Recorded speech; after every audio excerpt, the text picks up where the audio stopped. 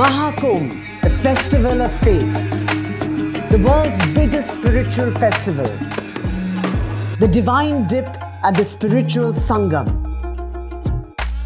a sacred confluence of faith, culture and heritage.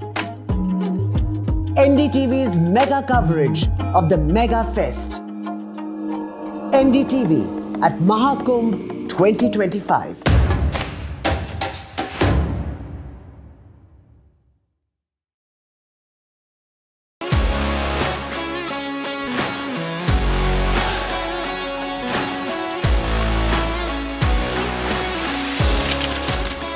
We are able to maintain the democratic fabric and the democratic system.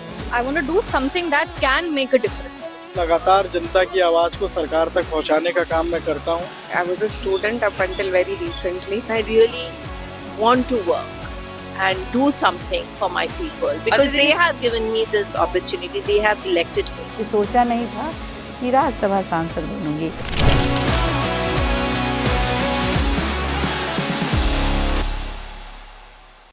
In today's interconnected world, India's voice is more crucial than ever. When India speaks, the world listens. At NDTV World, we are that voice, bringing you intelligent and insightful news from India and beyond. From geopolitics and diplomacy to economic shifts, migrations, tech disruptions, and the stories of our diaspora. We cover the news that shapes our global future. NDTV World, your new home for global news is here.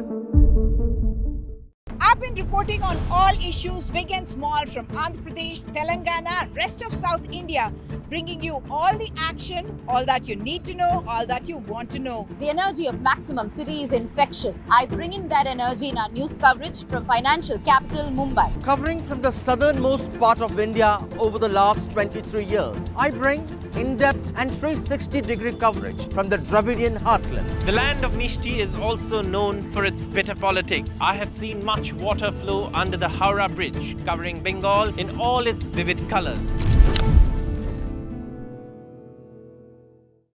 NDTV shines with 38 prestigious wins at the News Television Awards 2024. Powerful journalism to cutting-edge digital innovation, production excellence to regional leadership. NDTV sets the benchmark. 38 awards, each a testament to your trust in NDTV. NDTV stands for trust.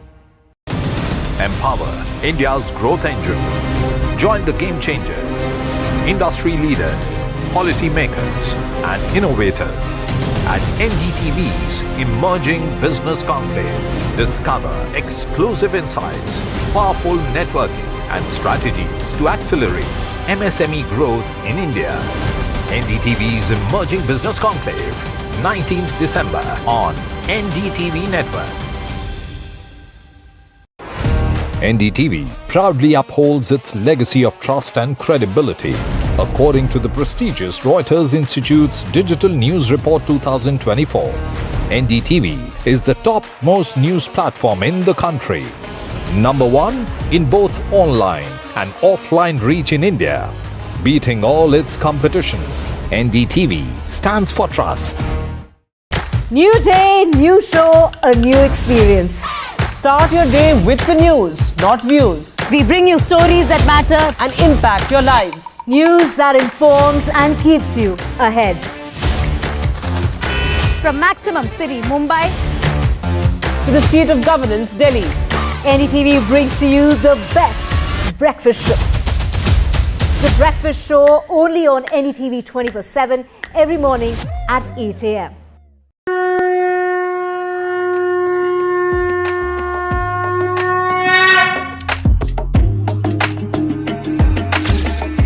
Mahakumbh, the festival of faith, the world's biggest spiritual festival, the divine dip and the spiritual sangam,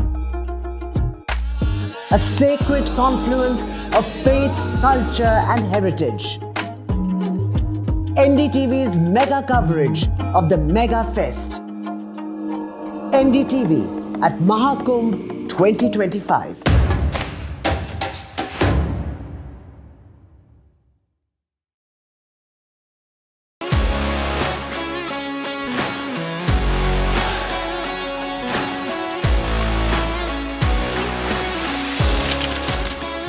We are able to maintain the democratic fabric and the democratic system.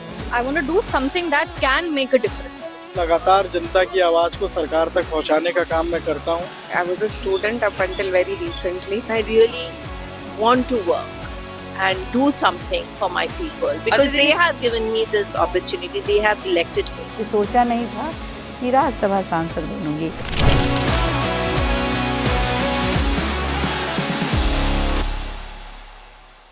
In today's interconnected world, India's voice is more crucial than ever.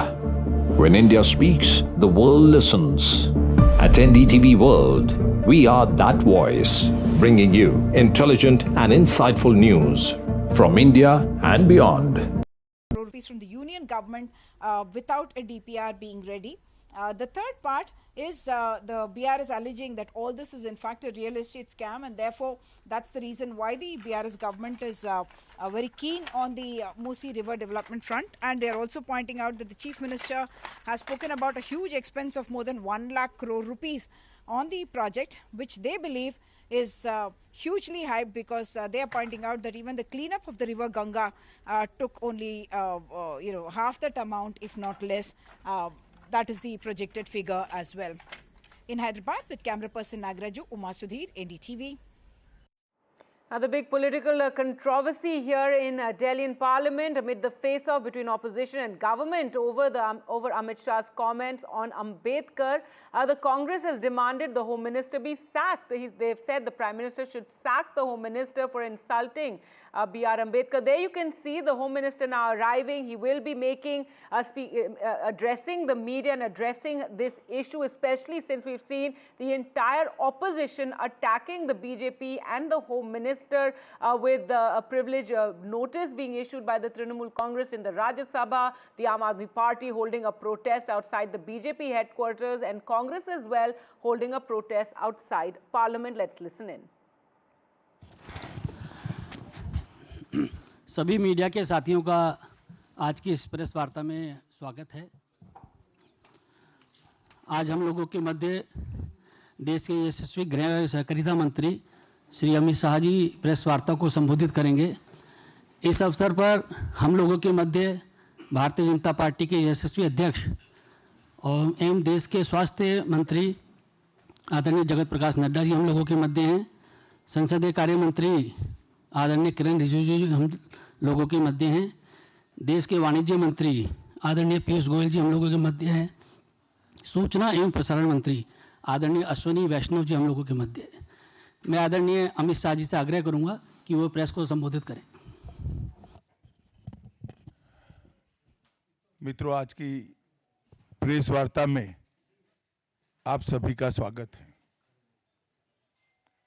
विगत सप्ताह में संसद में लोकसभा और विधानसभा, राज्यसभा दोनों जगह संविधान को स्वीकार किए हुए 75 साल के मौके पर संविधान की रचना, संविधान निर्माताओं का योगदान और संविधान में प्रस्तावित किए गए आदर्शों पर एक गौरवमयी चर्चा का आयोजन संसद के द्वारा किया गया। वो चर्चा में 75 साल की देश की गौरव यात्रा, विकास यात्रा और उपलब्धियों की भी चर्चा होनी थी। ये तो स्वाभाविक है कि जब लोकसभा में, राज्यसभा में पक्ष और विपक्ष होते हैं तो हर मुद्दे पर लोगों का नजरिया अलग अलग होता है, दलों का नजरिया अलग अलग होता है, वक्ताओं का नजरिया अलग अलग होता है। मगर संसद जैसे देश के सर्वोच्च लोकतांत्रिक फोरम में जब चर्चा होती है तब इसमें एक बात कॉमन होती है कि बात तथ्य के आधार पर होनी चाहिए और बात सत्य के आधार पर होनी चाहिए। कल से कांग्रेस पार्टी ने जिस तरह से तथ्यों को तोड़ मरोड़ कर रखने का प्रयास किया है, ये अत्यंत निंदनीय है और मैं इसकी निंदा करना चाहता हूं। ये क्यों हुआ? क्योंकि भारतीय जनता पार्टी के वक्ताओं ने संविधान पर, संविधान की रचना के मूल्यों पर, और जब जब कांग्रेस या भारतीय जनता पार्टी का शासन रहा तब शासन ने संविधान के मूल्यों का किस तरह से मूल्यांकन किया, संरक्षण किया और संवर्धन किया, इस पर फैक्ट के साथ भारतीय जनता पार्टी के वक्ताओं ने अनेक उदाहरणों के साथ जनता के सामने विषय रखे और उसमें वो तय हो गया कि कांग्रेस पार्टी अंबेडकर जी विरोधी पार्टी है, कांग्रेस पार्टी आरक्षण विरोधी पार्टी है, कांग्रेस पार्टी संविधान विरोधी पार्टी है, कांग्रेस पार्टी ने सावरकर जी का भी अपमान किया,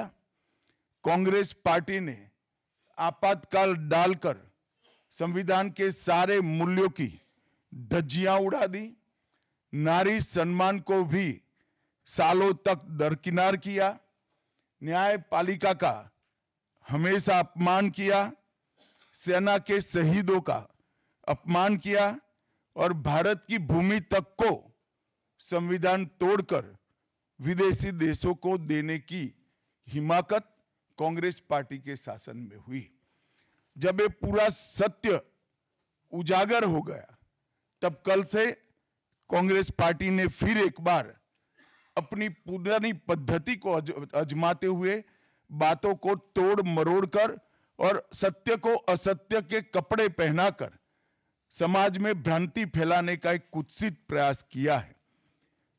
संसद में जब चर्चा हो रही थी, ये सिद्ध हो गया कि बाबा साहेब आंबेडकर का कांग्रेस ने किस तरह से पुरजोश विरोध किया था। बाबा साहब के न रहने के बाद भी किस प्रकार से कांग्रेस ने बाबा साहब को हाशिए पर धकेलने का प्रयास किया। जब संविधान सभा अपना काम कर चुकी, चुनाव हुआ 1951-52 में और 54 में, दोनों बार कांग्रेस ने बाबा साहब को हराने के लिए कोई कसर नहीं छोड़ी। यहां तक कि फ्रेंडली चुनाव होता है, स्पिरिट वाला चुनाव होता है, ऐसा चुनाव भी नहीं था। विशेष प्रयास किया गया और वो उनकी हार को सुनिश्चित किया गया। जहां तक भारत रत्न देने का सवाल है, कांग्रेस के नेताओं ने कई बार खुद ही अपने आप को भारत रत्न दिए हैं। 55 में नेहरू जी ने खुद को भारत रत्न दे दिया, 71 में इंदिरा जी ने खुद को भारत रत्न दे दिया और 1990 में बाबा साहब को भारत रत्न तब मिला जब कांग्रेस पार्टी सत्ता में नहीं रही और भारतीय जनता पार्टी के समर्थन वाली सरकार थी। 1990 तक कांग्रेस पार्टी बाबा साहब को भारत रत्न न मिले इसका बड़े जतन से प्रयास करती रही, यहां तक कि बाबा साहब की जयंती को भी, 100वीं जयंती को भी मनाने का मना ही कर दिया गया। नेहरू जी की अंबेडकर जी के प्रति नफरत जग जाहिर है। नेहरू जी की खुद की किताब selected works of Jawaharlal Nehru second series volume 16, इसके भाग 2 की पृष्ठ संख्या 532 पर एक पत्र का उल्लेख है। जब बीसी राव ने नेहरू जी को पत्र लिखकर कहा कि अंबेडकर जी मंत्रिमंडल से इस्तीफा देकर जाने का मन बना रहे हैं, तब नेहरू जी का एक जवाब था, अंबेडकर के जाने से मंत्रिमंडल में कोई फर्क नहीं पड़ने वाला है। अंबेडकर जी के महान योगदान का मूल्यांकन जवाहरलाल जी किस तरह से करते थे, इससे बड़ा कोई उदाहरण नहीं हो सकता। जब पंडित जी की एक और किताब को पढ़ते हैं, लेटर टू चीफ मिनिस्टर में एक उल्लेख है, बंबई के मेयर ने एक पत्र में बाबा साहब के अंबेडकर के जन्मस्थान मऊ में उनका स्मारक बनाना चाहिए, ऐसा सुझाव दिया। 18 जून 1959 को पंडित जी ने कहा, सरकार के लिए स्मारक स्थापित करना बिल्कुल सामान्य बात नहीं होगी। आमतौर पर स्मारक निजी पहल से किया जाता है। अपने परिवार के चाहे कोई भी सदस्य हो, नेहरू जी हो, इंदिरा जी हो, संजय गांधी हो, राजीव गांधी हो, कई सारे लोगों के लाखों स्मारक देश के अंदर बनाने वाले परिवार के मुखिया कहते हैं कि आमतौर पर निजी पहल पर स्मारक बनाया जाता है, क्योंकि ये स्मारक BR आम्बेडकर जी का था। मित्रों, जब एक दूसरा उदाहरण मैं देना चाहता हूं। एक सर्वदलीय मंत्रिमंडल, पहली देश की कैबिनेट बनी जिसमें बाबा साहेब आम्बेडकर भी सदस्य थे, नेहरू जी प्रधानमंत्री थे। नेहरू जी की किताब selected works of Jawaharlal Nehru में एक और उल्लेख आता है। नेहरू जी के आश्वासन के बावजूद आम्बेडकर जी को कोई महत्वपूर्ण विभाग नहीं दिया गया और ये स्पष्ट इसके अंदर उल्लेख है कि सरकार की नीतियों, विशेषकर विदेश, रक्षा और अनुसूचित जाति और जनजाति से जुड़ी हुई नीतियां और 370 के खिलाफ आम्बेडकर जी थे। जब एक और कांग्रेस पार्टी है, बाबा साहेब आम्बेडकर का कोई स्मारक जब तक कांग्रेस सत्ता में रही बड़ा नहीं बना। जहां जहां विपक्ष की सरकारें आती गई, स्मारक बनते गए। भारतीय जनता पार्टी की सरकारों ने और नरेंद्र मोदी जी की सरकार ने बाबा साहब के जीवन के संबंधित पंच तीर्थ का विकास किया। मध्य प्रदेश में महू, लंदन में वो स्थान जहां बाबा साहब पढ़ते थे, नागपुर में दीक्षा भूमि, दिल्ली में महापरिनिर्वाण स्थान और महाराष्ट्र के मुंबई में स्थित चैत्य भूमि का विकास करने का काम भारतीय जनता पार्टी की सरकारों ने किया। 19 नवंबर 2015 को नरेंद्र मोदी जी ने आम्बेडकर जी के सम्मान में 26 नवंबर को संविधान दिन घोषित किया। डॉक्टर आम्बेडकर इंटरनेशनल सेंटर की स्थापना भी की। 2018 में प्रधानमंत्री नरेंद्र मोदी जी ने महापरिनिर्वाण स्थल पर डॉक्टर आम्बेडकर स्मारक का उद्घाटन किया, जो लगभग 2 एकड़ में फैला है। मित्रों, मैं आज जब आप सबके सामने उपस्थित हुआ हूं, तब राज्यसभा में मेरे बयान को तोड़ मरोड़ कर पेश किया गया। मेरा मीडिया के सभी मित्रों से आग्रह है, कांग्रेस ने सार्वजनिक जीवन में जो पद्धति की है कि बयानों को तोड़ मरोड़ कर पेश करना, हो हल्ला मचाना और भ्रांति खड़ी करना। पहले उन्होंने नरेंद्र मोदी जी के भी एडिटेड बयानों को सार्वजनिक किया। चुनाव जब चल रहा था, मेरे बयान को AI का उपयोग कर एडिट किया गया और पूरे देश में इसको प्रसारित करने का घृणित काम किया गया। और आज आम्बेडकर जी के लिए मेरी बात को तोड़ मरोड़ कर वो पेश कर रहे हैं। मैं स्पष्टता के साथ कहना चाहता हूं, मीडिया को विनती भी करना चाहता हूं कि मेरा पूरा बयान जनता के सामने रखिए। मैं वो पार्टी से आता हूं जो पार्टी कभी आम्बेडकर जी का अपमान नहीं कर सकती। पहले जनसंघ और फिर भारतीय जनता पार्टी ने हमेशा आम्बेडकर जी के सिद्धांतों के आधार पर चलने का प्रयास किया है। जब जब भारतीय जनता पार्टी शासन में रही, आम्बेडकर जी के सिद्धांतों का हमने प्रचार किया है। आरक्षण को और मजबूत करने का काम भारतीय जनता पार्टी ने किया है। इन्होंने जिस प्रकार से आरक्षण को भी विरोध किया, वो भी हम सब जानते हैं।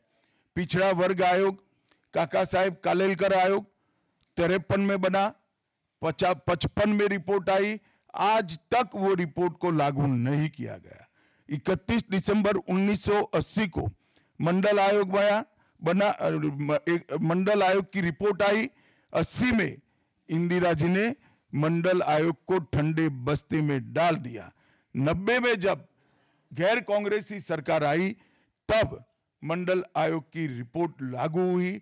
उस वक्त राजीव गांधी विपक्ष के नेता थे और जब मंडल आयोग की रिपोर्ट लागू हुई, प्रस्ताव संसद में आया, राजीव जी ने अपने जीवन का सबसे लंबा भाषण ओबीसी के आरक्षण का विरोध करने के लिए किया।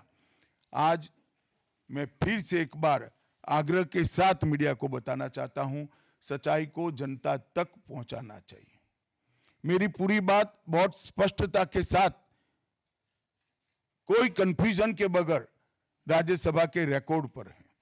आज भारतीय जनता पार्टी के सैकड़ों कार्यकर्ताओं ने ट्वीट कर कर भी इस सत्य को लोगों के बीच में पहुंचाया है और जिन्होंने जीवन भर बाबा साहेब का अपमान किया, जिन्होंने जीवन भर बाबा साहब के सिद्धांतों को दरकिनार किया, जिन्होंने जब तक सत्ता में रहे बाबा साहब को भारत रत्न मिलने नहीं दिया, जिन्होंने जब तक सत्ता पर रहे आरक्षण के सिद्धांतों की धज्जियां उड़ाई, वो लोग आज बाबा साहेब आंबेडकर के नाम पे भ्रांति फैलाना चाहते हैं। मैं कांग्रेस के अध्यक्ष खरगे जी को भी कहना चाहता हूं, खरगे साहब, आपका तो कम से कम दायित्व बनता है, क्योंकि आप उस वर्ग से आते हो जो वर्ग के लिए बाबा साहब आंबेडकर जी ने पूरा जीवन समर्पित किया। आपने कम से कम कांग्रेस के एक कुत्सित प्रयास में सपोर्ट नहीं करना चाहिए था। मुझे बड़ा दुख है कि आप भी राहुल गांधी जी के दबाव में इसके अंदर शामिल हुए हो। मित्रों, आज जब हम सब यहां बैठे हैं, मैं फिर से एक बार कहना चाहता हूं, कांग्रेस के पास इस संविधान के ऊपर की चर्चा में बाबा साहेब आंबेडकर विरोधी कांग्रेस है, इसका कोई जवाब नहीं बचा। संविधान विरोधी कांग्रेस है, इसका कोई जवाब नहीं बचा। कांग्रेस आरक्षण विरोधी है, इसका कोई जवाब नहीं बचा। कांग्रेस सावरकर विरोधी है, इसका भी कोई जवाब नहीं बचा। कांग्रेस ओबीसी विरोधी है, उसका भी कोई जवाब नहीं बचा। आपातकाल का पाप कांग्रेस के ही समय में हुआ, इसका भी कोई जवाब नहीं बचा। नारी सम्मान का विरोध भी कांग्रेस ने ही किया, वो प्रस्तापित हो गया।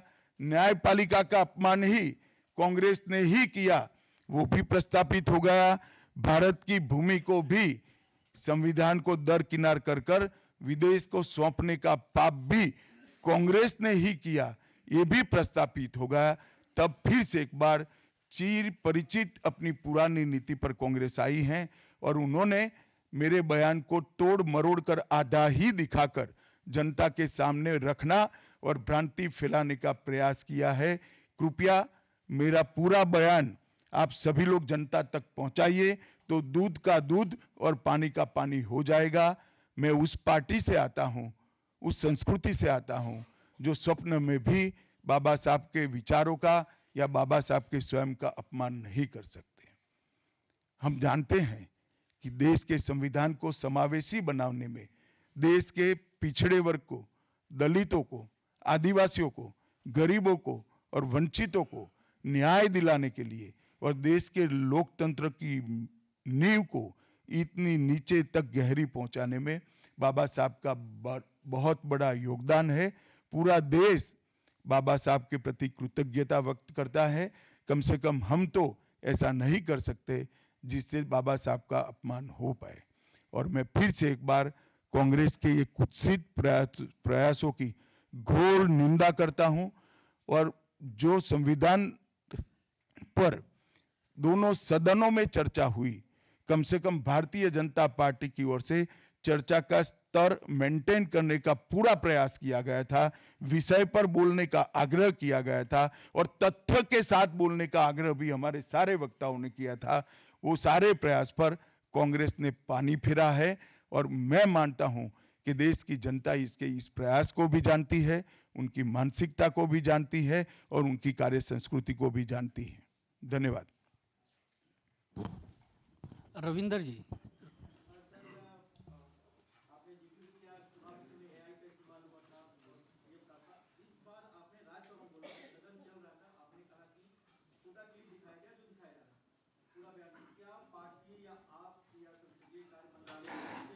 राहुल गांधी या मल्लिकार्जुन खड़गे के खिलाफ कोई प्रिविलेज नोटिस दिया जाएगा? देखिए, मैं पार्लियामेंट के बारे में बाहर जवाब नहीं दे सकता, परंतु मैं इतना जरूर कह सकता हूं कि इसके सारे legal option Bharatiya Janata party तरासेगी। Parliament के अंदर और पार्लियामेंट के बाहर क्या लीगल एक्शन हो सकते हैं, वो सारी संभावनाओं को तराशकर भारतीय जनता पार्टी निर्णय करेगी। आनंद पांडे जी।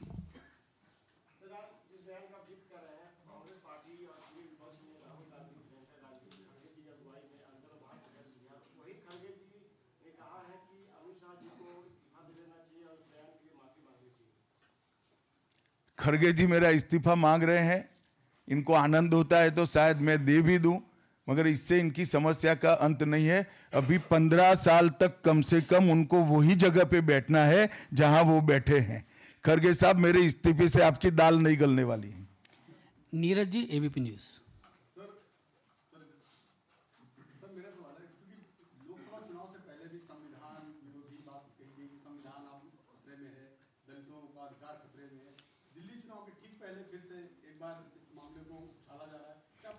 नीरज जी, आप भूल रहे हैं, बीच में हरियाणा और महाराष्ट्र का चुनाव हो गया है और उन्होंने लहराया हुआ संविधान अंदर से कोरा था। संविधान प्रेम इनका कितना खोखला है वो एक्सपोज हो चुके हैं। एक झूठ बार बार नहीं चल सकता है, अंततोगत्वा सत्य जनता तक पहुंचता ही है। ऐश्वर्या पालीवाल, आज तक।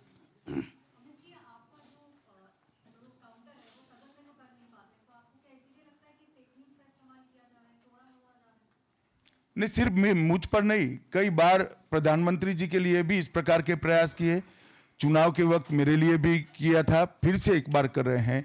मगर मैं इसीलिए आज आप सबके सामने आया हूं। सार्वजनिक जीवन में आपका भी दायित्व है कि क्षीर नीर करने में जनता का मदद करिए, दूध का दूध और पानी का पानी करने में जनता को मदद करिए। मुझे आनंद होता अगर मेरे भाषण के मुद्दों के तथ्यों को वो चैलेंज देते। तथ्य पर चैलेंज देने के लिए कुछ नहीं है। मैंने भाषण का एक एक शब्द तथ्यात्मक है और इतिहास से गर्भ से बाहर आया हुआ है, इसलिए वो इस प्रकार से मेरे भाषण को एडिट कर कर इसको गलत अर्थ निकालकर इस प्रकार का प्रयास करें। शैलेंद्र जी।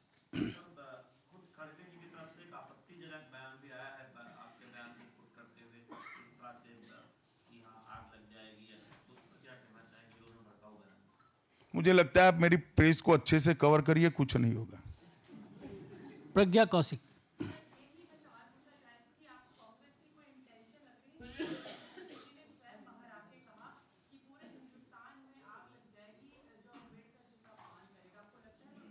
उनका इंटेंशन क्या है इसके डिटेल में मैं जानना नहीं चाहता, परंतु मैं इतना जानता हूं कि अब कांग्रेस को जनता जान गई है। एक ही प्रकार से झूठ और भ्रम बार बार जनता मानती नहीं है। विकास भदौरिया।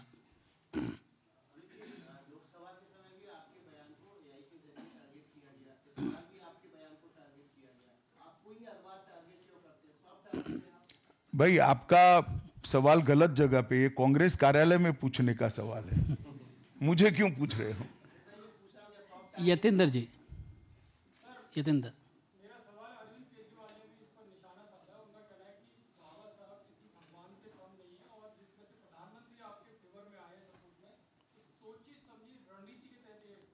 देखिए, इनकी भ्रांति है, प्रधानमंत्री सत्य के फेवर में बोले हैं। मोहित भट्ट।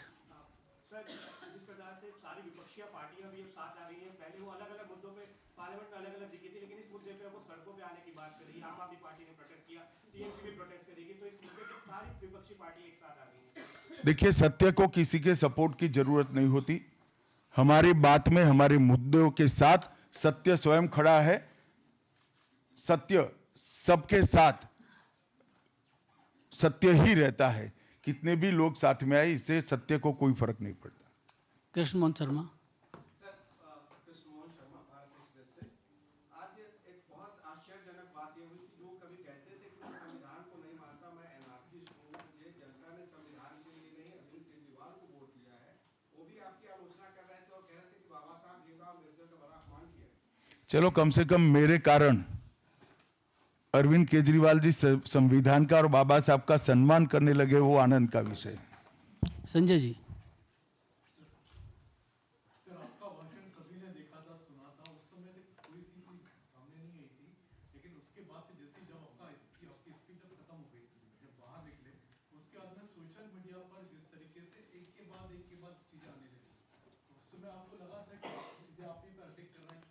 शायद आप भूल रहे हैं कि राज्यसभा में श्री राहुल गांधी नहीं बैठते हैं। राहुल गांधी राज्यसभा लोकसभा में बैठते हैं। आमोद जी।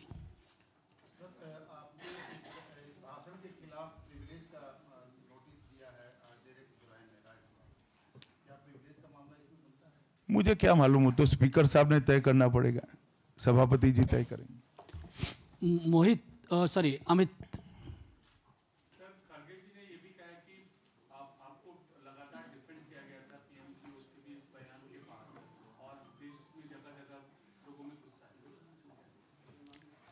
मुझे लगता है कि खड़गे जी ने आत्मनिरीक्षण करने की जरूरत है।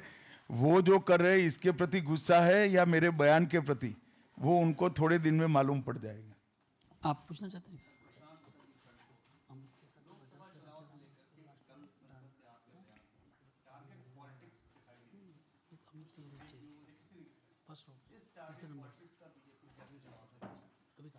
नहीं, बीजेपी को टारगेट कर रहे हैं वो सही है, क्योंकि जनता के फैसले लगातार बीजेपी के पक्ष में आ रहे हैं। इसका उनके पास ना कोई काट है ना कोई तोड़ है। इसलिए जनता के फैसले के बाद ईवीएम पर सवाल उठाते हैं।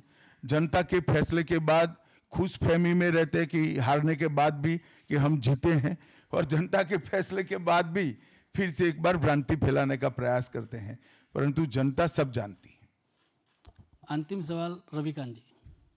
सर, पूरे सत्र के दौरान देखा गया है कि इंडिया अलायंस सभी मुद्दों पर एकजुट नहीं था, लेकिन कल के भाषण के आपके भाषण के बाद उनको लगता है कि एक मुद्दा मिल गया, आपके भाषण की वजह से सभी एकजुट होकर आप पर हमला कर रहे हैं, तो आपने यूनाइट कर दिया उनको? ऐसा नहीं है। जब एक प्रकार का नैरेटिव खड़ा होने का, गलत नैरेटिव खड़ा करने का प्रयास होता है, तब शुरू में नैरेटिव गलत है या सही वो समझे बगैर काफी लोग साथ देते हैं। जब जनता का रिएक्शन आता है तब कुछ स्थिति अलग होती है। आप थोड़ी राह देखिए।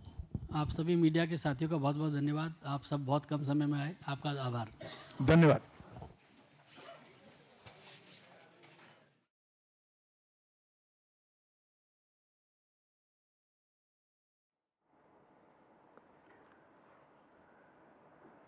Home Minister Amit Shah, in fact, responding to the controversy and the uproar on his statement in the Rajya Sabha yesterday in the Constitution debate. The Home Minister, in fact, accusing the Congress party of twisting what he had said. Let me go across to my colleague Myra Shakil for more on this.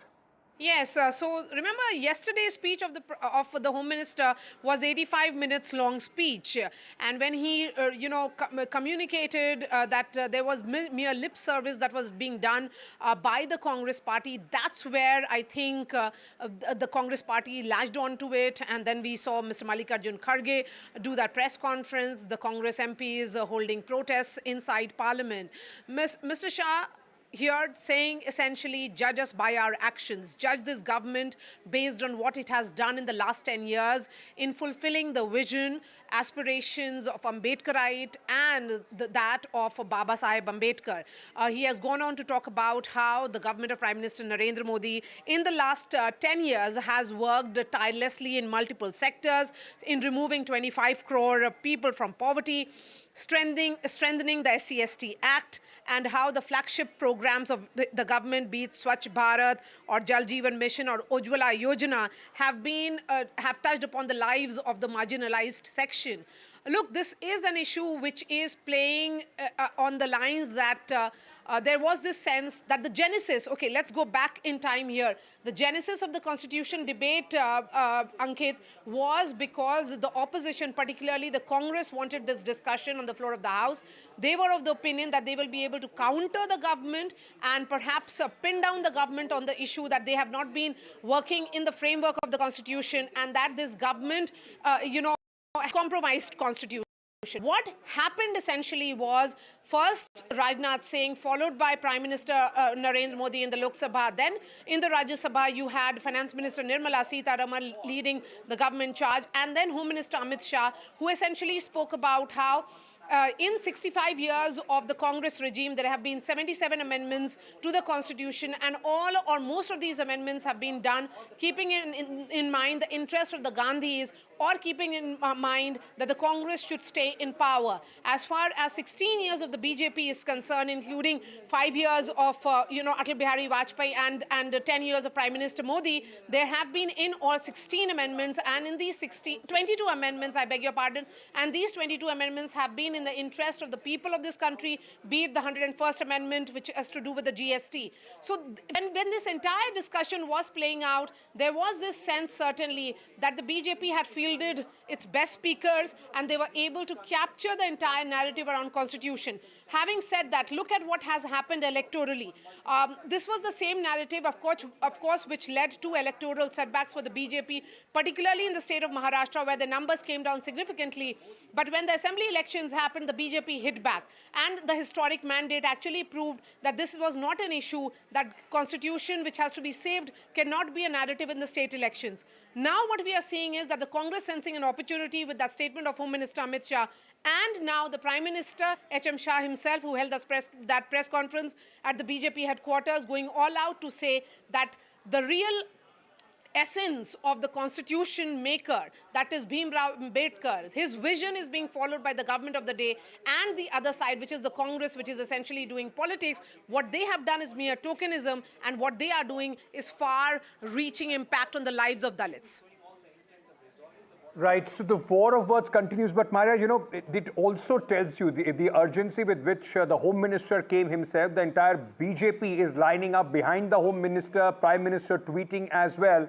They don't want to make the same mistake. They don't want to go it unchallenged like it happened in 2024 Lok Sabha election with constitution change and reservation question mark that the opposition was able to put. So this entire, in fact, narrative being challenged aggressively by the BJP. Yes, that's right. And they realize that this has the potential of taking a form where the opposition can get very, very aggressive. Aditi Fadnis is joining us, senior journalist. And Ankit, come in on this as well.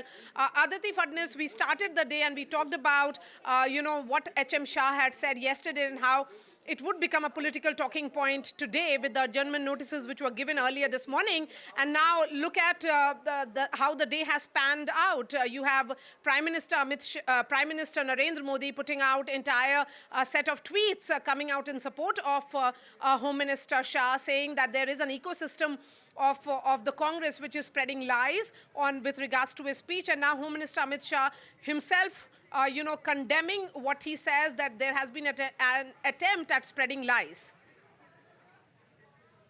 Well, I don't know how anybody can say that lies are being spread, because everything that has been said is on record. It's on camera, it's on video, you can download it, you can see it anytime. So I don't think that. In the morning, Maria, we discussed this matter, and it was suggested that Mr. Shah might consider a clarification because he has hurt people who believe that Ambedkar is their leader. Exactly within a few hours, as you say, that is exactly what the Home Minister has done, which suggests that the matter was taken seriously enough for him to immediately issue a clarification. I don't think anything has been twisted. I think it's something that has to do with emphasis, political emphasis. It has to do with the reality of the situation. Frankly, I mean, Congress or the opposition is not sitting there and twiddling their thumbs. If the government let something slip, even though they might not believe that, I don't believe that the BJP thinks that Ambedkar is just a token figure to be put out and dusted off at a time when elections are on. I don't think the BJP really believes that. But that's the way it came across, and the Congress took full advantage of it. So that's the way it is. Aditi, Ankit, this side, just to get an understanding, like we were discussing, me and Maria also on this, do you feel that The opposition, in fact, like the BJP today is saying, they have just picked up a few seconds of what Mr. Shah said and they are trying to use it to their advantage. We saw Arvind Kejriwal, Delhi election is coming up, sitting on the streets protesting against the BJP on this. I mean, after 400 par, constitution badal denge, reservation will be finished if the BJP comes back to power. This is that moment that the BJP thinks that the opposition can in fact use against them. Absolutely, you've put your finger on it. It's many elements coming together and basically reaffirming in the opposition a belief that the BJP is supposed to have. I don't think the BJP has that belief. This matter was clarified, this business of reservation was clarified repeatedly by both the Home Minister and the Prime Minister. 7 times the Prime Minister clarified that there was no plan to change the constitution or take away reservations in any form. But the fact that they are now scrambling to clarify what the Home Minister said, what he said cannot be disputed. I mean, the fact that he's clarifying it suggests that he said it. Otherwise, he wouldn't have bothered. How do you see this now playing out? In just tomorrow, in fact, there is all speculation that it could be sine-die for the this session of the Parliament. But the fact remains, do you see that the opposition is expected to double down on their attack? I mean, do you think that they've finally found something that they can bother the BJP with? Well, they have been bothering the BJP for some time now, and this is one more in the list of things that they can use to bother the BJP. Sine-die is not the issue. I mean, there are a couple of bills 2 days ahead of schedule. Parliament, adjourning is not such a big deal. The more important issue is these things are kept at the back of the mind by people who are listening carefully to the debates that are going on. And believe me, people do listen quite carefully to statements by the government. So if that is the case, then in the future, this will come back and bite the ruling alliance in its foot. And I mean, I don't know, they've just posted a stellar victory in Maharashtra. Yes. They have posted a stellar victory in Haryana. Now, how are they going to explain their dismissiveness of Ambedkar as being just a fashion? Right. Aditi, thank you so much for joining us at this moment with your views on this big story that we're tracking here on NDTV. Pradeep Bhandari, national spokesperson of the BJP, is joining us on the phone line. Mahesh Chavan, spokesperson of NCP Sharad Pawar, is also with us. Gentlemen, thank you for speaking to us. Pradeep, let me ask you this. The Home Minister in tow with all the BJP top leaders sitting with him, clarifying throughout the day. The Parliament couldn't function. The BJP leaders coming out and clarifying once again. I mean, is this an issue that the BJP feels could hurt them? Opposition, whether it is just a, like Mr. Shah said, taking out of context, a 10-second clip, but this could, in fact, potentially have political consequences, and that's the reason why we see the Home Minister coming out and clarifying himself. Well, Ankit, we are very well aware of how the Congress party, before the Lok Sabha elections, attempted to use clipped videos of Honorable Prime Minister and Honorable Home Minister. The intent of the Honorable Home Minister to come out and speak to the people of India through the media was to prevent any fake news or clip video to reach the masses. The masses are very well aware of the Congress party's conspiracy. We are living in an era where 20-30 seconds videos, we are living in an era of half-truth and fake news.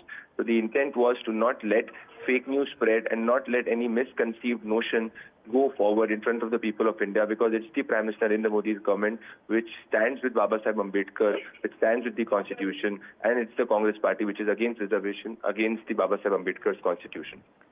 Mr. Chavan, is it the opposition possibly, after the defeat in Haryana and Maharashtra and this constitution debate, which many experts said that the government has been very aggressive on, the opposition was not able to drive the kind of advantage that they thought they would be able to drive in the constitution debate, finally has found something that they can go back and in fact hammer the BJP with? So look, first of all, we strongly condemn Amit Shah's derogatory remarks, against Honorable Dr. Baba Saheb Ambedkar. It's an insult not just to Dr. Ambedkar and the Constitution, but to every person who looks up to him for guidance and inspiration. And Dr. Babasaheb Ambedkar is the father of the Constitution. Any disrespect shown to him is not acceptable at all to the people of India and to us, to anybody for that matter. And being the Home Minister of the country, Amit Shah ji must know the consequences of making such remarks against such great personalities.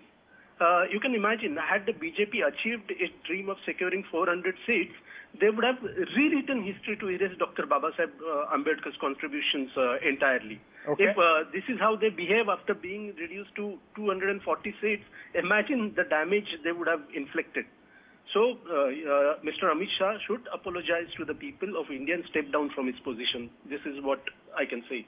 Thank you, gentlemen, for speaking to us here on NDTV and reaffirming the position of your parties. Remember, ladies and gentlemen, we are expecting tomorrow the opposition will double down on this, because they are, in fact, attacking the Home Minister, and they, as Mr. Kharge said, that nothing but his resignation will work. But this has blown, out of proportion, in a sense, political, in fact, proportions, where both the Lok Sabha and the Rajya Sabha today only saw ruckus on this issue. Take a look. Bharatiya Janata party के वक्ताओं ने संविधान पर, संविधान की रचना के मूल्यों पर, और जब जब कांग्रेस या भारतीय जनता पार्टी का शासन रहा, तब शासन ने संविधान के मूल्यों का किस तरह से मूल्यांकन किया, संरक्षण किया और संवर्धन किया, इस पर फैक्ट के साथ भारतीय जनता पार्टी के वक्ताओं ने अनेक उदाहरणों के साथ जनता के सामने विषय रखे, और उसमें वो तय हो गया कि कांग्रेस पार्टी आंबेडकर जी विरोधी पार्टी है, कांग्रेस पार्टी आरक्षण विरोधी पार्टी है, कांग्रेस पार्टी संविधान विरोधी पार्टी है, कांग्रेस पार्टी ने सावरकर जी का भी अपमान किया, कांग्रेस पार्टी ने आपातकाल डालकर संविधान के सारे मूल्यों की धज्जियां उड़ा दी, नारी सम्मान को भी सालों तक दरकिनार किया, न्यायपालिका का हमेशा अपमान किया, सेना के शहीदों का अपमान किया, और भारत की भूमि तक को संविधान तोड़कर विदेशी देशों को देने की हिमाकत कांग्रेस पार्टी के शासन में हुई।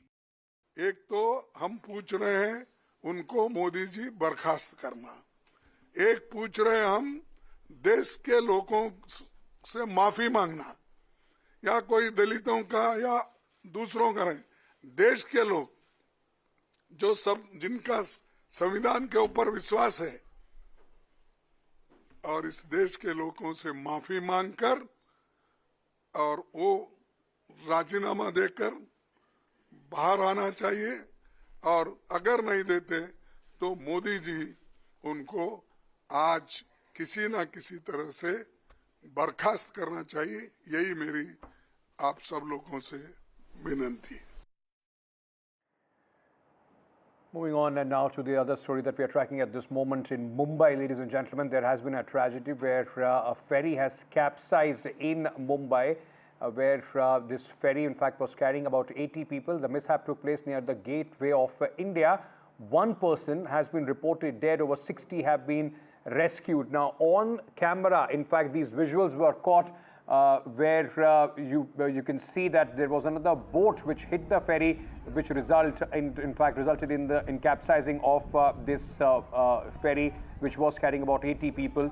Now these visuals are speaking for themselves, and they are this tells you the rescue operation which was going on, people trying to in fact save themselves, some boats also there trying to pick up those who had fallen into the water. Now this ferry was between Alibag in Mumbai to Gateway of India. 80 people reportedly were traveling on this ferry after it capsized, after it hit another boat, and then of course now sources telling us that one person has passed away in this mishap, and over 60 people have been rescued so far. Are there still any missing people? What is the situation on the ground? We'll go across to our colleague to get us the latest. But at this moment, what we know, ladies and gentlemen, that in this mishap which happened near the iconic Gateway of India in Mumbai. One person has passed away and over 60 people have been rescued. The video since this entire capsizing of this ferry and the rescue operation has then gone viral. You can see some small boats there which have reached, in fact, trying to rescue people. This video also shows of the accident which is of the coast of Mumbai and just near the Gateway of India, where a speedboat seemed to have collided into a ferry, and then of course the ferry sank, which resulted in the death of one person, while there are 60 people, those who have been rescued.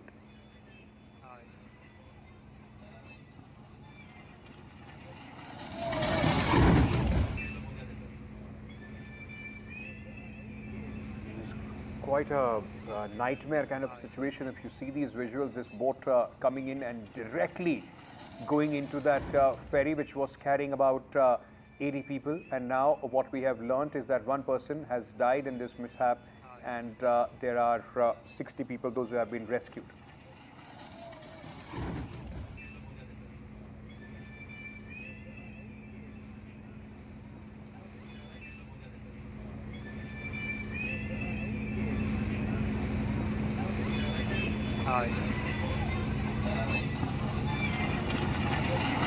Let me go across to my colleague Sujata, who is joining us with more details on this story. Sujata, quite a horrific incident. In fact, if you see these visuals, these are quite scary visuals as this boat collapses into this ferry, and then it has resulted in this ferry sinking. What's the latest at this moment?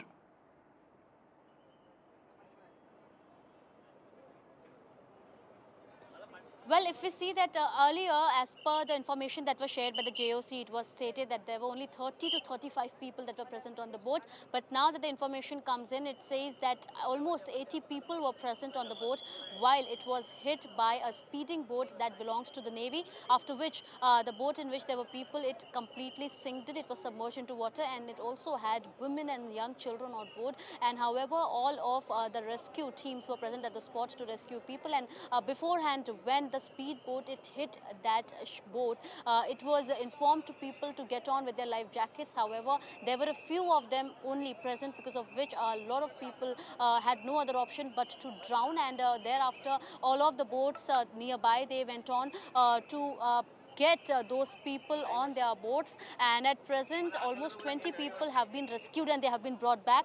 At present, I'm here at the gateway from where those people were brought in, and if you see, this is the place from where people head on for a ride to Alibag or Mandvi beach, or be it Elephanta, and one of the boat was that was heading to Elephanta, which had almost 80 people on board. It was a big boat. However, after a speeding boat, it came and it hit that particular boat. All of the people lost their balance, and thereafter it started to sink. But the boats around, they came in and they tried to rescue the people, and they were brought on their boats, and now they have been trying to bring them back.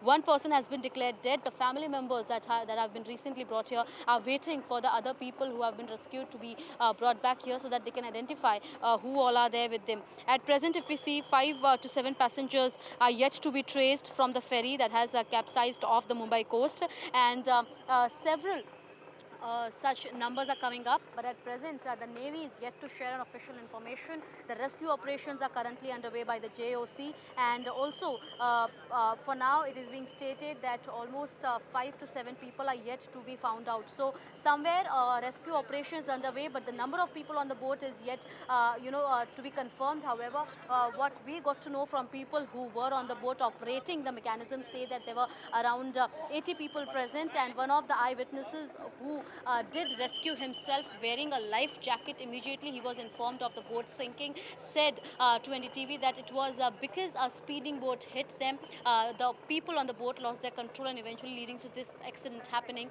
At present, some of the family members have been brought back. The deceased who was killed in this accident, that person's family is currently in shock, stating that they had come here to roam, but this turned out to be a terrific incident for them. And also the eyewitness that spoke to NDTV stated that he had come here for a boat ride because Gateway is famous for its boat rides or for its view that they get. And from this particular spot that I'm standing at, from here people can head to Elephanta or Ajanta or be it all those big places that tourists often visit. And because of that, today being a work day, yet a huge crowd turned up for these rides. However, it turned out to be a tragic one for them, and for one, the last ride of his life. So somewhere rescue operation is still underway, and another boat carrying all of the rescued passengers can arrive at this point anytime shortly.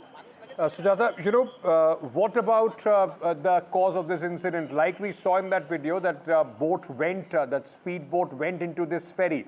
So was it did the speedboat lose its controls? What happened there? Is there any clarity on how did this speedboat collide in this ferry?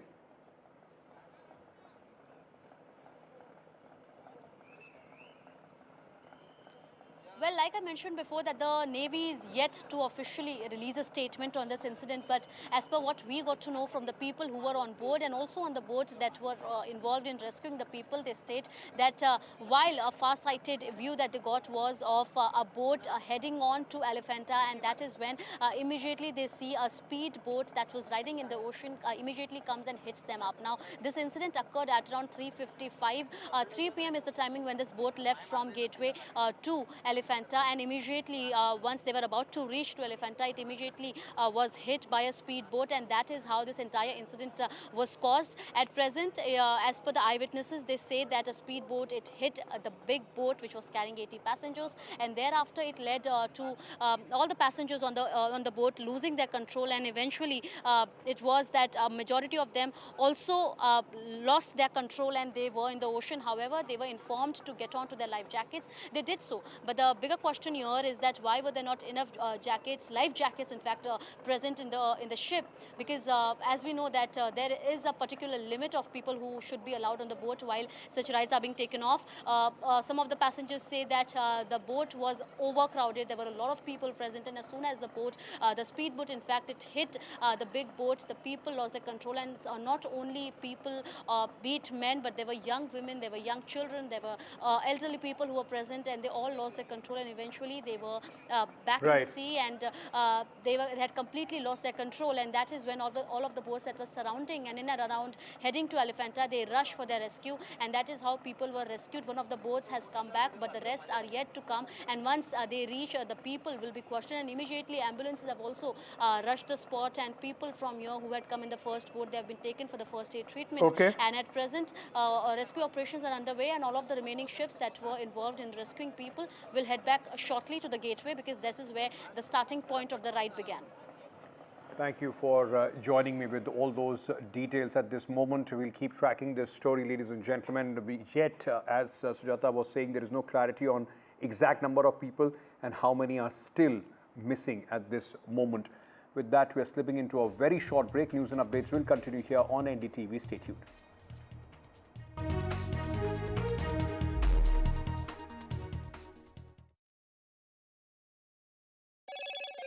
Hello, Moto. And it's right there. Pound rewards, मैं everywhere. कहीं से भी करूँ collect, spend करूँ direct. Download any single ID partner app, link your card, and earn reward with top brand. Get it free with single ID. NDTV shines with 38 prestigious wins at the News Television Awards 2024. Powerful journalism to cutting-edge digital innovation, production excellence to regional leadership, NDTV sets the benchmark. 38 awards, each a testament to your trust in NDTV. NDTV stands for trust. Empower India's growth engine. Join the game changers, industry leaders, policy makers and innovators at NDTV's Emerging Business Conclave. Discover exclusive insights, powerful networking and strategies to accelerate MSME growth in India. NDTV's Emerging Business Conclave, 19th December on NDTV Network. NDTV proudly upholds its legacy of trust and credibility. According to the prestigious Reuters Institute's Digital News Report 2024, NDTV is the top most news platform in the country. Number one in both online and offline reach in India. Beating all its competition, NDTV stands for trust. New day, new show, a new experience. Start your day with the news, not views. We bring you stories that matter and impact your lives. News that informs and keeps you ahead. From Maximum City, Mumbai, to the seat of governance, Delhi, NDTV brings to you the best breakfast show.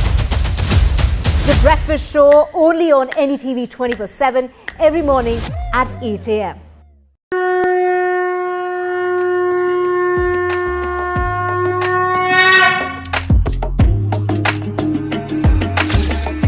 Mahakumbh, the festival of faith. The world's biggest spiritual festival. The divine dip at the spiritual Sangam. A sacred confluence of faith, culture and heritage. NDTV's mega coverage of the Mega Fest. NDTV at Mahakumbh 2025.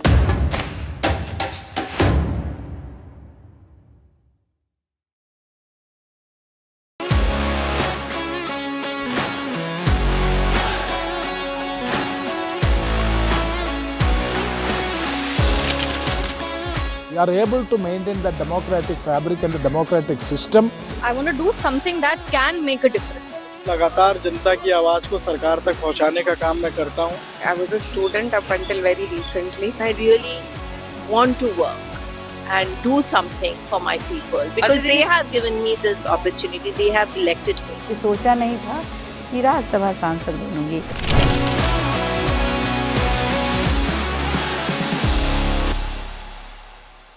In today's interconnected world, India's voice is more crucial than ever.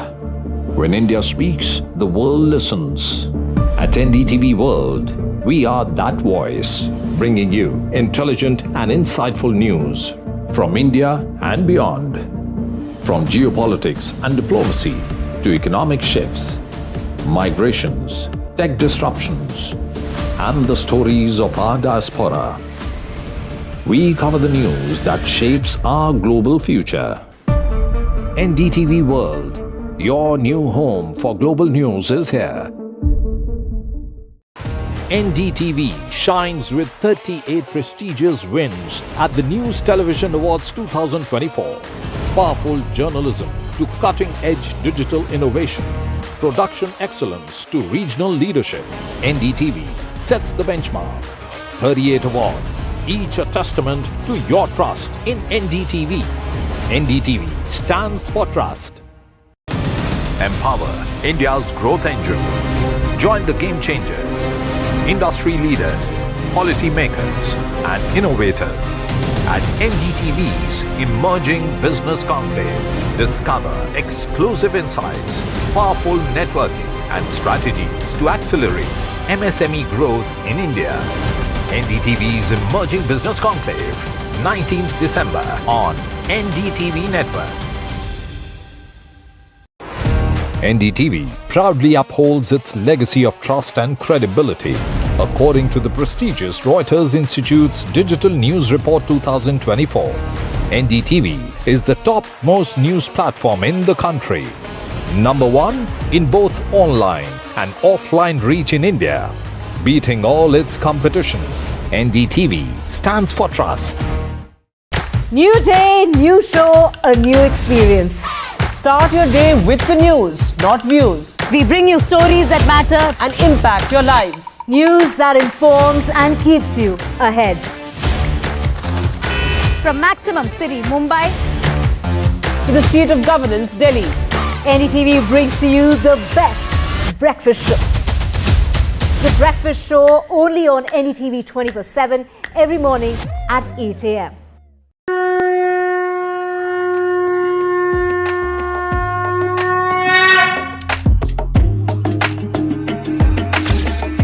Mahakumbh, the festival of faith, the world's biggest spiritual festival, the divine dip at the spiritual Sangam, a sacred confluence of faith, culture, and heritage. NDTV's mega coverage of the Mega Fest. NDTV at Mahakumbh 2025.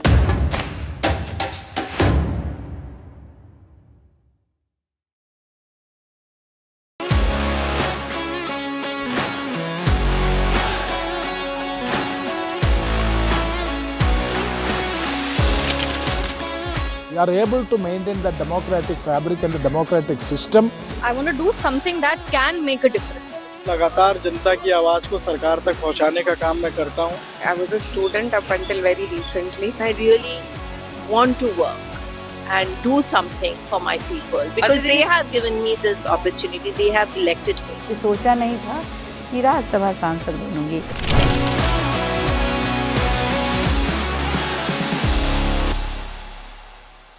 In today's interconnected world,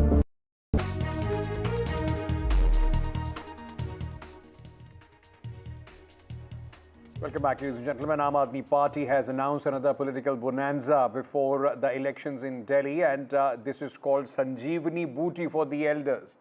Now, free healthcare has been announced by Arvind Kejriwal for people over the age of 60 years, and they will be eligible for any treatment at government or private hospital. There is no age criteria. The only criteria is age, 60 and over. And he also said that this free healthcare, the government of Delhi is going to, in fact, foot the bill. Plus, there is no ceiling as far as the treatment cost is concerned. Now, this is an important announcement made by Arvind Kejriwal ahead of the elections that the BJP has hit out at the Aam Aadmi Party and has said, why announcement before the elections? Why not Ayushman Bharat already being implemented, which gives a similar facility in as far as this treatment is concerned?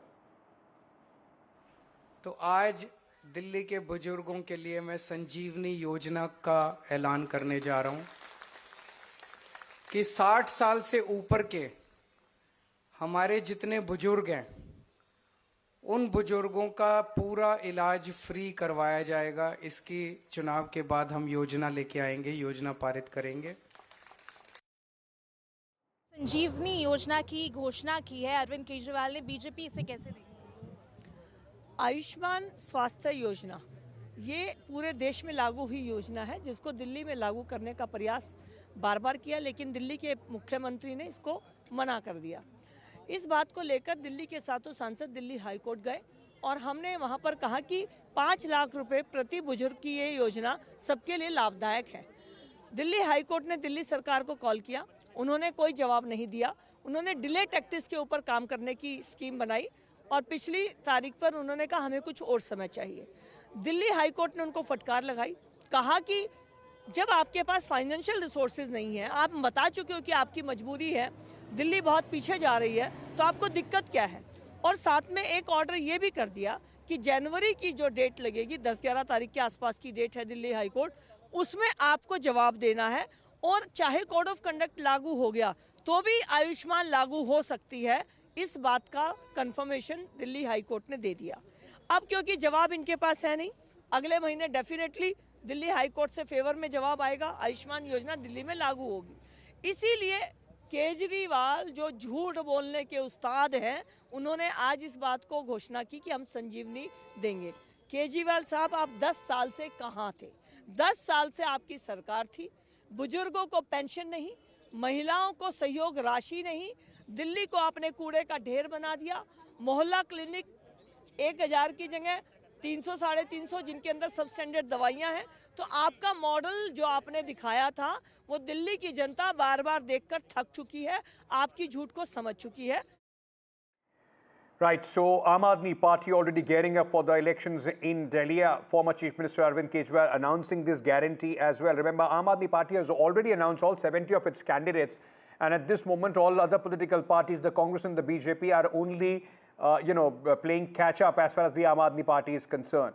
Post the defeat in the Lok Sabha elections, where the BJP won all the 7 seats, Aam Aadmi Party has gone all out at this moment to try and woo the voters ahead of the elections in 2025.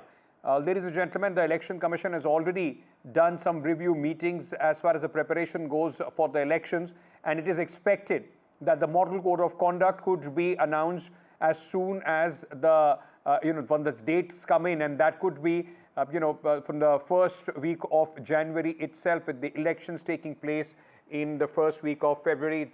Usually Delhi has a single phase election, 70 assembly seats, and Aam Aadmi Party from 2015 67 seats to 62 seats in 2020 is hoping for Arvind Kejriwal to repeat his government for a third full term, and overall a fourth opportunity for Arvind Kejriwal take oath as the Chief Minister of Delhi.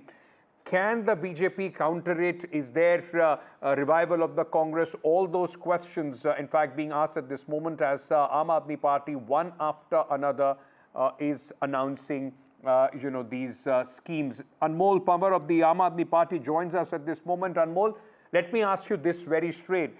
You still are in government. The model code of conduct is yet to come in place. It's a great scheme. Implement it from today. Ankit ji, can you hear me? I can, Anmol. Please go ahead. Yeah. Today, in a groundbreaking move, the former Delhi Chief Minister Arvind Kejriwal ji has launched this Sanjeevani scheme. Because, in old age, there's one common concern for everyone. There's growing number of health issues, and the biggest worry is access to proper treatment. So, considering this fact, this scheme has been announced, which is a game changer, because it offers free medical treatment to all Delhi residents aged 60 and above, ensuring that they receive world-class care at both government and private hospitals. Anmol, I beg your pardon. I'm just interrupting you here because we know what the scheme is. We know what Mr. Kejriwal has announced. My question to you is, it's a game-changer scheme. You are saying it's a fantastic scheme. Then you are in government. It's not that you are in opposition. Implement it from today. Let people have the benefit of this scheme from today. Why wait for the elections to get over and then, in fact, promise them? Ankit ji, whatever the Delhi government has promised in the past, we have delivered. We promised the people that we'll provide them 24/7 electricity. We have done that. We promised them better education facilities, better healthcare facilities. But the question which you raised is very pertinent. The fact is that in few days, the model code of conduct will be implemented. And it will take some time to implement this scheme. That is why the registration for this scheme will start in the next 2 or 3 days. But as soon as we form the government for 4th time in Delhi, we will implement this scheme. Sir, you had 5 years to do 5 years to do all these things, like with the 1,000 rupee for the women, which you say now, of course, the first installment of that will only come after election. But RP Singh, Aam Aadmi Party on the offensive, promise after promise, 70 candidates announced. Where is the BJP, sir, in countering the Aam Aadmi Party, which is hoping for a consecutive third term for Arvind Kejriwal? Well, let's talk about the scheme first. They have been saying, even Anmol on a lot of channels along with me has said that Delhi mein to ilaj free hai. Koi bhi jaye, if he doesn't get treatment in the government hospital, then we'll treat him in the private hospital. Just a letter from the government hospital for a private hospital. All tests will be free, everything will be free, and government will bear the expense for it.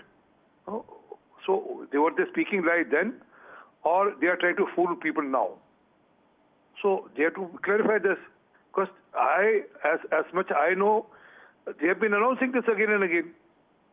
That this scheme is already there for everyone, not for 60 plus, for everyone, even you, me, or even a small child or an elderly person. So this is all falsehood, propaganda, nothing more than that, and just for electoral objective. Okay. Gentlemen, thank you for your reactions on this story. We'll keep tracking this very, very closely. Elections in Delhi are heating up, ladies and gentlemen, and you will see a slew of promises from every party and counters as well to try and woo the voters. Moving on now on our NDTV series, Meet Our MP. Today we bring you a candid conversation with TMC MP from Malda, Masoom Noor. Listen in to what he has said.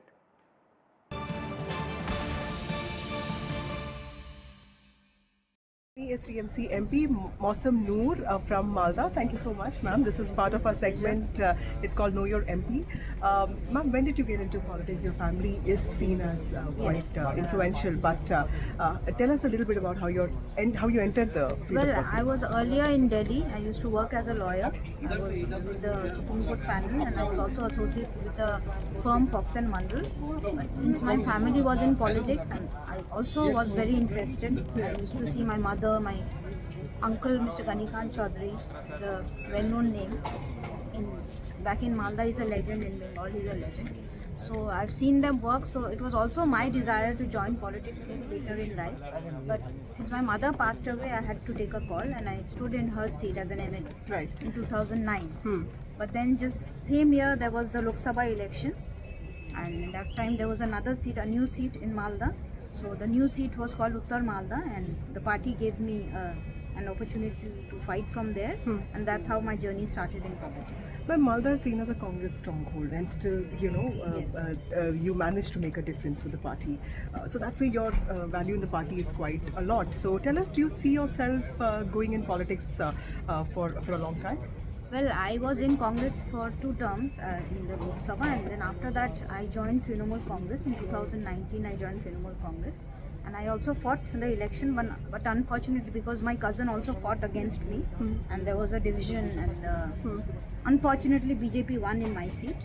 But I have seen Mamata Banerjee work for the people of Malda, of West Bengal. She is a secular leader who works for the development of people and peace of Bengal and Malda.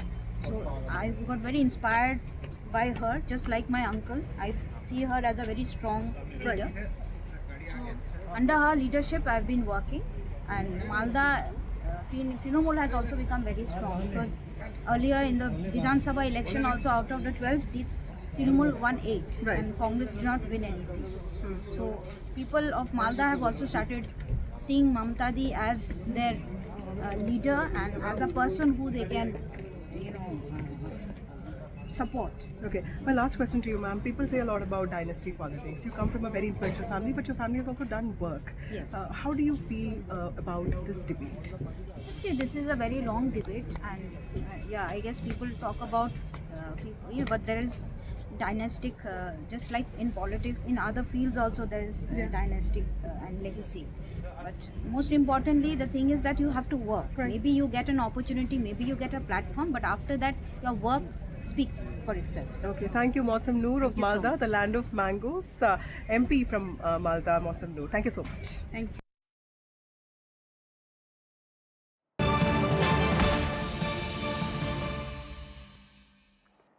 Quick break at this moment. News and updates on the other side. Stay tuned.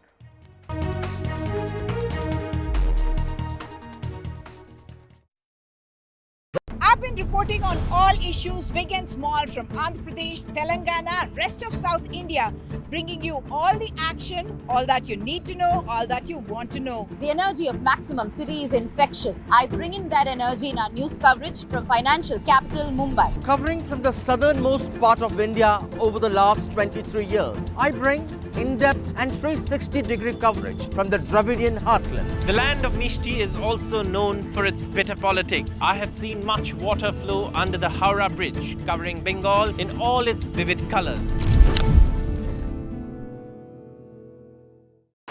NDTV shines with 38 prestigious wins at the News Television Awards 2024. Powerful journalism to cutting-edge digital innovation. Production excellence to regional leadership. NDTV sets the benchmark.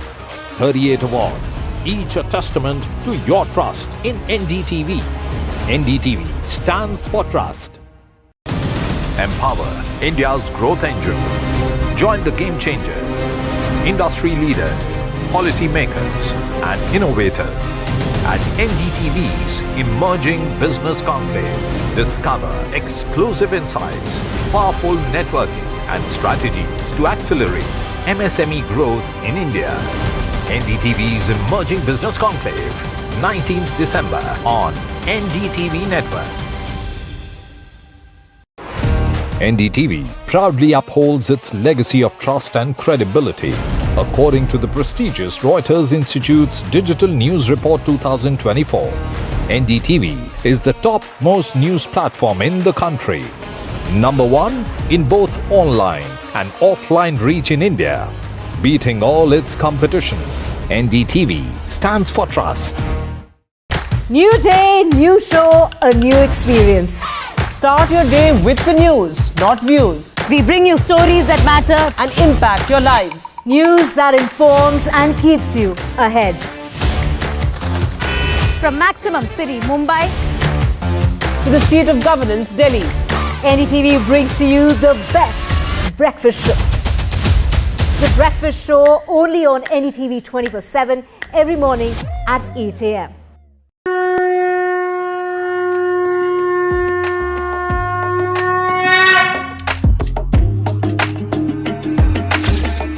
Mahakumbh, a festival of faith. The world's biggest spiritual festival. The divine dip at the spiritual Sangam. A sacred confluence of faith, culture and heritage.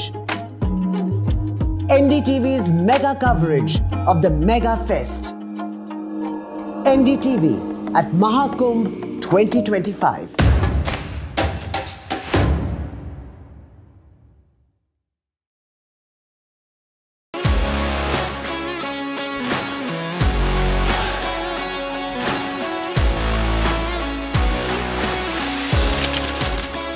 We are able to maintain the democratic fabric and the democratic system.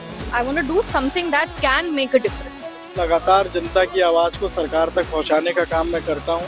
I was a student up until very recently. I really want to work and do something for my people because they have given me this opportunity. They have elected me. सोचा नहीं था कि राज्यसभा सांसद बनूंगी.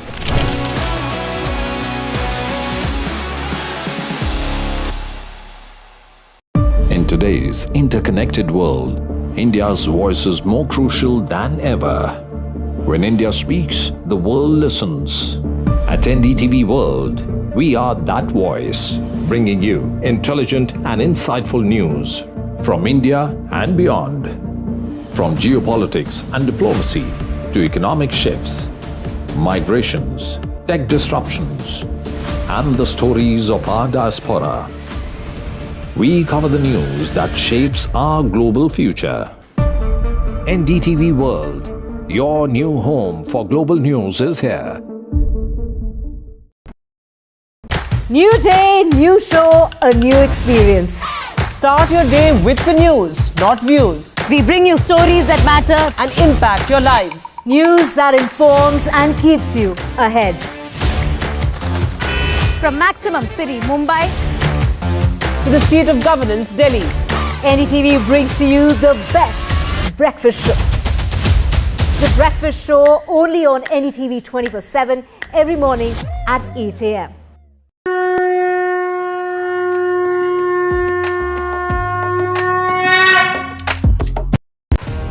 Ghazali, who's, all right, we'll just go across to Mohammad Ghazali, but this is a high-level meeting, ladies and gentlemen, which is taking place at this moment in Beijing. Remember, in the last 2-3 months, there has been continuous efforts which are ongoing between India and China since since both the countries agreed to their original positions at the line of actual control. Let me go across to my colleague Mohammad Ghazali, who is joining us at this moment. Mohammad Ghazali, a very important high-level meeting which is taking place at this moment in China.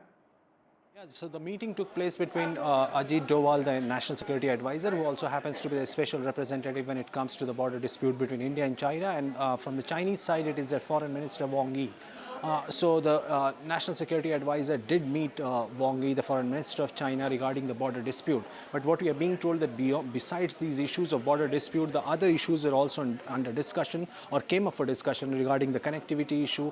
Also, both the sides have shown sort of willingness to move beyond the border dispute or keep discussing it at another high-level delegation talks. But what the recent reports are also suggesting today, that National Security Advisor Mr. Doval also met the Vice President of China and also spoke about this special representatives meeting which he did earlier before meeting the Vice President, saying that this was an important meeting and India and China will work together amicably to resolve the issue by earliest. Thank you so much for joining us with all those details. Quick break, news and updates on the other side. Stay tuned.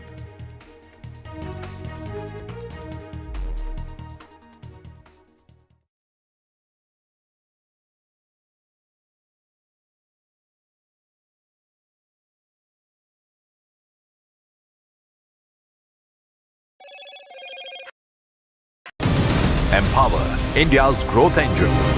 Join the game changers, industry leaders, policy makers and innovators at NDTV's Emerging Business Conclave. Discover exclusive insights, powerful networking and strategies to accelerate MSME growth in India. NDTV's Emerging Business Conclave, 19th December on NDTV Network. NDTV proudly upholds its legacy of trust and credibility. According to the prestigious Reuters Institute's Digital News Report 2024, NDTV is the top-most news platform in the country. Number 1 in both online and offline reach in India. Beating all its competition, NDTV stands for trust. New day, new show, a new experience. Start your day with the news, not views. We bring you stories that matter and impact your lives. News that informs and keeps you ahead. from Maximum City, Mumbai, to the seat of governance, Delhi. NDTV brings to you the best breakfast show. The breakfast show only on NDTV 24/7 every morning at 8 a.m.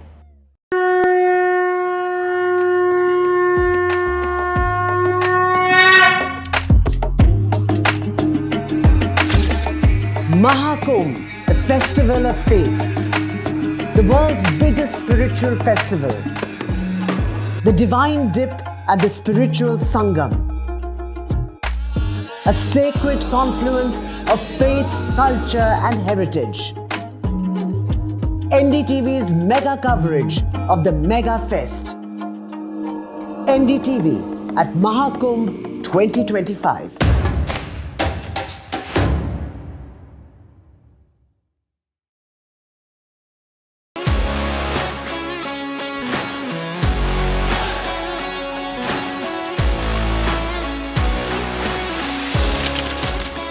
We are able to maintain the democratic fabric and the democratic system. I want to do something that can make a difference. लगातार जनता की आवाज को सरकार तक पहुंचाने का काम मैं करता हूं. I was a student up until very recently. I really want to work and do something for my people because they have given me this opportunity. They have elected me. सोचा नहीं था कि राज्यसभा सांसद बनूंगी.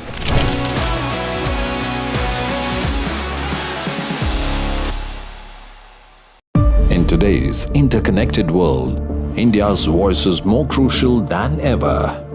When India speaks, the world listens. At NDTV World, we are that voice, bringing you intelligent and insightful news from India and beyond. From geopolitics and diplomacy to economic shifts, migrations, tech disruptions, and the stories of our diaspora.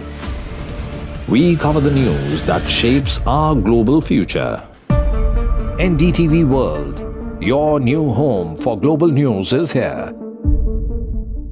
I've been reporting on all issues big and small from Andhra Pradesh, Telangana, rest of South India, bringing you all the action, all that you need to know, all that you want to know. the energy of Maximum City is infectious. I bring in that energy in our news coverage from financial capital Mumbai. Covering from the southernmost part of India over the last 23 years, I bring in-depth and 360-degree coverage from the Dravidian heartland. The land of Mishti is also known for its bitter politics. I have seen much water flow under the Howrah Bridge, covering Bengal in all its vivid colors.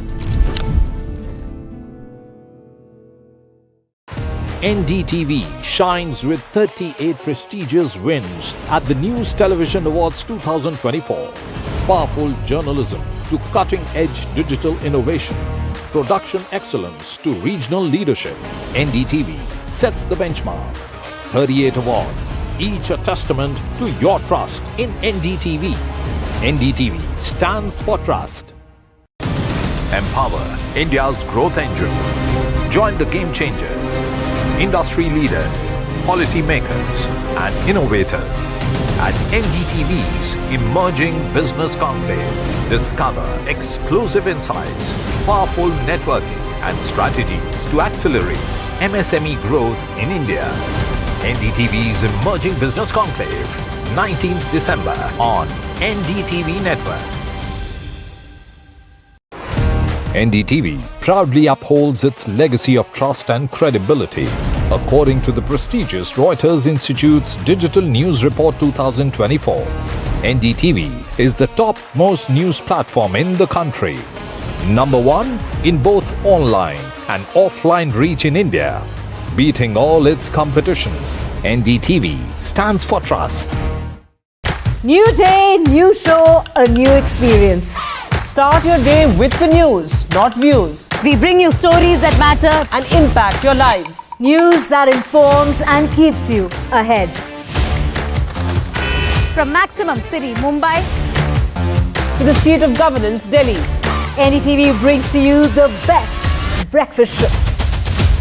The breakfast show only on NDTV 24/7 every morning at 8 a.m.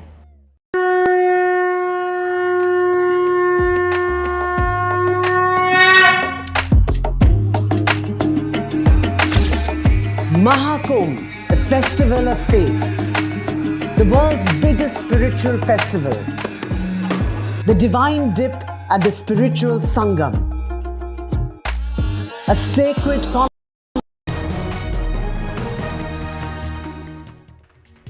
Hello and welcome to the Southern View. I'm BR Ambedkar, and the special focus this evening on the political face-off in Telangana is the BRS putting Revanth Reddy on the defensive. We'll have a special panel on that. We'll also have a special focus on Ravichandran Ashwin, the offie from Chennai, who's called it a day in international cricket. But first, let's take you through the headlines we're tracking this hour. Home Minister Amit Shah hits back at the opposition on the Ambedkar controversy, accuses the opposition of twisting his words, rejects the demands for his resignation. 1 person dead and 20 people rescued so far as a ferry capsizes near the gateway of India. Rescue efforts are still on as 5 people are missing. A freak accident in Chennai port, a cab falls into the sea while reversing at a warp. 2 Coast Guard personnel survived the fall, but unfortunately the driver is reported dead in the accident.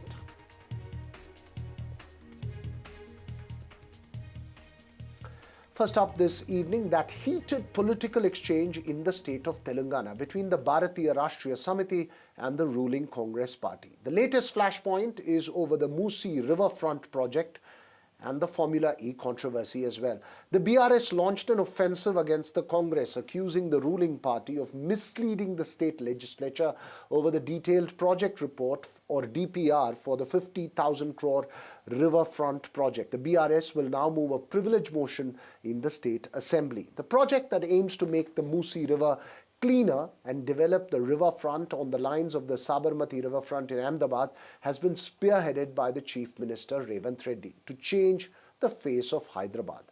Meanwhile, BRS leader KT Ramarao has also challenged the government to a discussion on the Formula E controversy, where the state cabinet had cleared the decks for the Anti-Corruption Bureau to file a case against KT Ramarao. So, the political heat rising in Telangana, clearly a special panel up ahead. But first, the big political reactions from Hyderabad.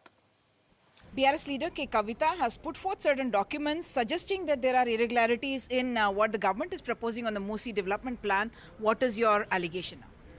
Ma'am, this government, Congress government in Telangana, has been constantly lying to the people of Telangana. Then again, they started doing the same thing in the assembly as well. In assembly, when we asked what is the plan for the Musi River development, they said we don't have a detailed project report. Whereas we found certain incriminating evidence which suggests that they have submitted it to the World Bank in September, stating that a detailed project report is available. But however, again in October, they floated new tenders to finalize the DPR. So there is a lot of anomaly in what government says, and the hypocrisy around it and the secrecy surrounding the whole project is leading us to believe that it is nothing but a real estate project. Under the garb of cleaning up River Musi, they are trying to evacuate the poor people from River Musi without giving any compensation. You've seen the destruction that they have created in Hyderabad. I have with me Senior Minister Mr. Poonam Prabhakar. The BRS is now saying that एक privilege motion move करेंगे, आप mislead कर रहे हैं, ये कह रहे हैं कि DPR नहीं है, हाउस में कह रहे हैं, लेकिन बाहर आप वर्ल्ड बैंक को DPR दिखा के आपने 4,100 करोड़ मांगा और किशन रेड्डी जी जो केंद्रीय मंत्री हैं उनसे आपने 14,000 करोड़ मांगा। नहीं, हमने इनिशियली उससे मदद मांगे है, कहीं DPR बना बोल के हमने ऑफिशियली कहीं नहीं बोले। इसके जस्ट अंदाज़ा ऐसा उसको बताने की जो होने वाला काम के लिए आपका मदद चाहिए ऐसा बोले हम मूसी रिजर्वेशन के लिए हमने सीएल भी जाके आए, तो इसको पहले से भी पॉलिटिकल कंट्रोवर्सी करने के कोशिश में ये लोग रहे। पहले ये लोग तो हमारा पार्टी से निकल गए, एमएलए को मूसी रिवर बोर्ड का चेयरमैन बनाए और मूसी ये लोग बात कहते गए 10 सालों से। हम उसमें अमल करने की जब कोशिश लगे, नाम आता है बोल के ये लोगों को पॉलिटिकल कंट्रोवर्सी करने का शौक लगे हुए। लगाने दीजिए, जो भी असेंबली प्रोसीडिंग्स में लगाना है तो हम जवाब देंगे। हम ऑन रिकॉर्ड कहीं भी आज तक मूसी में कोई कुछ काम नहीं किया। थोड़ा घर जो उनका सम्मति से हमने वेकेट किया, उनका ऑलरेडी अकोमोडेशन किया है। So the political heat rising. Has the BRS regrouped itself, and is the Revanth Reddy government on the defensive on this issue? Joining me this evening, a special panel with Uma Sudhir, who has spoken to both sides of the Telangana political divide there. Also with us, Krishank Mane of the Bharatiya Rashtriya Samiti, as well as Syed Asad Abbas, political analyst, who has taken a pro-Congress position on it. My first question to you, Syed Asad Abbas. Has the BRS regrouped itself and put the Revanth Reddy government on the defensive on the Musi riverfront project issue? The fact is, Veera Raghav Saab, KTR, Honorable Sir KTR believes attack is the best form of defense. Once the Anti-Corruption Bureau filed a case against him, a 55 crore case, which was led to the embezzlement of the Formula E race conducted in Hyderabad, he got nervous, he got jittery. He had to send Kalvakuntla Kavita ji in response to this. The fact that my dear friend Krishank Mane, can he agree and witness to the fact that it was Shri Honorable former Chief Minister of Telangana, K. Chandrasekhar Rao ji's dream for the River Musi project? Many occasions, if you go back to the YouTube, my friend, you will see him speaking about how well he wants to beautify the same river. Not just him. Go back in time of Y.S. Rajshekar Reddy ji. Every chief minister who's come in has spoken about taking out the poison of this river, beautifying this river, evacuating them. But what does the BRS do? The fact they want to play politics over this. Why? All the evacuees from there, they are aiming at the Greater Hyderabad Municipal Corporation elections. They want to give a political twist. That is why Revanth Reddy came in and said, why don't you come, join us, give your party fund of 100 crore for this project of 500 crore. Come, let us take an all-party delegation, meet Pradhan Mantri Modi ji and ask for another 5,000 crore. The fact is, why do you play politics when it comes to the betterment of Telangana state? BRS needs to understand petty politics is not going to help. Come together as one party of the state for the betterment of the people. Because mere bickering over politics, mere showcasing the facts, it's not going to help. And KTRG is more than welcome to come to the assembly and face the government in power today. Krishank Mane, your response before I get Uma Sudhir. Why are you playing politics is what Syed Asad Abbas is asking. Veera, when the Magnum, the whole huge project which Revanth Reddy has taken after coming into power is, I'll correct you, Veera, it's not 50,000 crore. Revanth Reddy himself has said that it's a 1,50,000 crore project. When it's a 1,50,000 crore project, as opposition party, we just asked them, where is your detailed project report? They answered they do not have a DPR. Without having a DPR, I'm glad NDTV is showing the visuals of demolition of houses. Can you believe it, Veera?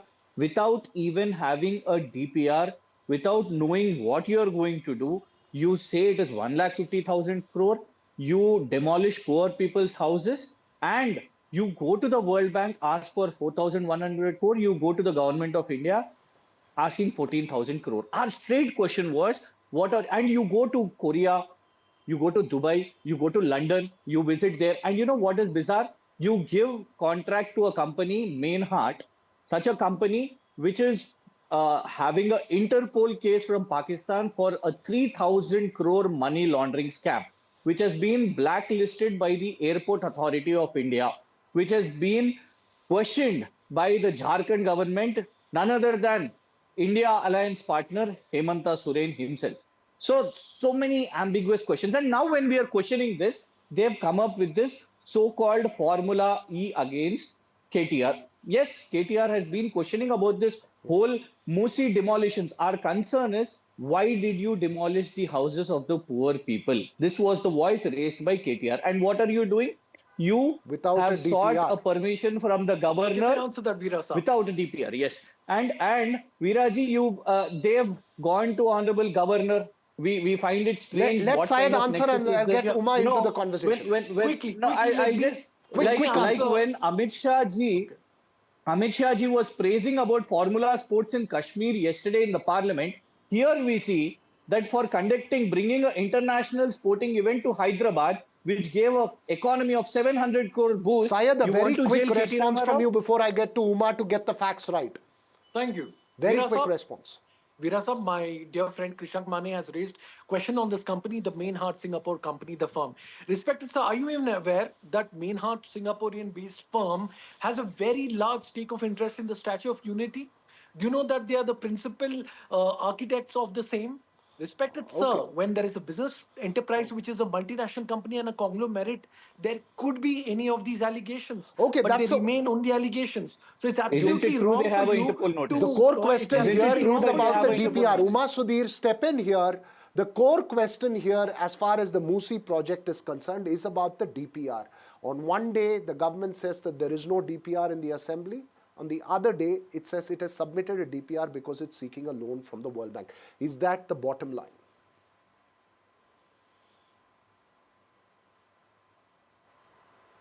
So Mr. Abbas is right that successive governments from the YSR government to KCR's government and now Revanth Reddy government certainly have been speaking about cleaning up the Musi, beautifying the riverfront and creating economic activity around it so that becomes in fact a live river, something that can give a facelift to Hyderabad itself. So to that extent, no objections at all. It is a fact that the government has also said on record that they do not have a detailed project report. The evidence that has been presented by BRS leader Kavita ji today is saying that how can you ask for loan when you don't have a DPR yet ready, and in those documents you seem to suggest that there is a DPR. But when I spoke to the ministers here, and even Mr. Sridhar Babu has said in the assembly that there is no DPR that is ready in this particular project. Yes, municipal elections are coming up, so the encroachers who are being evacuated, that could become a politically sensitive issue, and BRS is rightly so taking up, they are a political party, so they are taking up the issue of people being removed from that. But the government on its side has in fact made arrangements for 2 BHK houses which were incidentally built by the BRS government, and those houses are now being used for relocating these evacuees, and therefore they are hoping that political damage or bad feelings on that front will not exist. You would recall, Veera, that in the Hyderabad region, the BRS has done very well. Congress has not been very good in the urban fronts, and will this add to their, the kind of image that they have within the city? That is something that BRS will be hoping to capitalize on, and if they are able to show that the Congress is not doing well here in a municipal election, that will certainly work well for them. But having said that, I must point out that the BR is certainly getting its act together. Their numbers may be very reduced, but their communication, their way of doing social media has been much stronger than the Congress, and that's the reason why they are able to resonate much better, I would think, with the people of the state and put across their their issues much more strongly because they are doing that act much better. Their performance on that front is much better than the Congress itself. Back to you. You're making a very, very important point, Uma, and that's my last question to both the panelists. First to Syed, actually to Syed first, that has the BRS, after the results of the Telangana Assembly election and the crushing defeat, now regrouped itself and taking the offensive to Revanth Reddy? You have 30 seconds, respond to that question. Veera Sahab, I honestly believe after the debacle they had in the last assembly elections in the 2023 year, they have really a long way to go. Coming to the greater municipal, the corporation assembly elections that are coming, they could have the evacuees at their side. But at the what cost? As a matter of fact, Revanth Reddy ji said, I know this is politically unwise for me to make this move, but for the larger good of the people, for the dream of Rajshekar Reddy ji to come true, for the dream of KCR ji to come true, and him as a responsible chief minister, no matter what, he will make this dream come true. And the question about DPR, detailed project report, very quickly. he's taking this project to World Bank. They will not approve a loan without having a DPR. He's taking this project to the Davos economy. Then why not put it in front of the Assembly? Go ahead, Krishank. Absolutely. Then why not put it in front of the Assembly? Go ahead, Krishank, with your point on this. Veera, they do not want to discuss this thing in Assembly. In fact, we've challenged them today openly. We've written an open letter. We've in fact sought the Speaker also to come debate about the Formula E in the Assembly, but they are running away from it. They do not have a DPR and they want to go with it. Our concern is not politics. Be it, Rahul Gandhi speaks about bulldozer as hate, but today, on the name of Hydra, on the name of Musi, they are using the same bulldozer here. You want to silence KTR by putting in jail, but we continue to stand with the same people who are losing their houses. No? Do you want KCRG's dream to come true? Yes or no, Krishank Saab? KCRG himself we will have one last word, Veera. I must say that the BRS has been able to successfully take the fight into the enemy camp, and that is to their political acumen and their organization skills within the state. Okay. All right. We'll have to wrap this here, but there's also a question of whether a project that's important, which had the support of both sides, is getting stuck in a technicality. Is it pure politics that's playing over it? We'll keep focus on the twists and turns of Telangana politics. Thanks to all my panelists for joining us this evening. Now to the off-spinner from Chennai, who bowled with precision of an engineer to get 537 test wickets and has some centuries under his belt as well. Ravichandran Ashwin called it a day in international cricket. His stats speak for themselves, and he's amongst the greatest in the world of cricket. He announced his retirement on Wednesday by the end of the third test in the Border Gavaskar series against Australia at the Gabba in Brisbane. At the press conference alongside skipper Rohit Sharma, an emotional Ashwin thanked his teammates, the BCCI, journalists, and didn't take any questions. He was right when he said, and I quote, he's amongst the last few OGs left in the dressing room. So many cricketing legends wished him well on social media as teammates and rivals shared their wishes. He could have stretched it for a bit longer, but here it was. This will be my last day as an Indian cricketer in all formats at the international level. I do feel there's a bit of punch left in me as a cricketer, but I would like to expose and probably showcase that in club level cricket, but this will be the last day. And there are a lot of people to thank, but I would be failing in my duties if I didn't thank the BCCI and the fellow teammates. Several of them. I want to name a few of them. So all the coaches who've been a part of the journey, most importantly Rohit, Virat, Ajinkya, Pujara, who've taken those splendid catches around the bat to give me the number of wickets I've managed to get over the years. Decisions are very personal, and I don't think too many questions should be asked or raised. If a player has a choice, he has to be given that choice, and somebody like Ashwin, who's been there for us for so many years, is allowed to make those kind of decisions on his own, and we as teammates, have to respect it. And he was very sure about what he wanted to do, and the team has complete backing of his thought process. But speaking about Ash, he was very, very sure about this decision. Well, the boy from PSBB, Padma Seshadri School in Chennai and SSN College of Engineering, has called it a day in international cricket. Two fine cricket observers join me this evening. Arun Venugopal from Chennai and Gautam Bhattacharya from Kolkata. Gautam, first to you, as Ashwin says in his retirement message, He's last of the OGs left in the dressing room. He could have stretched it a bit longer, but here it was.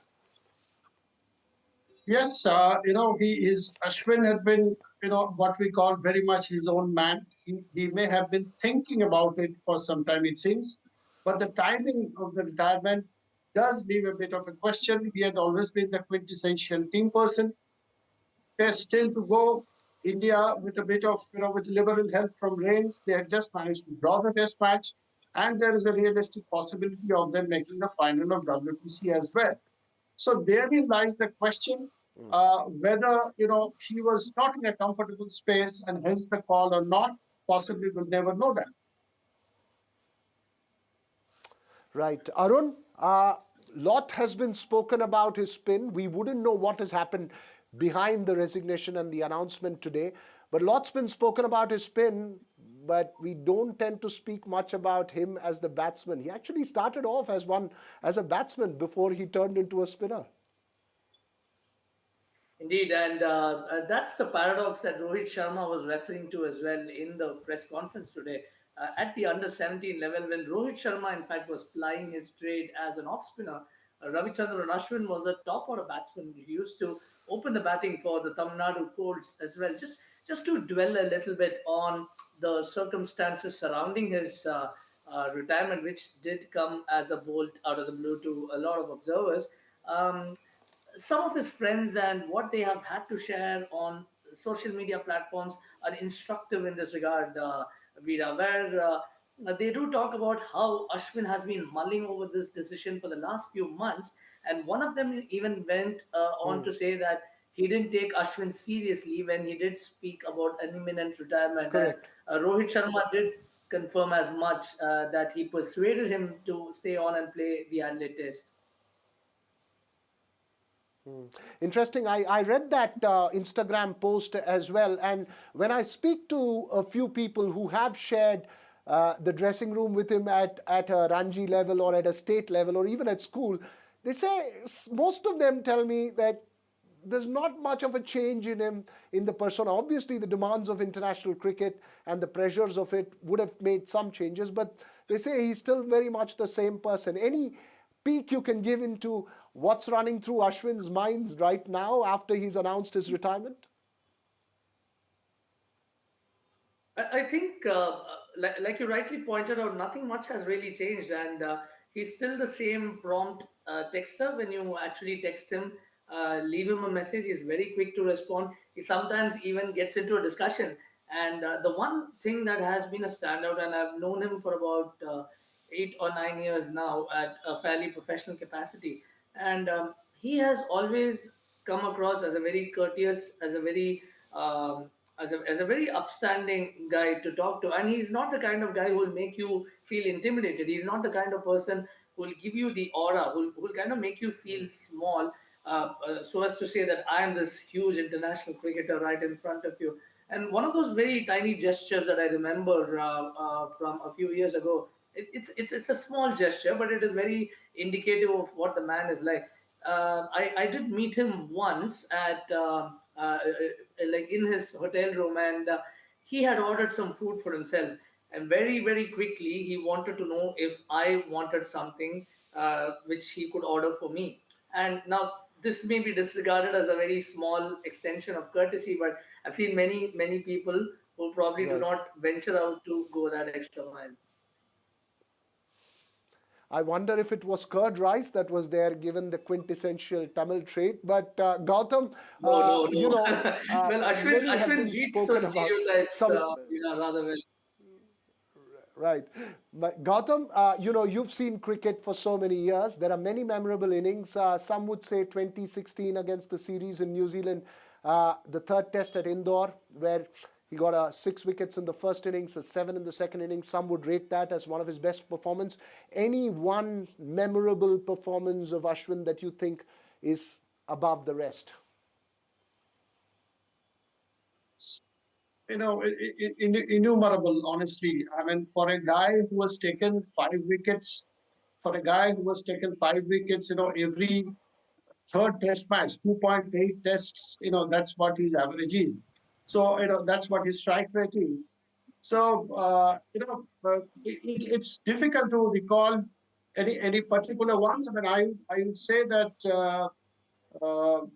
it's honestly, I'm at a loss to find out, which one I would rate as the highest one, But in terms of his batting? Yeah, in terms of his batting, I mean, see, the 6 centuries are always there. But I would say, only yesterday when Akashdeep and Jasprit Bumrah, they were holding the fort together for India and taking them over the line to help them avoid the follow-on. So we were discussing about that Ashwin and Hanuma Bihari's effort. That was the thing which he had done in Gaba, and he had done it with a back pain. So for him, it was always a team first kind of an attitude. And that's what what worries me with his decision today. Right. I wish he had stuck around to get a 600 just for the record books and for us to celebrate it a little more, but not to be as he announced it. But thanks very much to the two of you. We'll see we'll see more of Ashwin perhaps with CSK and club level cricket for the connoisseurs. But that's all we have time for on the Southern View this evening. News and updates continue right here on NDTV.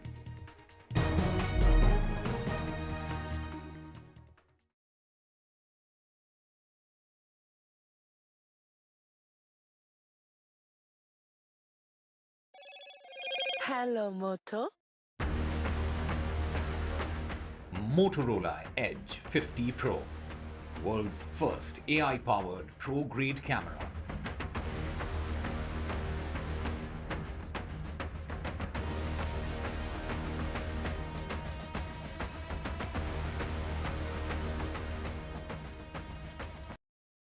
Tap it here and swipe it there.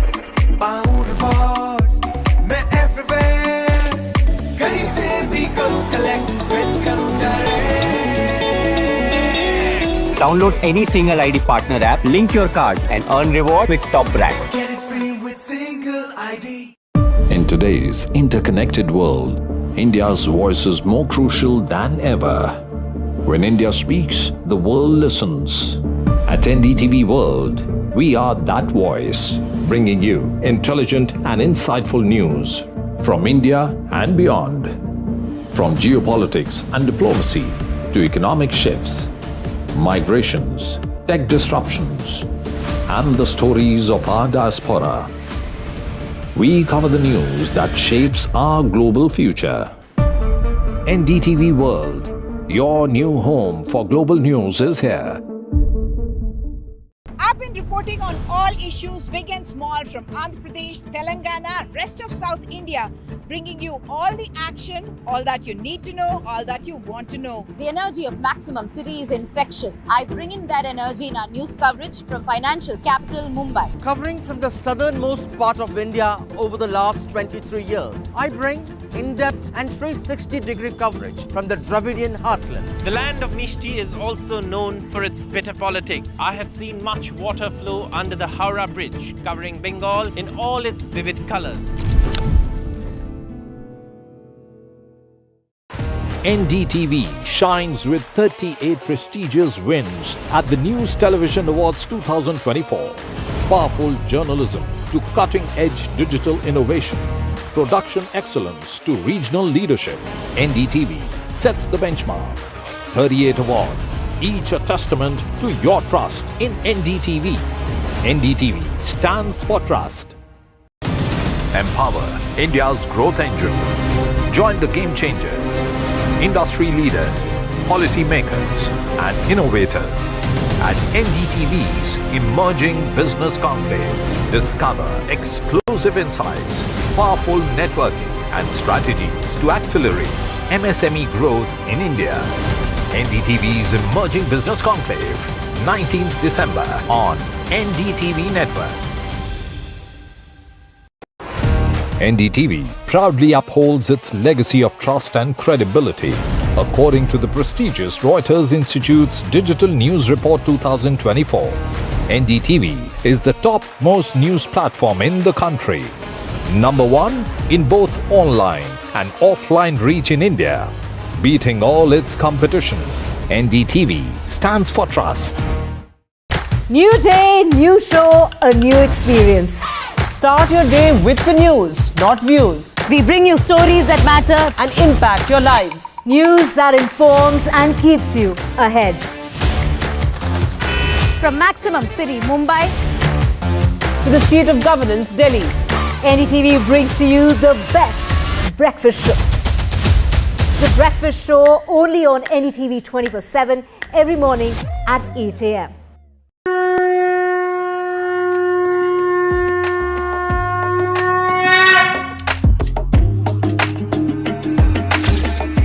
Mahakumbh, a festival of faith, the world's biggest spiritual festival, the divine dip at the spiritual Sangam, a sacred confluence of faith, culture and heritage. NDTV's mega coverage of the Mega Fest. NDTV at Mahakumbh 2025.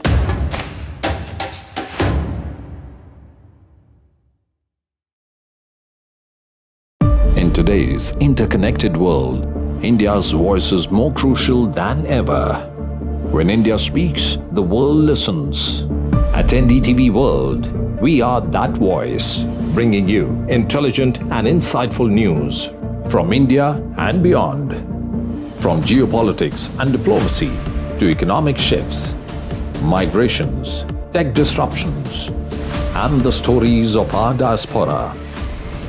We cover the news that shapes our global future. NDTV World, your new home for global news is here.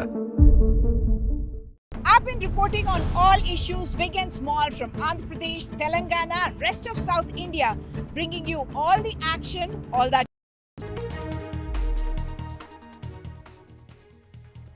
Good evening, ladies and gentlemen. You're watching NDTV. With around 2 months left for the Delhi Assembly elections later to take place earlier next year, Aam Aadmi Party chief Arvind Kejriwal today announced free treatment for senior citizens at all government and private hospitals. Now, this Sanjeevani scheme comes days after Arvind Kejriwal announced a monthly assistance of rupees 1,000 to women in the city and promised to raise it to 2,100 after elections get over. Now remember, Aam Aadmi Party is seeking a third consecutive full term in Delhi following its landslide victory in 2020, where if you remember, the party won 62 out of 70 seats. Now the upcoming elections will serve as a test of the party's governance model. While welfare has been a major catalyst for Aam Aadmi Party's politics, be it Delhi or Punjab, welfare or popular schemes as a whole have also become an integral, indispensable part of Indian politics. And there are many examples of this across party lines, from the BJP's Ladki Bahin Yojana to the JMM's Maya Yojana and even the Congress Party's 5 guarantees in the states of Karnataka and Telangana to Dravidian parties in the south, in some ways institutionalizing it. Will Aam Aadmi Party be able to tide over anti-incumbency, corruption charges and an aggressive BJP? Politics in the last 10 years has also redefined welfare not as a matter of benevolence but also about the rights of people. But in an age of competitive welfarism, will fiscal prudence take a hit? That's the question we ask tonight. Joining me now is Dr. Anil Kumar Gupta, who is from the BJP. We have Amitabh Tiwari, political strategist, and we have Anjali Rai, who is spokesperson of the Aam Aadmi Party. Before we go to our guests, thank you so much for joining us on this broadcast. Let's first listen into what Kejriwal said today. तो आज दिल्ली के बुजुर्गों के लिए मैं संजीवनी योजना का ऐलान करने जा रहा हूं कि 60 साल से ऊपर के हमारे जितने बुजुर्ग हैं उन बुजुर्गों का पूरा इलाज फ्री करवाया जाएगा। इसकी चुनाव के बाद हम योजना लेके आएंगे, योजना पारित करेंगे। आज संजीवनी योजना की घोषणा की है अरविंद केजरीवाल ने, बीजेपी इसे कैसे देखी? आयुष्मान स्वास्थ्य योजना ये पूरे देश में लागू हुई योजना है, जिसको दिल्ली में लागू करने का प्रयास बार बार किया, लेकिन दिल्ली के मुख्यमंत्री ने इसको मना कर दिया। इस बात को लेकर दिल्ली के सातों सांसद दिल्ली हाई कोर्ट गए और हमने वहां पर कहा कि 5 लाख रुपए प्रति बुजुर्ग की ये योजना सबके लिए लाभदायक है। दिल्ली हाई कोर्ट ने दिल्ली सरकार को कॉल किया, उन्होंने कोई जवाब नहीं दिया। उन्होंने डिले टैक्टिस के ऊपर काम करने की स्कीम बनाई और पिछली तारीख पर उन्होंने कहा हमें कुछ और समय चाहिए। दिल्ली हाई कोर्ट ने उनको फटकार लगाई, कहा कि जब आपके पास फाइनेंशियल रिसोर्सेज नहीं है, आप बता चुके हो कि आपकी मजबूरी है, दिल्ली बहुत पीछे जा रही है, तो आपको दिक्कत क्या है।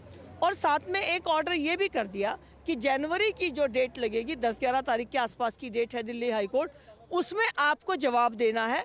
और चाहे कोड ऑफ कंडक्ट लागू हो गया तो भी आयुष्मान लागू हो सकती है, इस बात का कंफर्मेशन दिल्ली हाई कोर्ट ने दे दिया। अब क्योंकि जवाब इनके पास है नहीं, अगले महीने डेफिनेटली दिल्ली हाई कोर्ट से फेवर में जवाब आएगा, आयुष्मान योजना दिल्ली में लागू होगी। इसीलिए केजरीवाल जो झूठ बोलने के उस्ताद हैं, उन्होंने आज इस बात को घोषणा की कि हम संजीवनी देंगे। केजरीवाल साहब, आप 10 साल से कहाँ थे? 10 साल से आपकी सरकार थी, बुजुर्गों को पेंशन नहीं, महिलाओं को सहयोग राशि नहीं, दिल्ली को आपने कूड़े का ढेर बना दिया। मोहल्ला क्लिनिक 1000 की जगह 300-350, जिनके अंदर सब स्टैंडर्ड दवाइयाँ हैं। तो आपका मॉडल जो आपने दिखाया था, वो दिल्ली की जनता बार बार देखकर थक चुकी है, आपकी झूठ को समझ चुकी है। So that's the BJP MP there speaking. Let me go across to the Aam Aadmi Party spokesperson Anjali Rai. Ma'am, back in October, answering the question on why Delhi refuses to implement Ayushman Bharat, Kejriwal has said that there was no need for the scheme in Delhi, as Aam Aadmi Party government provides free treatment up to 1 crore to all city residents. Now, at a time, mohalla clinics themselves have come under scrutiny because we've also seen investigation in the quality of their medicines. Do you think people of Delhi will again vote for Kejriwal? Do you think this scheme is going to be that game changer for you? Definitely, Vasudha. Delhi people are going to vote for Kejriwal ji because they believe in Kejriwal. Kejriwal ji, whatever he has said, whatever he has promised, he has fulfilled his promise because of his financial prudence. He, whatever he says, he fulfills that, And about Ayushman Yojana, there are lots of complications, preconditions and restrictions attached to Ayushman. That's why there are very few people who can avail this scheme of central government. If you have Pakka house, you can't avail this Ayushman scheme. If you have a two-wheeler, then you can't avail this scheme. So we have brought this scheme, which will be a lifesaver for the people of Delhi, Sanjeevani scheme, which is applicable, which can be availed by each and every citizen of Delhi who is 60 or above 60. And about 25 lakh people are going to avail this opportunity. They are going to be benefited by this scheme. And there are no preconditions, whether they have any income or they don't have any income. Anybody who is 60 and who has a voter ID card of Delhi can avail this. And they can avail these services from at any hospital, either in a government hospital or in a private hospital. So this is going to be an excellent scheme. And Vasudha, providing health facilities, health and education has always been our priority area, and providing basic amenities to the people of Delhi has always been our priority area. And we have already done a lot in this field. We have started more than 500 mohalla clinics are already working successfully in Delhi. And the condition of schools, Delhi schools have improved immensely in Delhi. And now this is going to be a real lifesaver, a very fabulous scheme, which is going to start in Delhi, which is Sanjeevani. And I'm proud Gupta, that... let me bring in the BJP spokesperson here. So you heard what the Aam Aadmi Party spokesperson said. In the last few days, we've also seen the BJP expose a lot of these schemes as not completely functional in several households. But be it Maharashtra or Madhya Pradesh or even Jharkhand, we have seen that the party that delivers on welfare schemes also in some ways captures the imagination of voters, and they keep coming back to power. This has happened with your party. This has also happened with the opposition. Do you think that is one thing that will also in some ways halt the BJP's momentum in Delhi? Yeah, good evening, Vasudha, to you and all the viewers. Announcement and implementation are two different things. Kejriwal Saab announced something, but it doesn't get implemented. Before the Lok Sabha election, he announced to give rupees 1,000 to the women of Delhi. Till date, not even a single woman in Delhi got 1,000 rupees. Recently, he announced for 2,100, and that what he claimed that he would give them after the election. So this is all false lies. You know, we have under the Modi ji leadership, we have the Ayushman Yojana, where more than 7 crores of the people have got benefit from the hospitalization, and except Delhi and West Bengal, all the states have implemented. And he's not implementing. It is basically a good scheme for all the citizens of the Delhi. In fact, in Delhi, you know, he doesn't care for the financial planning also. Delhi, if you visit any Delhi government hospital, you will find long queues. There is a lack of medicines.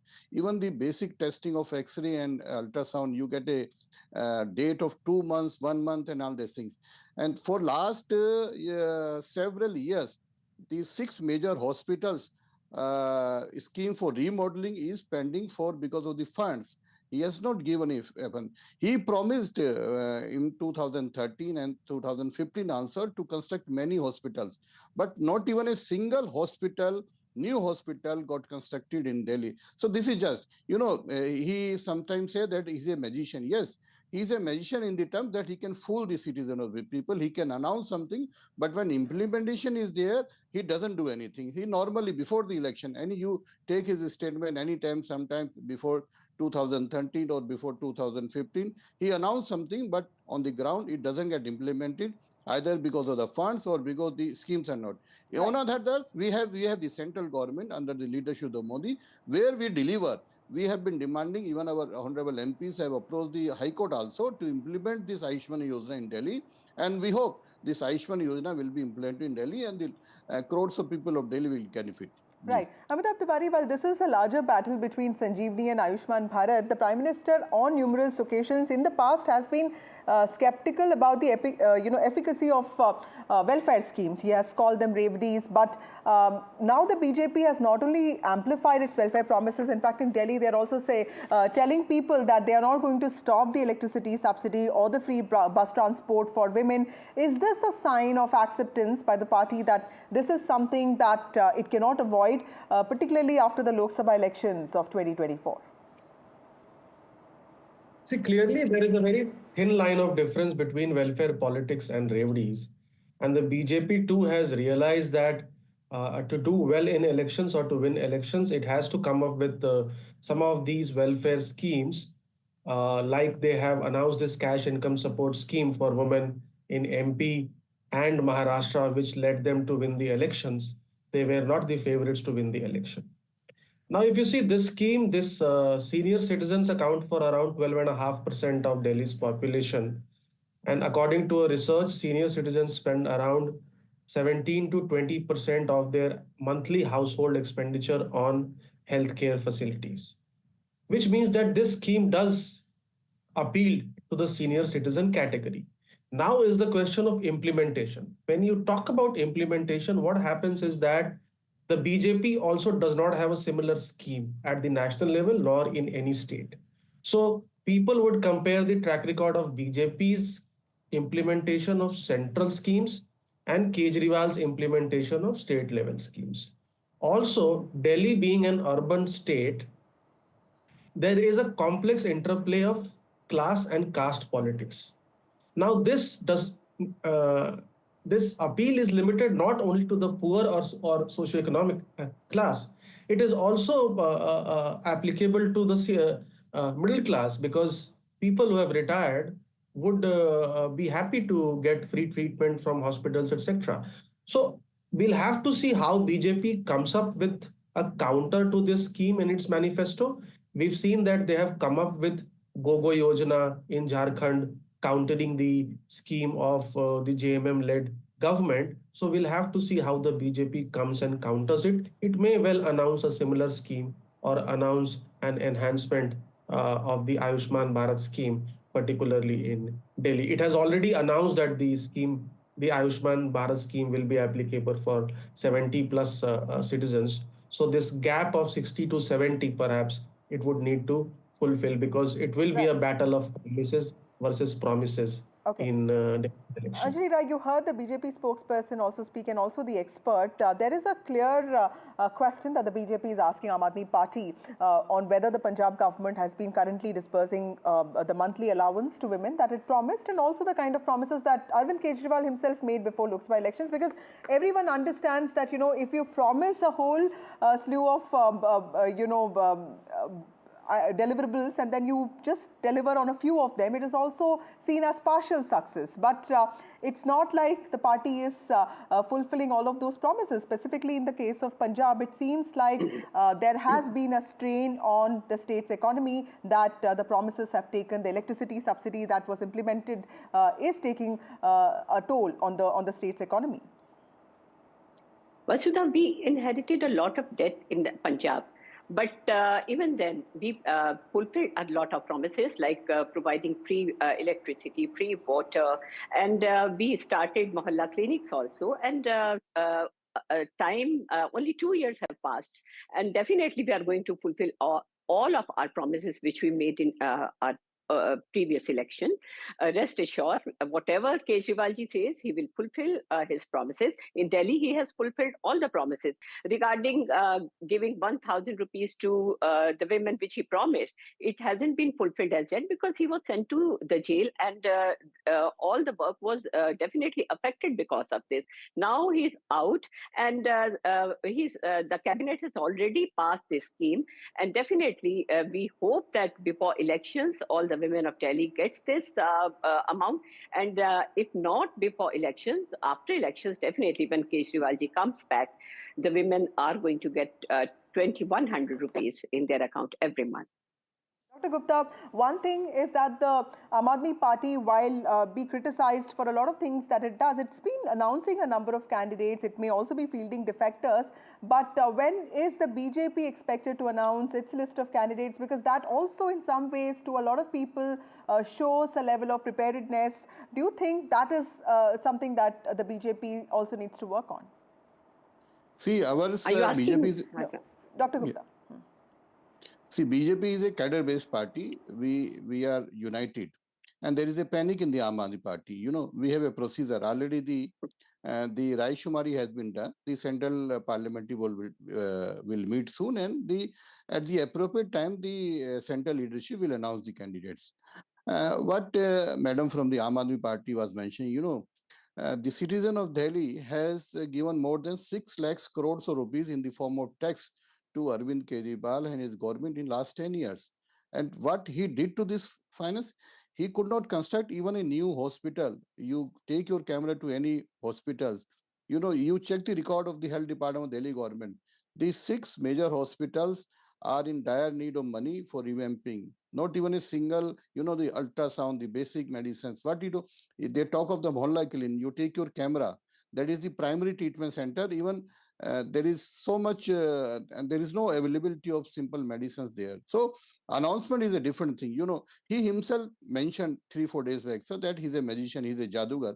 So he can do the illusion. That is, but when you deliver the things on the ground, that is a different thing. And under the leadership of Prime Minister Modi ji, the BJP has delivered so many things. We have given the free ration to more than 81 crores, and that includes 76 lakhs families in Delhi. We have given this Ayushman Yojana to 7 crores of people, and now, you know, roughly 36 crore people have been enrolled in this scheme in the country. It is surprising. We have to approach the Honorable High Court to implement this scheme. Why he is not implementing? Just now, what he announced today, it is just to counter when the health infrastructure is not in good shape in Delhi. You know, still in Delhi, if anybody has the Ayushman card of UP or other state, he can avail the facilities in Delhi for the private hospitals which are located in Delhi. So it is just all a political gimmick. On actual terms, he is not going to do anything. Just to win the election, he is announcing all these things. Yeah. Tiwari, you are also a man of data. Help us understand what numbers say about welfare politics. Does it really strongly influence voter behavior? Because I understand that it does work very well in rural areas. Development initiatives also resonate more with voters than traditional caste loyalty. So in some ways, once you introduce a welfare measure specifically for women, you are also likely to override that factor of caste, which we have seen in elections. But how does it work in a in a place like Delhi, with urban poor. And also we've seen a similar example in Mumbai. But help us understand, does the Aam Aadmi Party, does the stronghold that the Aam Aadmi Party has with urban poor, do you see that weakening with respect to corruption charges and also anti-incumbency? And is welfare something that Aam Aadmi Party can use to sort of override that? So let's first talking about the welfare. So let's see the example of Ladki Bahin Yojana in Maharashtra. Amongst the women who had enrolled for the scheme, the Mahayuti received 54% support, whereas the MVA received only 13%. So that was a lead of humongous 39%. So that's what the scheme can do. Whereas amongst women who had not enrolled for the scheme, the lead was only 11%. So welfare politics does lead the category or the cohort to vote significantly in favor of the party which has implemented the scheme. Now, if you see 2015 and 2020, Aam Aadmi Party sort of was sandwiched between the central government and the MCD. So it was able to exploit this, that they do not have a lot of control because central government keeps the control, and also they do not have MCD. So they were getting a benefit out of this. But as you mentioned about the cleanliness and the corruption issue in slums, etc., now it has the MCD. So it cannot pass on the buck of non-performance of the MCD to the BJP or the central government. So that's what creates another level of anti-incumbency to AAP, not only against the chief minister or the ministry, against the MLAs, because many MLAs are 3-term, 2-term MLAs, as well as it has the control of MCD. So all these things do complicate the matter for Aam Aadmi Party, and the cash income support for women has come too late. It cannot be implemented before the state elections, and we've seen that only when schemes are implemented well in advance, like MP, Maharashtra and Jharkhand, you tend to get benefit. So BJP will also come up with a similar promise, and then it will be a battle of promise versus promise for women, and that may not help significantly AAP with this Mahila Samman Yojana in Delhi, I believe. Okay, Anjali Rai, would you like to respond to that, ma'am? Because this is a very important point that, there is another layer of anti-incumbency, because MCD is also with the Aam Aadmi Party now, so you cannot pass on the blame of civic problems that citizens of Delhi have to any other party. In fact, that is also another responsibility. And do you see this as a challenge to Aam Aadmi Party coming back? No, there's no challenge, because I think people still believe in Kejriwal ji, and everybody has witnessed the way central government has treated our leaders. They have put everybody in jail. All the big leaders were in jail and our work suffered because of that factor. But now, since Kejriwal ji is out of jail and all the leaders are out of jail, we have already started working very fast. And I think people are very intelligent, and people are understanding कि BJP तो washing machine बन गई है. जो भी ये कहते थे कि देश में जो है कोई बेईमान नहीं रहने देंगे, ये कर क्या रहे हैं? जिसको पहले बेईमान कहते हैं, जिसके ऊपर आरोप लगाते हैं, उसको फिर बीजेपी में शामिल कर लेते हैं. लोग सब देख रहे हैं. आजकल कोई भी जो है वो अनजान नहीं है. कैसे जो बड़े बड़े नेता हैं, चाहे वो अजीत पवार हो, चाहे वो कोई भी, कितने नाम लूं मैं यहाँ पर, सबके ऊपर पहले ईडी और CBI and all big cases are imposed, and then they just enter in BJP और वॉशिंग मशीन से धुल जाते हैं. तो करप्शन चार्ज हम पे क्या लगाते हैं? आप अपना पहले सफाई दीजिए कि आप क्या कर रहे हैं. जितने भी भ्रष्ट लोग आप कहते हैं उनको आप जल्दी से शामिल कर लेते हैं बीजेपी में और सीएम बनाएंगे, किसी को डेप्यूटी सीएम बनाएंगे. आप ईमानदार पार्टी हैं. अगर आज केजरीवाल जी या कोई हमारा बड़ा नेता आपकी पार्टी में शामिल हो जाता, वो उसको भी बहुत बड़ी बड़ी पोस्ट आप दे देते. तो लोग जो हैं वो बेवकूफ नहीं है. करप्शन के चार्जेस और ये सब चीजें हम पर जो है वो लगेंगी नहीं. लोग केजरीवाल जी के काम को देख चुके हैं, समझ चुके हैं. They understand that he is trying to work hard. एक आदमी जो एक अच्छी भली नौकरी करता था, जो एक रेवेन्यू सर्विसेज में एक एस्टैब्लिश्ड ऑफिसर था, कमिश्नर था, वो छोड़कर अपना काम झुग्गियों में जाकर काम काम करने लगा, वो तब जबकि उसे ये भी नहीं पता था कि वो पॉलिटिक्स में जाकर एंटर करेगा। ऐसा व्यक्ति कौन होगा? Dr. Gupta, लोग in अभी भी the Lok Sabha people elections trust of him. 2024, we did see the BJP actually bring in a lot of new faces, except Manoj Tiwari. Everyone was new, and the party managed to, strike a hat trick, winning all seats of New Delhi. We saw the Aam Aadmi Party also fielding defectors now this time, but they've already come out with lists. Can we expect any kind of, in the sense, can we expect any radical move by the BJP in New Delhi now? Because when it comes to vote share, you've managed to keep it, you've maintained it, but it's been several years. You've been trying to come to power for last 3 decades in Delhi, but that doesn't seem to be possible. What is that one thing that is not really working for you? Yeah, before I reply to you, let me reply to the Anjali ji also. As per her version, except the Kejriwal ji, no other leader is competent to deliver in Aam Aadmi Party because he was in jail, so nobody else has delivered. Now I come to your question. Delhi has roughly 13,000 booths, and we have a very strong network of Karyakarta at the booth level, at the Panna Pramukh level, at the level. And definitely, we are working very hard. The type of result people have given in the Lok Sabha election, we are excited. And now the Kejriwal ji policies and his corruption have been exposed. Now people are aware. He is not just talking of the rabdi, because he has eaten the rabdi, and in fact he has. If I give one by one, he used to say that he will not take any bangla, and now he is an occupant of the Sheesh Mahal. If you see, and so many things are there. He's into the fake medicine cases, the STP Ghotala, the panic button Ghotala. Now the Kejriwal Saab and his government, he's fully exposed in front of the people of Delhi. And now, out of time, Dr. Gupta, thank you so much for joining me. Thank you, Mr. Tiwari. Thank you, Ms. Rai, for joining me on this broadcast. Intelligently devised welfare measures that assure quality healthcare, quality education, also employment for women. I would call this a necessity because women do have to fight other challenges in life. But how much is too much? Are there also differences in the welfare that political parties promise and provide? We'll keep tracking all that for you, and also how this battle plays out in Delhi. But now, time for a short break. More news on the other side.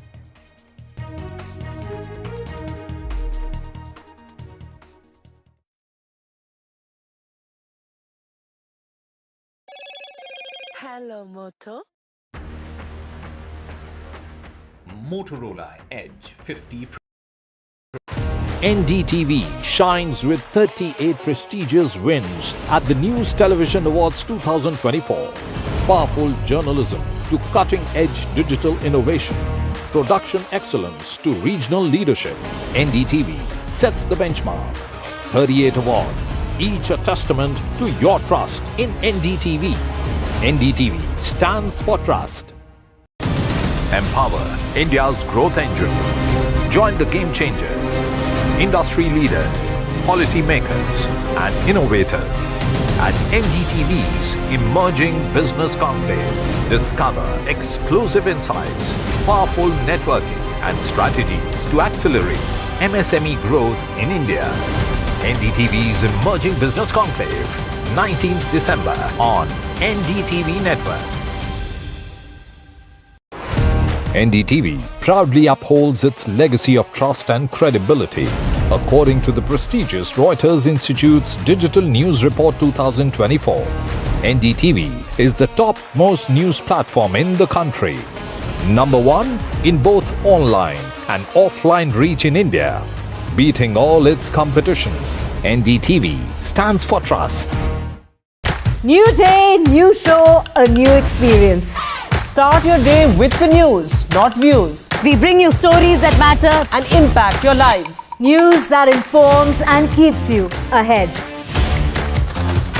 From Maximum City, Mumbai, to the seat of governance, Delhi, NDTV brings to you the best breakfast show. The breakfast show only on NDTV 24/7 every morning at 8 a.m.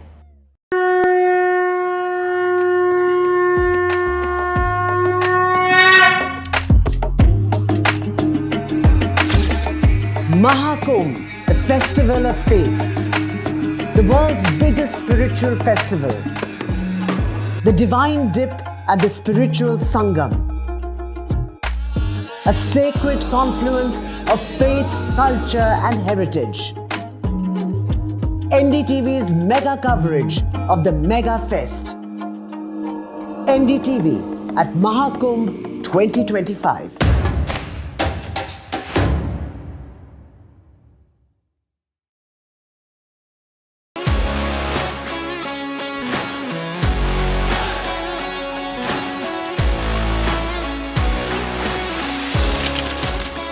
We are able to maintain the democratic fabric and the democratic system.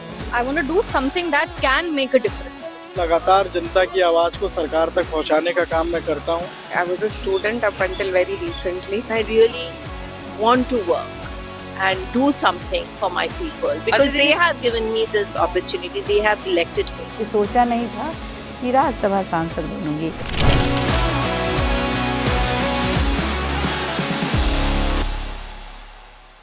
In today's interconnected world, India's voice is more crucial than ever. When India speaks, the world listens. At NDTV World, we are that voice, bringing you intelligent and insightful news from India and beyond.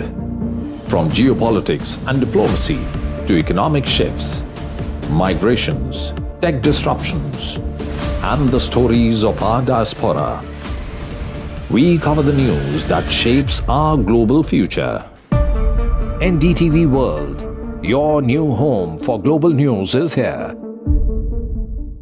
I've been reporting on all issues big and small from Andhra Pradesh, Telangana, rest of South India, bringing you all the action, all that you need to know, all that you want to know. The energy of maximum city is infectious. I bring in that energy in our news coverage from financial capital Mumbai. Covering from the southernmost part of India over the last 23 years, I bring in-depth and 360-degree coverage from the Dravidian heartland. The land of Mishti is also known for its bitter politics. I have seen much water flow under the Howrah Bridge, covering Bengal in all its vivid colors. NDTV shines with 38 prestigious wins at the News Television Awards 2024. Powerful journalism to cutting-edge digital innovation. Production excellence to regional leadership. NDTV sets the benchmark. 38 awards, each a testament to your trust in NDTV. NDTV stands for trust. Empower India's growth engine. Join the game changers, industry leaders, policy makers, and innovators at NDTV's Emerging Business Conclave. Discover exclusive insights, powerful networking, and strategies to accelerate MSME growth in India. NDTV's Emerging Business Conclave, 19th December on NDTV Network. NDTV proudly upholds its legacy of trust and credibility. According to the prestigious Reuters Institute's Digital News Report 2024, NDTV is the top-most news platform in the country. Speeding boat and capsized, there were 110 people on board. A massive controversy over Amit Shah's comments on Baba Saheb Ambedkar. He's targeted by united opposition. Shah says the Congress is spreading lies by twisting his words, rules out resigning in a press conference. This was demanded by the Congress party. Aam Aadmi Party holds a protest against Shah, while Mamata Banerjee says millions have been insulted. Priyanka Gandhi Vadra, Manish Tiwari likely in the joint parliamentary committee on One Nation, One Election, while from the Trinamool, Kalyan Banerjee and Supriya Sule from the NCP also expected. NDA member JDU Sanjay Jha will also be included in the committee. Telangana Anti-Corruption Bureau files cases against former Minister K.T. Rama Rao alleging irregularities in money transferred to the Formula E race organizers. But the BRS leader demands a discussion on the issue in the assembly. NSA Doval in Beijing meets with the Chinese Vice President for Special Representatives meeting in 5 years. Doval says border thaw is significant and India is willing to boost relations. Veteran spinner Ravi Ashwin says goodbye to international cricket, announces his decision at the end of the third test of the Border Gavaskar Trophy series in Brisbane. And an exclusive interview with chess prodigy Gukesh, who speaks to NDTV. He talks about his experience becoming the world chess champion.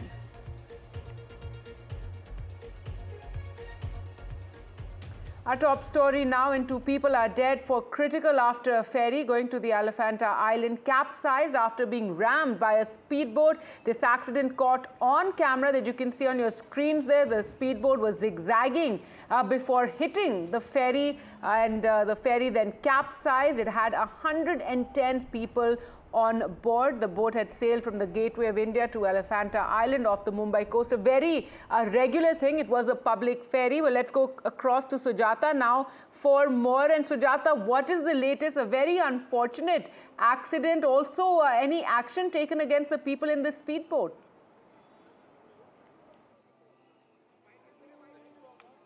Well, and as per the information that we received earlier, it was shared that there were around 80 people. However, now as per the information that has been shared by the BMC, it states that 110 people were present in that boat, out of which there were 5 crew members, and the rest of them were passengers who were heading to Elephanta. Now they headed for their trip at around 3. They boarded the boat at from the gateway of India, after which as soon as they were about to reach the Elephanta cave, the boat capsized after it was hit by a speeding boat. Now, what we get to know is that it belonged to the Navy. However, the Navy is yet to issue an official statement, and 2 people so far have been declared dead, while the rest of them have been rescued. Now, the rescued numbers for now goes to 77, while rescue operations for today has been stopped.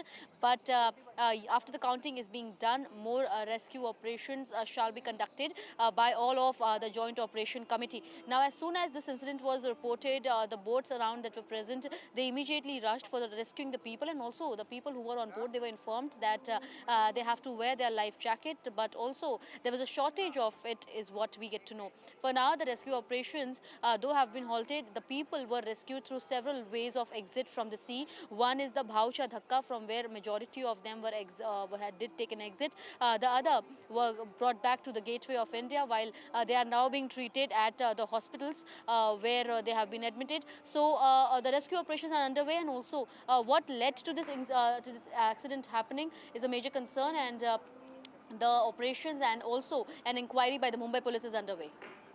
All right, Sujata, thanks so much for joining us with those details. A very tragic accident there after the ferry was rammed by the speeding boat.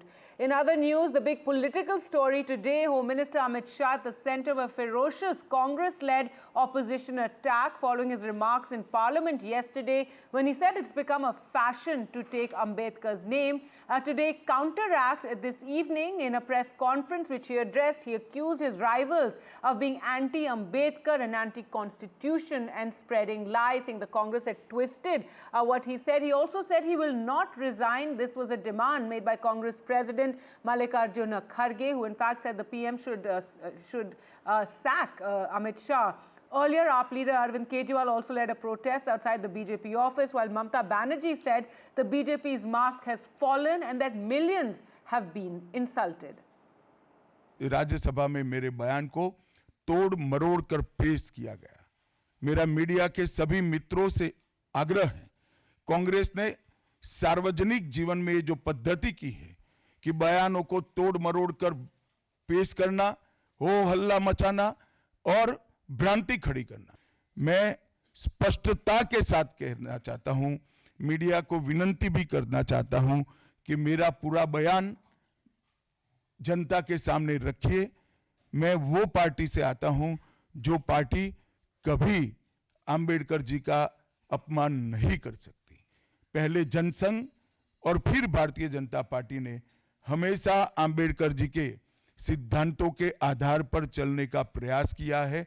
जब जब Bharatiya Janata party शासन में रही, अंबेडकर जी के सिद्धांतों का हमने प्रसार किया है। आरक्षण को और मजबूत करने का काम भारतीय जनता पार्टी ने किया है। In fact, the Prime Minister led the defense of Home Minister Amit Shah, where he posted on social media a series of posts where he said the Congress tried to obliterate Ambedkar's legacy. Congress can't hide its misdeeds. Also, the Congress gravely mistaken, and the Congress in fact denied a Bharat Ratna to Ambedkar and did nothing to empower SC/STs. So the Prime Minister really leading that defense. Let's take a look at what was said by the government and the opposition today on this massive row. Congress party माफी मांगना चाहे देश को। अंबेडकर दोबारा चुन करके इस सदन में आना चाहता था, कांग्रेस ने आने नहीं दिया, दोबारा हराया, तब से बाबा साहब चुनाव को छोड़ना पड़ा। उसके बाद 1956 में बाबा साहब भीमराव अंबेडकर का परिनिर्वाण होने के बाद कांग्रेस पार्टी ने 1990 तक बाबा साहब को भारत रत्न का अवार्ड देने से भी इनकार किया। इन्होंने कांग्रेस पार्टी ने हमेशा बाबा साहब का अपमान किया है। जब बाबा साहब जिंदा थे तो उनका तिरस्कार किया है। इन्होंने तो कांग्रेस पार्टी ने तो अपने ऑफिस में बाबा साहब का फोटो लगाने के लिए भी मना कर दिया था। ये तो बाबा साहब का अपमान करने वाले लोग हैं और हम बाबा साहब का सम्मान करने वाले लोग हैं। ये कॉन्स्टिट्यूशन के खिलाफ है। ये इन्होंने कहा, ये पहले ही कह रहे थे कि कॉन्स्टिट्यूशन को हम चेंज करेंगे। ये इसके खिलाफ हैं, अंबेडकर जी के खिलाफ हैं, उनकी विचारधारा के खिलाफ हैं। इनका पूरा का पूरा काम अंबेडकर जी ने जो किया और जो कॉन्स्टिट्यूशन है उसको ख़त्म करने का है। नया मुद्दा लेके नहीं आए। जो मुद्दा यहाँ पर अमित शाह ने उठाकर डिस्कशन में वो लाए थे, उन्होंने ये कहा था कि अंबेडकर का इतना आप लोग उठ के बोलते हो, अगर यही उनका मजाक उड़ाया आपने, इसीलिए इन्होंने बाबा साहब अंबेडकर का अपमान किया। ये जो अपमान अंबेडकर का किया है वो कभी हम सहन नहीं करेंगे, करने नहीं। ये दलित विरोधी सरकार है। भी करोड़ों लोगों की भावनाओं को आहत किया है अमित शाह जी ने। लेकिन आज जिस तरह से प्रधानमंत्री जी अमित शाह जी के समर्थन में उतर आए, उससे ऐसा लगता है कि जो कल अमित शाह जी ने कहा था वो भारतीय जनता पार्टी की एक सोची हुई रणनीति थी, जिसके तहत संसद में बाबा साहब अंबेडकर का अपमान किया गया। हम इसकी कड़ी शब्दों में निंदा करते हैं। बीजेपी के जितने समर्थक हैं उनको तय करना पड़ेगा, उनको चुनना पड़ेगा, या तो वो बीजेपी के साथ हैं या बाबा साहब अंबेडकर के साथ हैं। आप दोनों के साथ नहीं हो सकते। आप होते कौन हो? अंबेडकर जी ने जो एक व्यक्ति ऐसी है, किसी पक्ष की सीमा उनको लागू नहीं होती। हर एक के दिल में महामानव डॉक्टर बाबा साहेब अंबेडकर जी के लिए एक स्थान है, और जिन्होंने संविधान हमें दिया, उनका अपमान जिस तरीके से भाजपा कर रही है वो हमें तो मंजूर नहीं है। Well, let's go across to Maria now for more. And Maria, this has become a massive controversy with the opposition, attacking the Home Minister, so much so that he came out and addressed a press conference, a very combative Amit Shah, who said he would not resign and said that the Congress is the one who's twisting his words. Yes, that's right. And Prime Minister had also come out in defense of Home Minister Amit Shah. Today, the entire government, Parliamentary Affairs Minister and other senior leaders clarified on the floor of the House as well that if it is any party which is about living the spirit of what Baba Saheb Ambedkar said in the Constitution. He was the drafter of the Constitution. It is the BJP which has also protected his legacy. So when it comes to the following the principles, it is the BJP which has done that. This has become a major talking point. This has become a major, political war of words playing out now, which has led to the entire India bloc come together against the BJP. What we had seen in recent days on multiple issues, the India bloc was speaking in multiple voices. While the Congress was speaking on a certain set of issues, we had heard from the Samajwadi Party and also the Trinamool Congress, they wanted to raise very state-specific issues. So the India bloc's divisions or breaking of ranks, as we have been saying, actually was playing out in full public view. And what was clear was that the index of opposition unity was at an all-time low. Now again we are seeing this issue of what Mr. Shah had essentially said, and as if you look at the entire statement, it was a 85-minute long speech, one of the finest that you would have heard in Indian political history and parliamentary democracy. His point was that using the phrase of using Bhimrao Ambedkar has become almost like a fashion for the Congress party, but when it comes to the real idea of what he believed in, it was being followed by the BJP. So I think, now that we are seeing that the entire opposition has united, and we have seen the defense come in from Home Minister Amit Shah himself, who held the press conference at the BJP headquarters, and before that, Prime Minister putting out 6 tweets on X and explaining the position of his government. Whether the issue will be put to rest, it's highly unlikely. 2 more days of the parliament session, which is left of the winter session, we can continue to expect some more fireworks even tomorrow. Right, Maria, thanks so much for joining us with those details. Now, a day after the One Nation, One Poll bill was introduced in Lok Sabha, now the Joint Parliamentary Committee that will scrutinize all aspects of it is taking shape, and Congress MPs and first-time MP Priyanka Gandhi Vadra is expected there, including also Congress leader Manish Tiwari, Sukhdev Bhagat, Randeep Surjewala, from the Trinamool Congress, Kalyan Banerjee and Rajya Sabha member Saket Gokhale are likely to figure, and from the NCP Supriya Sule, while from ally JDU Sanjay Jha will be in this committee. We're still awaiting the formal announcement. News now from Telangana, and even as the Telangana Anti-Corruption Bureau is filing a case against former Minister K.T. Rama Rao alleging irregularities in money transferred to the Formula E race organizers, the BRS working president has demanded a discussion on the issue in the assembly. Here's a report.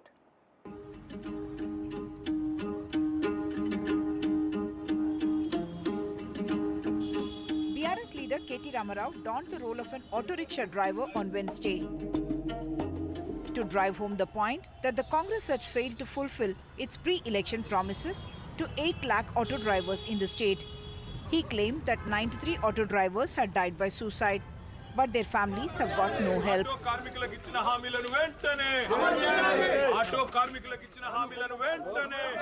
The BRS working president has also written an open letter to Chief Minister Revanth Reddy demanding a discussion on Formula E racing, claiming that the move to book a case against him is politically motivated. మొత్తం కలిపి పెట్టిన ఖర్చు 150 కోట్లు. కానీ హైదరాబాద్కు జరిగిన లాభం ఎంత అంటే ఇది నాది కాదు రిపోర్టు. నెల్సన్ అనే సంస్థ ఇండిపెండెంట్ సంస్థ. ఈ ఫార్ములా ఈ రేస్ కండక్ట్ చేయడం వల్ల హైదరాబాద్ ఈకోసిస్టమ్కి అయిన లాభం 700 కోట్లు అని వాళ్ళు రిపోర్ట్ ఇచ్చినారు. On Monday, the Telangana cabinet directed the chief secretary to instruct the Anti-Corruption Bureau to file a case against KTR, after the governor's nod to prosecute him. KTR is accused of giving oral instructions to transfer 55 crore rupees to Formula E organizers, bypassing the cabinet, issuing the order though assembly elections had already been announced, and making the payment in pounds without taking RBI permission. Soon after Revanth Reddy took over as Chief Minister, the Congress government unilaterally cancelled the conduct of Formula E racing event in Hyderabad. Senior IAS officer Arvind Kumar told investigators that 55 crore rupees had been transferred on the oral instructions of the then Municipal Administration Minister. KTR has admitted to that, but said that he had done it in the larger interest of Telangana and Grand Hyderabad. In Hyderabad, with camera person Nagaraju, Uma Sudhir, NDTV. Chinese Vice President Han Zheng met with Ajit Doval, India's national security advisor, also special representative for the India-China boundary question. This was in Beijing. After the meeting, Doval said resumption of the meeting between the special representatives of both countries for the boundary question after an interval of 5 years is an important move and is of great significance for advancing bilateral relations. He also said India is willing to strengthen strategic communication with China, expand mutually beneficial cooperation as well. To talk more about this, we're now joined by Shamim Zakaria, joining us from Beijing, and very positive and encouraging statements being made on both sides, and this whole development has been extremely positive. Yeah, exactly. And this is a very important development, especially it comes after India and China both reached an agreement after at the BRICS Kazan summit. And this particular meeting between Indian National Security Advisor Ajit Doval is particularly important also because this year, particularly 2024, marks the 75th anniversary of diplomatic relations between China and India. So if you look at the Chinese side, they have emphasized that there is a need to implement the key agreements that have been reached between the two nations. And also please remember that the Indian National Security Advisor also met with the Chinese Foreign Minister Wang Yi, as well as the Chinese Vice President Han Zheng. So this is definitely a key development in both, in the bilateral relations. If you look at the Chinese statements, definitely you can see that they are very keen on maintaining, high-level exchange, at the same time building political trust, because this meeting comes after a gap of almost 5 years. So there was definitely a trust deficit. But after this, gradual resumption of institutional dialogues and cooperation, so probably we'll see, more positive developments coming in areas like economy, trade, as well as culture, and that will definitely lead to stabilization of relations between both the nations. All right, thanks so much, Shamim Zakaria, for speaking to us. So a big positive development there, very encouraging, between India and China. Now, some cricket news, and the big news of the day: Indian cricket team spinner R. Ashwin announced his retirement from international cricket following the third test match against Australia in Brisbane. Ashwin made the announcement in the post-match press conference along with skipper Rohit Sharma after the game ended in a draw. This will be my last day as an Indian cricketer in all formats at the international level. I do feel there's a bit of punch left in me as a cricketer, but I would like to expose and probably showcase that in club level cricket, but this will be the last day. And with that, veteran spinner Ravichandran Ashwin decided to call time on his 14-year-long illustrious career.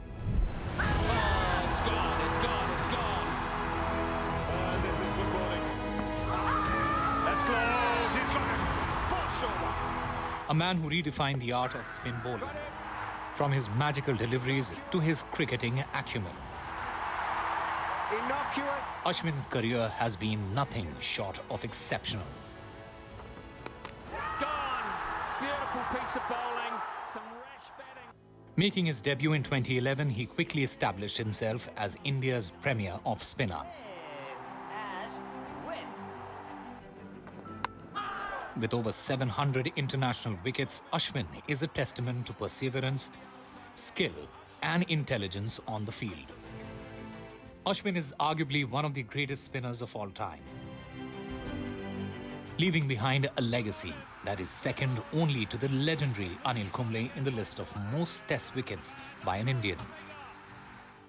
Besides being the bowler he was, Ashwin has scored over 3,500 runs and has 6 test centuries to his name.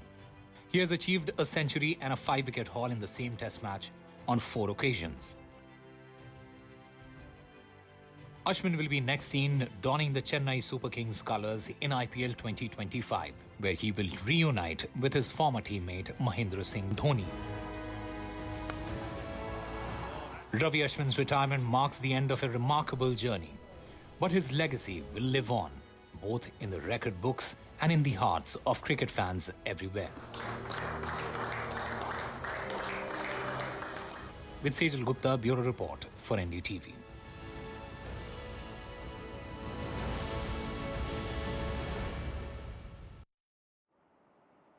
And now we have with us a world chess champion, D. Gukesh. Congratulations, Gukesh, and thank you so much for speaking to NDTV. We want to talk to you first about that winning moment. We saw you got very emotional. Tell us how you were feeling at the time. Quite exciting and emotional. I did not expect to win that game, and yeah, when it happened, I got my emotions to full. Right. Well, you said you didn't expect to win the game. So how did you manage the stress? Your opponent won the first and 12th round. You won 3rd, 11th, 14th. Tell us which round was the most difficult. Yeah, I did not expect to win that final game because the position was heading towards it. And I thought I'll just keep pushing. I'll just keep trying to win. But like objectively, it should end in a draw. But when he made a mistake, it was quite a nice moment. And the most difficult game for me was to handle, I think, after the losses after game 1 and game 12. But all those three nice wins were quite nice. Now, chess is a mind game. For the youth who are watching right now, just tell us how important it is to maintain calm and be in control of the game. Yeah, it's not an easy job to maintain your composure throughout the games and the tournament. And yeah, I just try my best. I do some yoga and meditation, which really helps me a lot. And I think with some experience and with some mental toughness, I'm able to handle these emotions quite well. It's not easy, but with some experiences, some good habits, I think it's very much possible. All right, now, so yoga and meditation. Now, during the game, we saw you were also closing your eyes, trying to maintain calm. Tell us a bit about your mind functions that time. How do you think it pressurizes your opponent?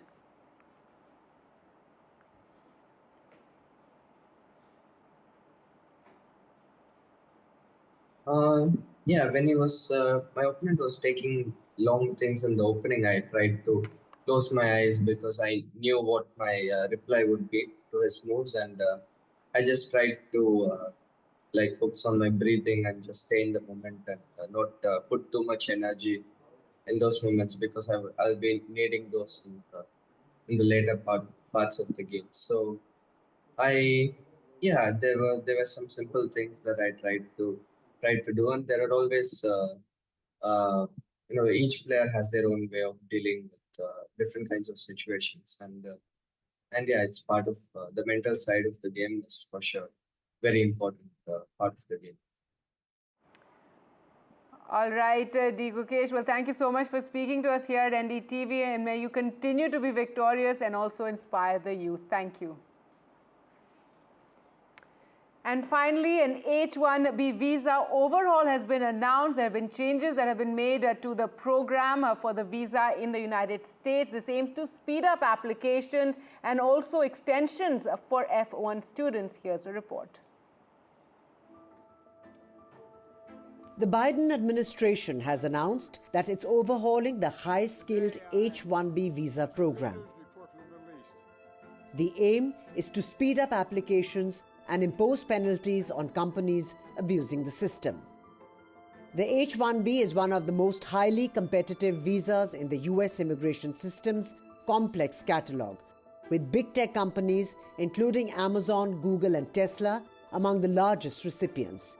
In 2024, over 85,000 were approved, but over 400,000 applications were received. The new H-1B rule is attempting to modernize the program while bolstering enforcement.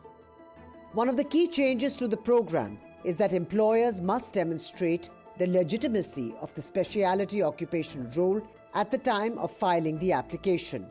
On the other hand, non-profits and governmental research entities conducting research as a fundamental activity now qualify for H-1B cap exemptions. Lastly, there's a big relief for students, as there will be automatic extensions for F1 students transitioning to H-1B. This is to prevent disruptions to the employment status until April 1st of the fiscal year.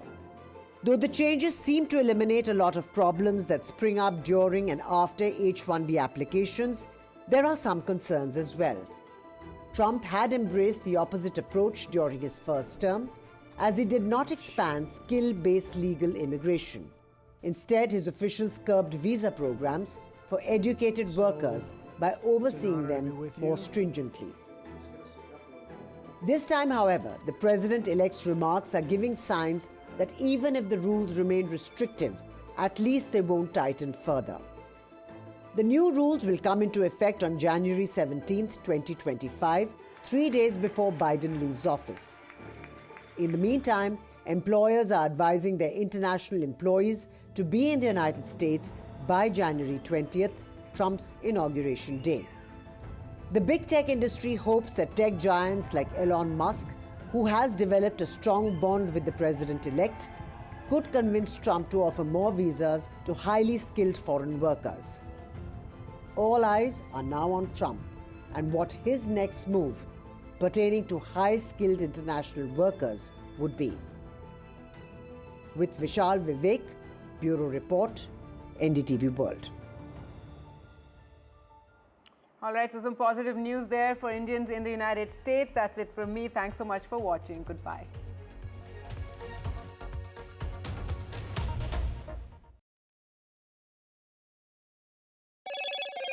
Hello, Moto.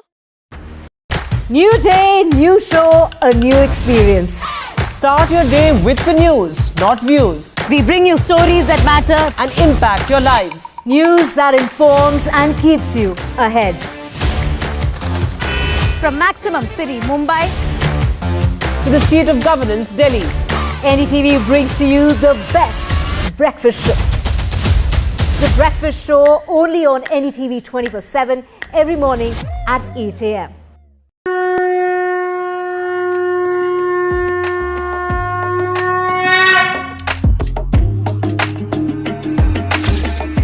Mahakumbh, the festival of faith, the world's biggest spiritual festival, the divine dip at the spiritual Sangam, a sacred confluence of faith, culture and heritage. NDTV's mega coverage of the Mega Fest. NDTV at Mahakumbh 2025.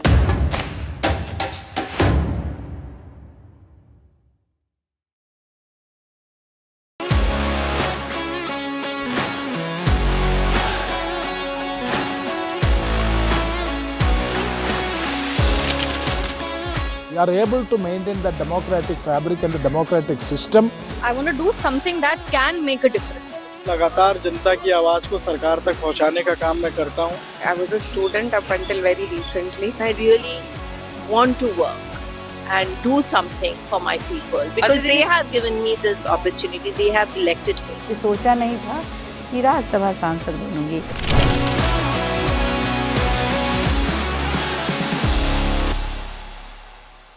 In today's interconnected world, India's voice is more crucial than ever. When India speaks, the world listens. At NDTV World, we are that voice, bringing you intelligent and insightful news from India and beyond. From geopolitics and diplomacy to economic shifts, migrations, tech disruptions, and the stories of our diaspora. We cover the news that shapes our global future. NDTV World, your new home for global news is here.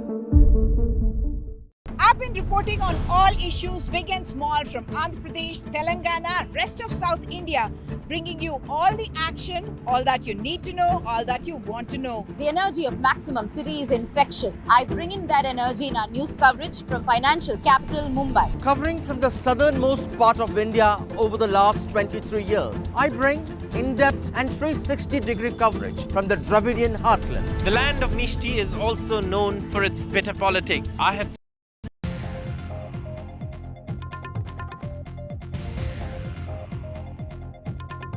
Hello everyone, this is The Last Word and I'm Maria Shakila. Showdown in Parliament like no other. Our united opposition put Union Home Minister Amit Shah under fire for his comment on Baba Sahib Ambedkar during his reply in the Rajya Sabha. From Rajya Sabha, Leader of Opposition Mallikarjun Kharge to Shiv Sena UBT Chief Uddhav Thackeray, the opposition upped the ante, calling the BJP casteist and anti-Dalit. The Congress even demanded Home Minister Amit Shah's resignation and protested outside the Parliament.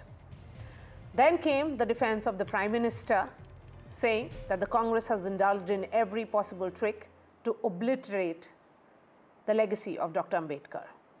In the evening, Home Minister Amit Shah also held a press conference and rebutted Mr. Kharge's demands for his sacking, saying the Congress will sit in opposition for more than a decade.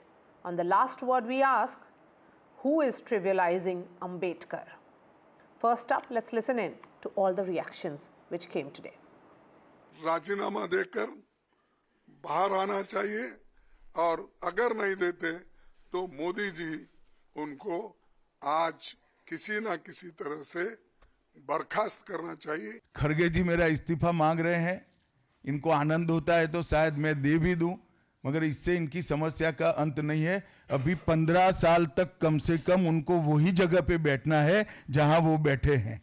खड़गे साहब, मेरे इस्तीफे से आपकी दाल नहीं गलने वाली है। कांग्रेस पार्टी ने हमेशा बाबा साहब का अपमान किया है। जब बाबा साहब जिंदा थे तो उनका तिरस्कार किया है। इन्होंने तो कांग्रेस पार्टी ने तो अपने ऑफिस में बाबा साहब का फोटो लगाने के लिए भी मना कर दिया था। बाबा साहब के और दो बार चुनाव हराया लोकसभा का। ये तो बाबा साहब का अपमान करने वाले लोग हैं। ये कॉन्स्टिट्यूशन के खिलाफ है। ये इन्होंने कहा, ये पहले ही कह रहे थे कि कॉन्स्टिट्यूशन को हम चेंज करेंगे। ये इसके खिलाफ हैं, अंबेडकर जी के खिलाफ हैं, उनकी विचारधारा के खिलाफ हैं। इनका पूरा का पूरा काम अंबेडकर जी ने जो किया और जो कॉन्स्टिट्यूशन है उसको ख़त्म करने का है। ये अब फैशन हुई है। इतने बार अगर आप भगवान का नाम लेते तो शायद 7 जन्म में आपको स्वर्ग में स्थान मिल जाता। आप होते कौन हो? अंबेडकर जी ने जो एक व्यक्ति ऐसी है, किसी पक्ष की सीमा उनको लागू नहीं होती। हर एक के दिल में महामानव डॉक्टर बाबा साहेब अंबेडकर जी के लिए एक स्थान है। एक पॉलिटिकल ड्रामा है, वो अपने और में जो स्पॉटलाइट हुआ है कॉन्स्टिट्यूशनल स्पीच, कॉन्स्टिट्यूशनल डिबेट के दौरान, उससे किसी तरह भी लोगों को डिस्ट्रैक्ट करना चाहते हैं। और ये एक पॉलिटिकल ड्रामा है, सिर्फ एक पॉलिटिकल ड्रामा है। And let me bring in my guests now. Shazia Ilmi, spokesperson of the BJP, joins me. We have Sanjay Jha, political analyst, Nirja Chaudhary, senior journalist, and Anadurai Sarvanan is spokesperson of the DMK. Before I bring in politicians, I want to understand from you, Nirja Chaudhary. 85-minute long speech of Home Minister, one of the finest, I would say, in India's parliamentary democracy history. And here it is being caught in this unnecessary political crossfire of sorts over something which was said, of course, it is being seen as being taken out of context. There's no denying on that. Yeah, there are two things here. One, of course, what he said and what is being projected from what I also remember, that he said it's become fashion to say Ambedkar, Ambedkar, Ambedkar, whereas the other side is saying Ambedkar is the fashion. There's a difference between the two, to be fair to Mr. Amit Shah. That's not the way he said it. But, the underlying this whole controversy, which has become very unpleasant, ugly, and should not happen, is the importance of the Dalit factor, the importance of BR Ambedkar in the lives of Dalits, and it is almost godlike, it's iconic. I mean, we've known it's iconic, but, I was in Bombay, I'll just tell you this, on the 6th of December, when Baba Saheb's, BR Ambedkar's Punyatithi, and to see the lakhs of people who came from all over Maharashtra, I myself tracked 6-7 kilometers of lines of people who'd been waiting there since the morning and going to his samadhi near Shivaji Park. If you talk to them, the way they spoke about him, a young woman who said, it's Baba Saheb Ambedkar who's made it possible for me to give 500 rupees and do my schooling instead of having to pay 1 lakh. Another said, I want to be a vakil, like a lawyer, like Baba Saheb Ambedkar, and do for my community what he did, and so on. The aspirational revolution among young educated Dalits, which was visible there. So this is a very potent force in the country today. And the Dalits swung to the opposition and the Congress during the Lok Sabha election. That's why the Congress got 99 seats. They felt that the constitution might be changed with this 400 plus slogan. And to retain that Dalit support, both sides want to do it. So the importance of the Dalit factor, the educated young Dalit, and the place of Baba Saheb Ambedkar in their lives and in now today's the country's life. This is what we are seeing played out. Why it's become so contentious between the two sides. Yes. So now come in Sanjay Jha before I bring in Shazia Ilmi. What Prime Minister says is that it is this government which has tirelessly worked to fulfill the vision of Dr. Baba Saheb Ambedkar over the last decade. And he has talked about multiple instances and has said that even the strengthening of SC/ST Act was done by his government. So here is the government which believes in walking the talk. Then what exactly is the Congress party talking about here? Maria, I think the Prime Minister characteristically has indulged in very disingenuous statements. Let me start by first disagreeing with you that I don't think Mr. Shah's speech is one of the greatest or the finest in India's parliamentary history. And I don't agree with my friend Nirja either that this discussion is rather synthetic or cosmetic at all. On the contrary, I feel that whatever his intent, we are all, seasoned adults here. We watch television, we follow political conversations. The manner in which Mr. Ambedkar's name was mentioned, Dr. Ambedkar's name was mentioned, was definitely disparaging. And I think the larger issue here is that the BJP suffers from a pathological inferiority complex. And the reason behind that is they had no contribution to do in India's freedom struggle, and they had nothing to do with the framing of the constitution. Why is it that repeatedly, from Mahatma Gandhi to Pandit Nehru, and all kinds of differences are alluded when there were none? And if they had differences, they were done in a very mature, and it is pretty normal to have political differences. And the reason why Dr. Ambedkar name has got dragged into this entire controversy is because the BJP ridiculizes or trivializes all our historical icons periodically because they do not have an understanding of India's political history. The second point cannot be ignored, that end of day for the BJP, the entire politics of the Adivasis or Dalits is based on symbolism.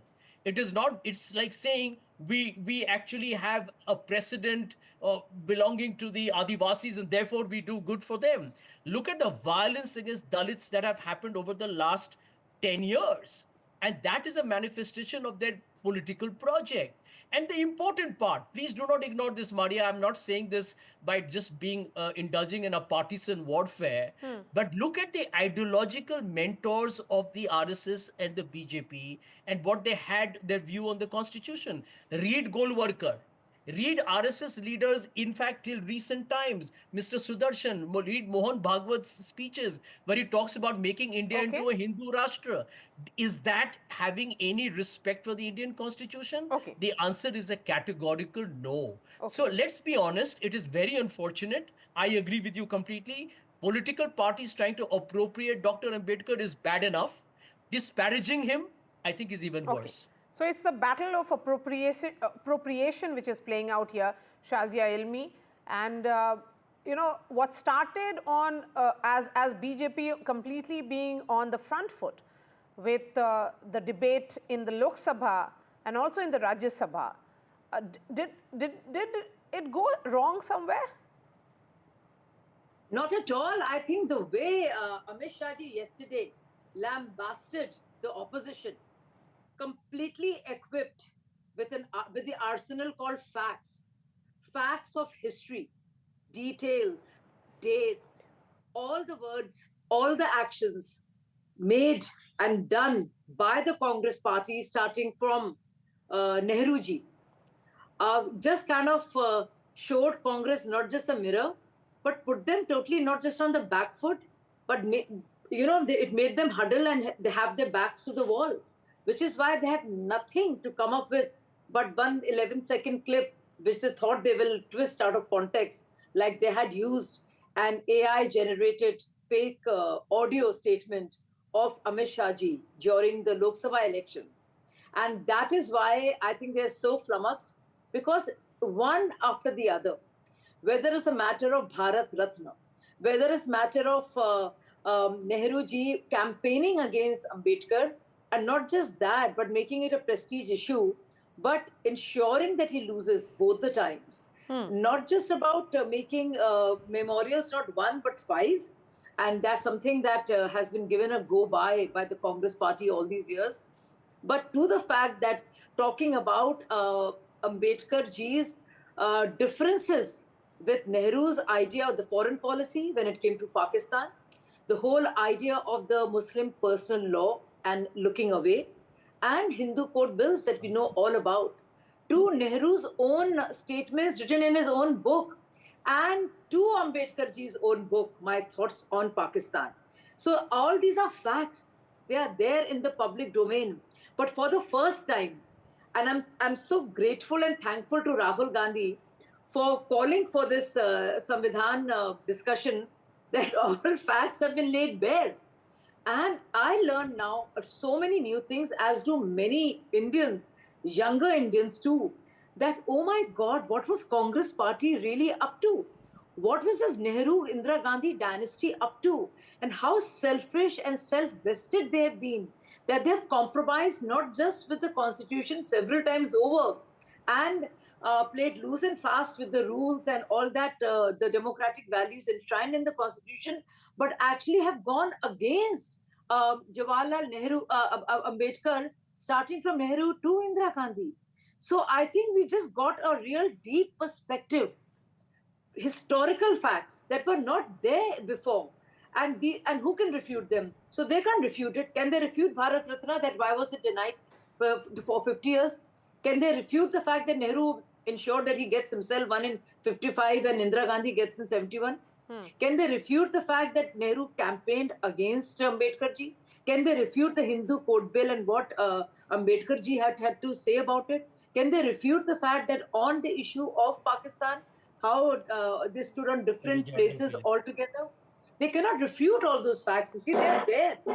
So, and also Nehruji's views after Ambedkar ji left, and left with a lot of remorse and anger. Those are facts. Essentially, the argument here is that when it comes to facts, the opposition has no points, and hence they are looking at a small part of that entire 185-minute long speech. That is the charge that is coming against you, Sarvanana Durai. Will you respond to that?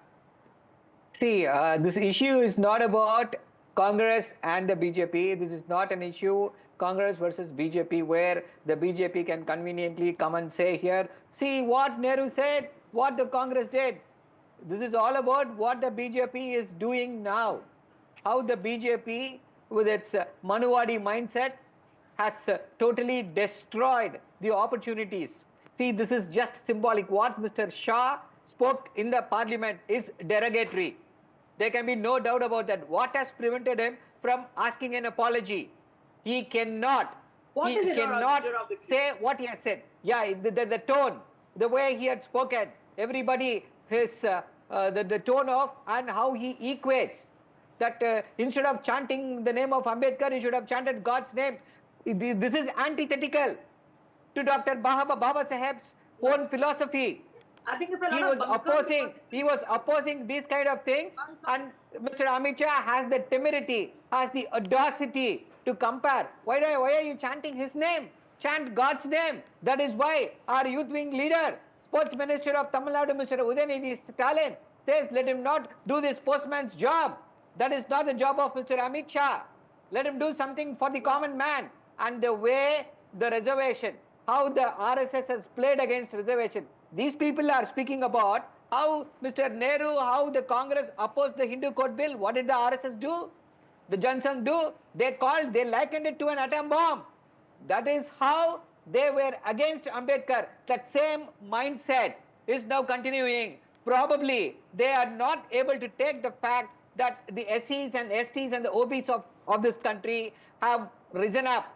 They have understood the evil designs of the Hindutva peddled by the BJP. That is why that their anger is now pouring out, openly pouring out. Mr. Amit Shah should apologize.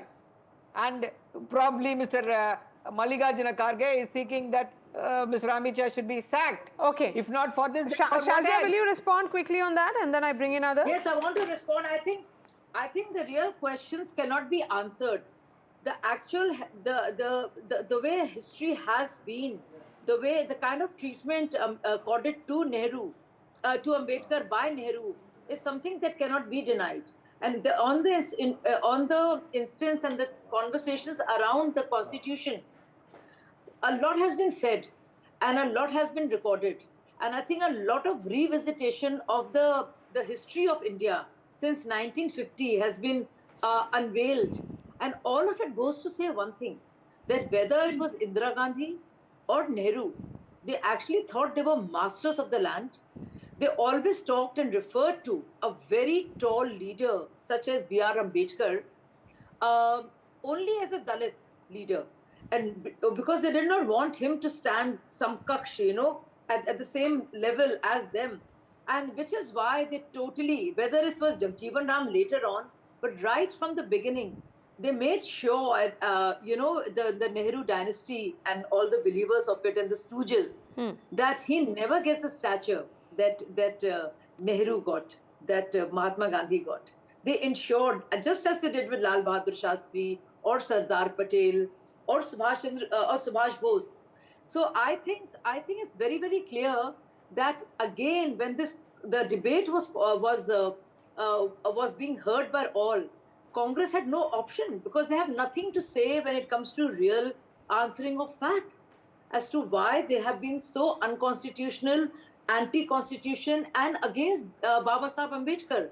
They actually worked against what Baba Ambedkar stood for. Look at the example, UCC, enshrined in directive principles. Yeah, can I come in? Waqf is not. Yeah, Maria, can I come in? Waqf is not. But but where UCC is concerned, they resisted. At that point of time, Muslim personal law could have been codified, but they did not do that. But it was Hindu code bill that they fought on. And yes, and Ambedkar, when the fourth bill came, he refused to be a part of it. And they did, and he was against the anti-reform stance of Nehru. So those are very real things that have happened. Go ahead. No, Congress has a lot to answer for. Yes. All this bunkum about some words. Maria, see the RSS burnt RSS. बोलते रहते हैं अगर भगवान का नाम इतना लिया हो जाता तो अब स्वर्ग पहुंच जाते. Can I come in, Maria? I don't understand. You had spoken enough. Yes, go ahead. Go ahead. See the RSS burnt the effigies of Pandit Jawaharlal Nehru and Dr. Ambedkar on what? On the Hindu code as bill. well as Nehru's. So because their anti-Dalit mindset is continuing even now. If you look at the appointments, see, for a small example, I will point out the appointments. From 2018 to 2024, 600 High Court judges have been appointed. How many SC/STs were appointed? Is this the idea of the BJP of social justice? If there is one party which is against social justice, which is against empowering the SC and STs, which is the dream of Dr. Ambedkar, that is the BJP party. Every possible opportunity, they are oppressed. For everything, we have to approach the courts, we have to fight them for reservation. We'll have to do that. Why the BJP is opposed to caste census? Why are they not doing that? Why are you If we opposed do to the caste census? Why didn't you reveal We it are when not the opposing. Karnataka We want a caste census to happen. What happened to you? We want a caste What census to happened to happen you? so Why that was the the SC SC/STs, only by their the true BJP? representation Why in the was there a population will be why was there reflected an OBC commission done and the only by the reservation BJP? could be You are improved. insulting See, this is not just about, this is not just, see, look at that, look at that intolerant mindset of the BJP. They are not able to answer, they are not able to take the criticism put out by me. They are started heckling me. Imagine, you don't have 400 seats. You don't have 400 seats. You are just 240. So shut up and listen to what we are saying. Talk properly. See, no, shut we up. want caste census. Why do we want caste census? Because it is the present reservation which is capped at Okay, you have to be careful with your language. You have to be careful with your language, Sharvana, and that's not how debates happen. So please apologize. We will not go further with this. That's inappropriate. That's completely unacceptable. What is inappropriate? What is inappropriate? No, Shouting you cannot ask a fellow panelist to shut up. That's not allowed. That's not how I hold discussions. When I'm not given an opportunity, when I'm speaking, no matter what, you will not speak that way on my show. Let's bring it. Let's have Neerja Chaudhary on the show now. Let's have Neerja Chaudhary on the screen. Neerja Chaudhary. Neerja Chaudhary, my question here is that there was this sense certainly that the BJP and the Treasury benches, given the quality of arguments that they had put forth, it starts with Rajnath Singh, then ends with Prime Minister Modi in the Lok Sabha, it starts with Finance Minister Nirmala Sitharaman in the Rajya Sabha and ends with Home Minister Amit Shah. They had elevated the entire nature of discussion. The points being made by Home Minister Amit Shah in his 85 minutes long speech was that there were 77 amendments carried out by the Congress during its regime of 65 years. And then he made that made that comparison between the nature of these amendments and why he says that these were done for the interest of the Congress party and the Gandhi family, vis-a-vis the number of amendments that were carried out by his government, including 101st Amendment, which had to do with GST. So the nature of arguments certainly which were put forth by the BJP and the Treasury benches was solid. They had done full strong research, which that's how it came across. Do you think now there was that attempt to perhaps manage it somehow, and that is the reason why they got that opportunity with that, many say, as slip of tongue? I don't know, Maria, about this one, but I do know that what we did not get in the 2 days of the Constitution debate is a holistic picture. Of course, there is the dark side of Indira Gandhi and the emergency, and we'll take a long time to live that down. We all know how the Constitution was changed and the fundamental rights of citizens violated, press freedom, press censorship. We've lived through all that. But that is not the whole of Indira Gandhi either. It is Indira Gandhi, the creator of Bangladesh, Indira Gandhi, who helped bring about a green revolution, and many things like that. Privy purses, she abolished nationalization of banks, and so on and so forth.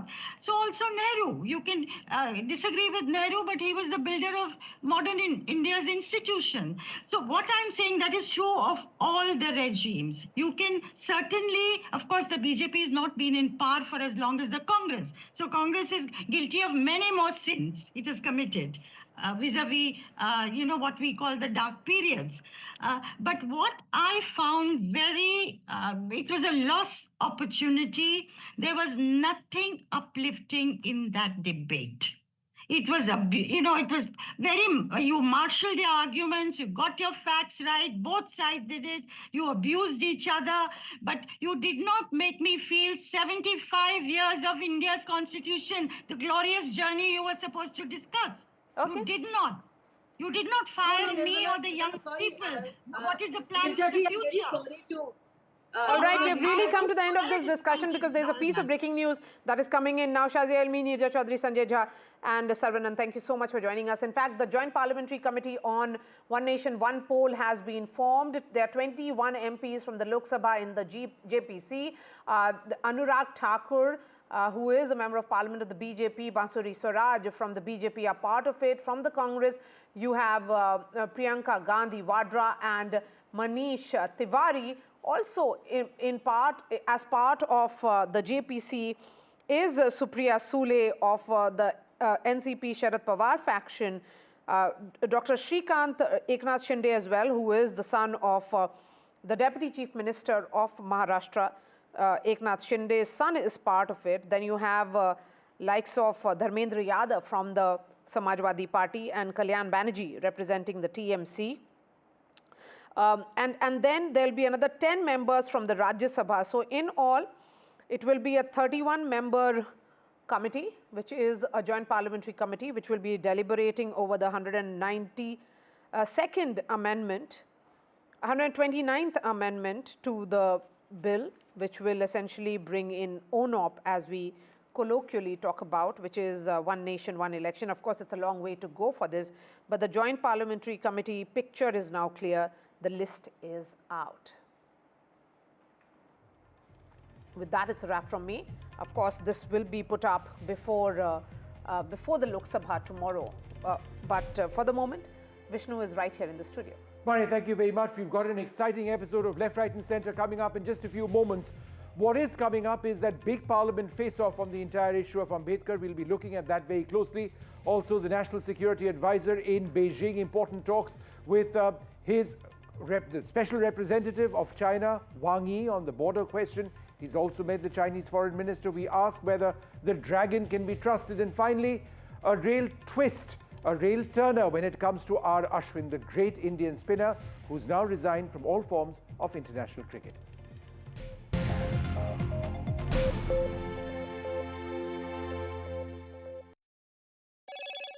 Hello, Moto.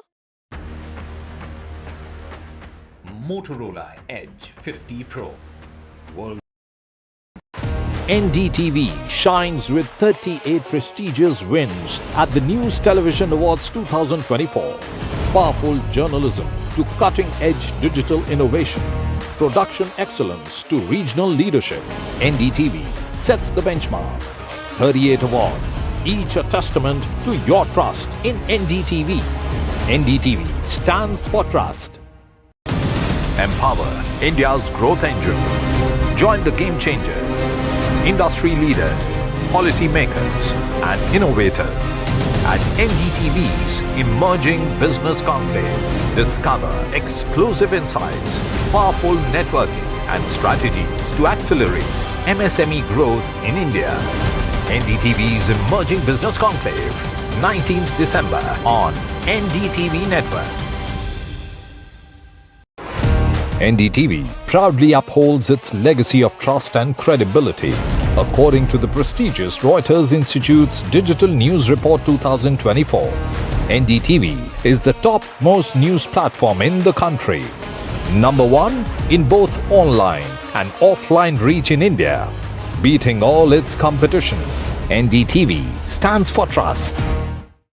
New day, new show, a new experience.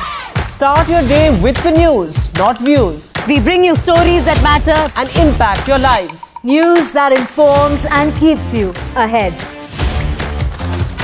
From Maximum City, Mumbai, to the seat of governance, Delhi, NDTV brings to you the best breakfast show.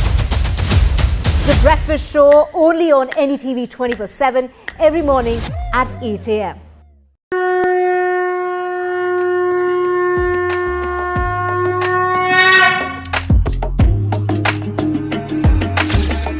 Mahakumbh, the festival of faith, the world's biggest spiritual festival, the divine dip at the spiritual Sangam,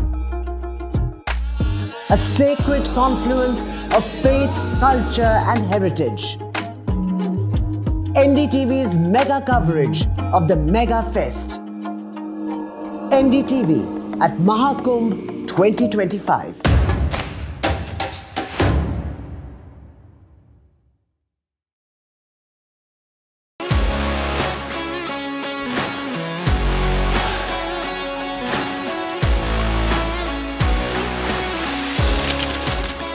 We are able to maintain the democratic fabric and the democratic system. I want to do something that can make a difference. लगातार जनता की आवाज को सरकार तक पहुंचाने का काम मैं करता हूं. I was a student up until very recently. I really want to work and do something for my people because they have given me this opportunity. They have elected me. सोचा नहीं था कि राज्यसभा सांसद बनूंगी.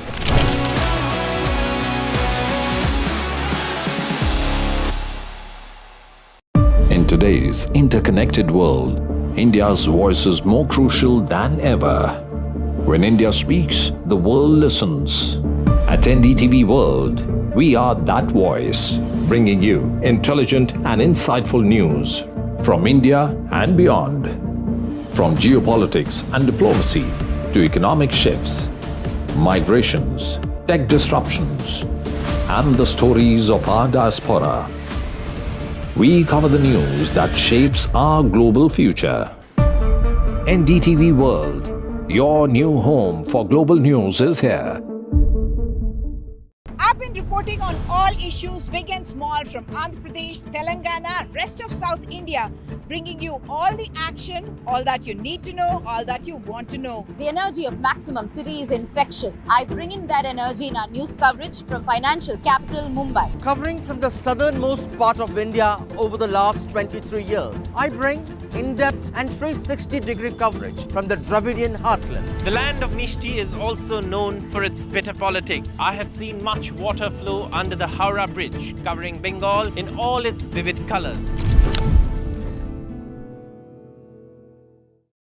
NDTV shines with 38 prestigious wins at the News Television Awards 2024. Powerful journalism to cutting-edge digital innovation. Production excellence to regional leadership. NDTV sets the benchmark. 38 awards, each a testament to your trust in NDTV. NDTV stands for trust. Empower India's growth engine. Join the game changers, industry leaders, policymakers, and innovators at NDTV's Emerging Business Conclave. Discover exclusive insights, powerful networking, and strategies to accelerate MSME growth in India. NDTV's Emerging Business Conclave, 19th December on NDTV Network. NDTV proudly upholds its legacy of trust and credibility. According to the prestigious Reuters Institute's Digital News Report 2024, NDTV is the topmost news platform in the country. Number one in both online and offline reach in India. Beating all its competition, NDTV stands for trust. New day, new show, a new experience. Start your day with the news, not views. We bring you stories that matter and impact your lives. News that informs and keeps you ahead. from Maximum City, Mumbai, to the seat of governance, Delhi. NDTV brings to you the best breakfast show. The breakfast show only on NDTV 24/7 every morning at 8 a.m.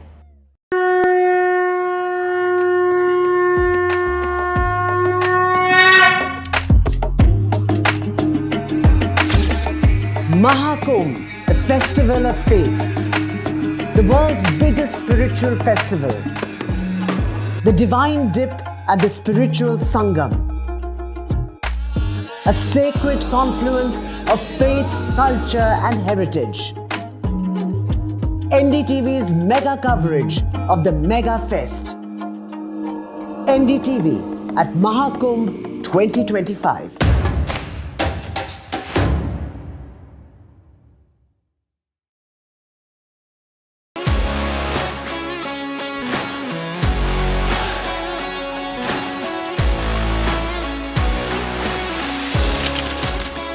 We are able to maintain the democratic fabric and the democratic system.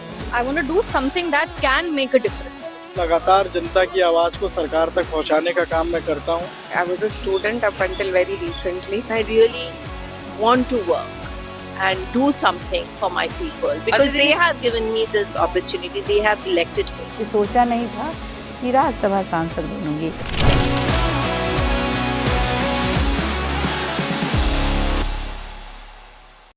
In today's interconnected world, India's voice is more crucial than ever. When India speaks, the world listens.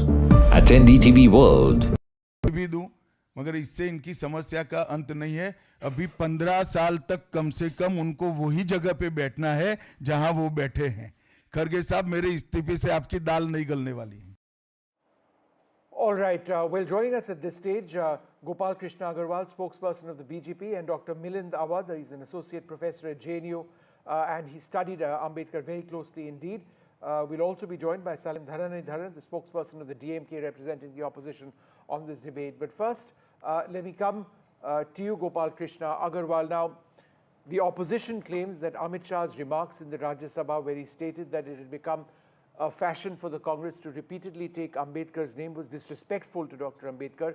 They argue that this comment belittles Ambedkar's monumental contributions to India's constitution and it undermines his legacy. How would you respond?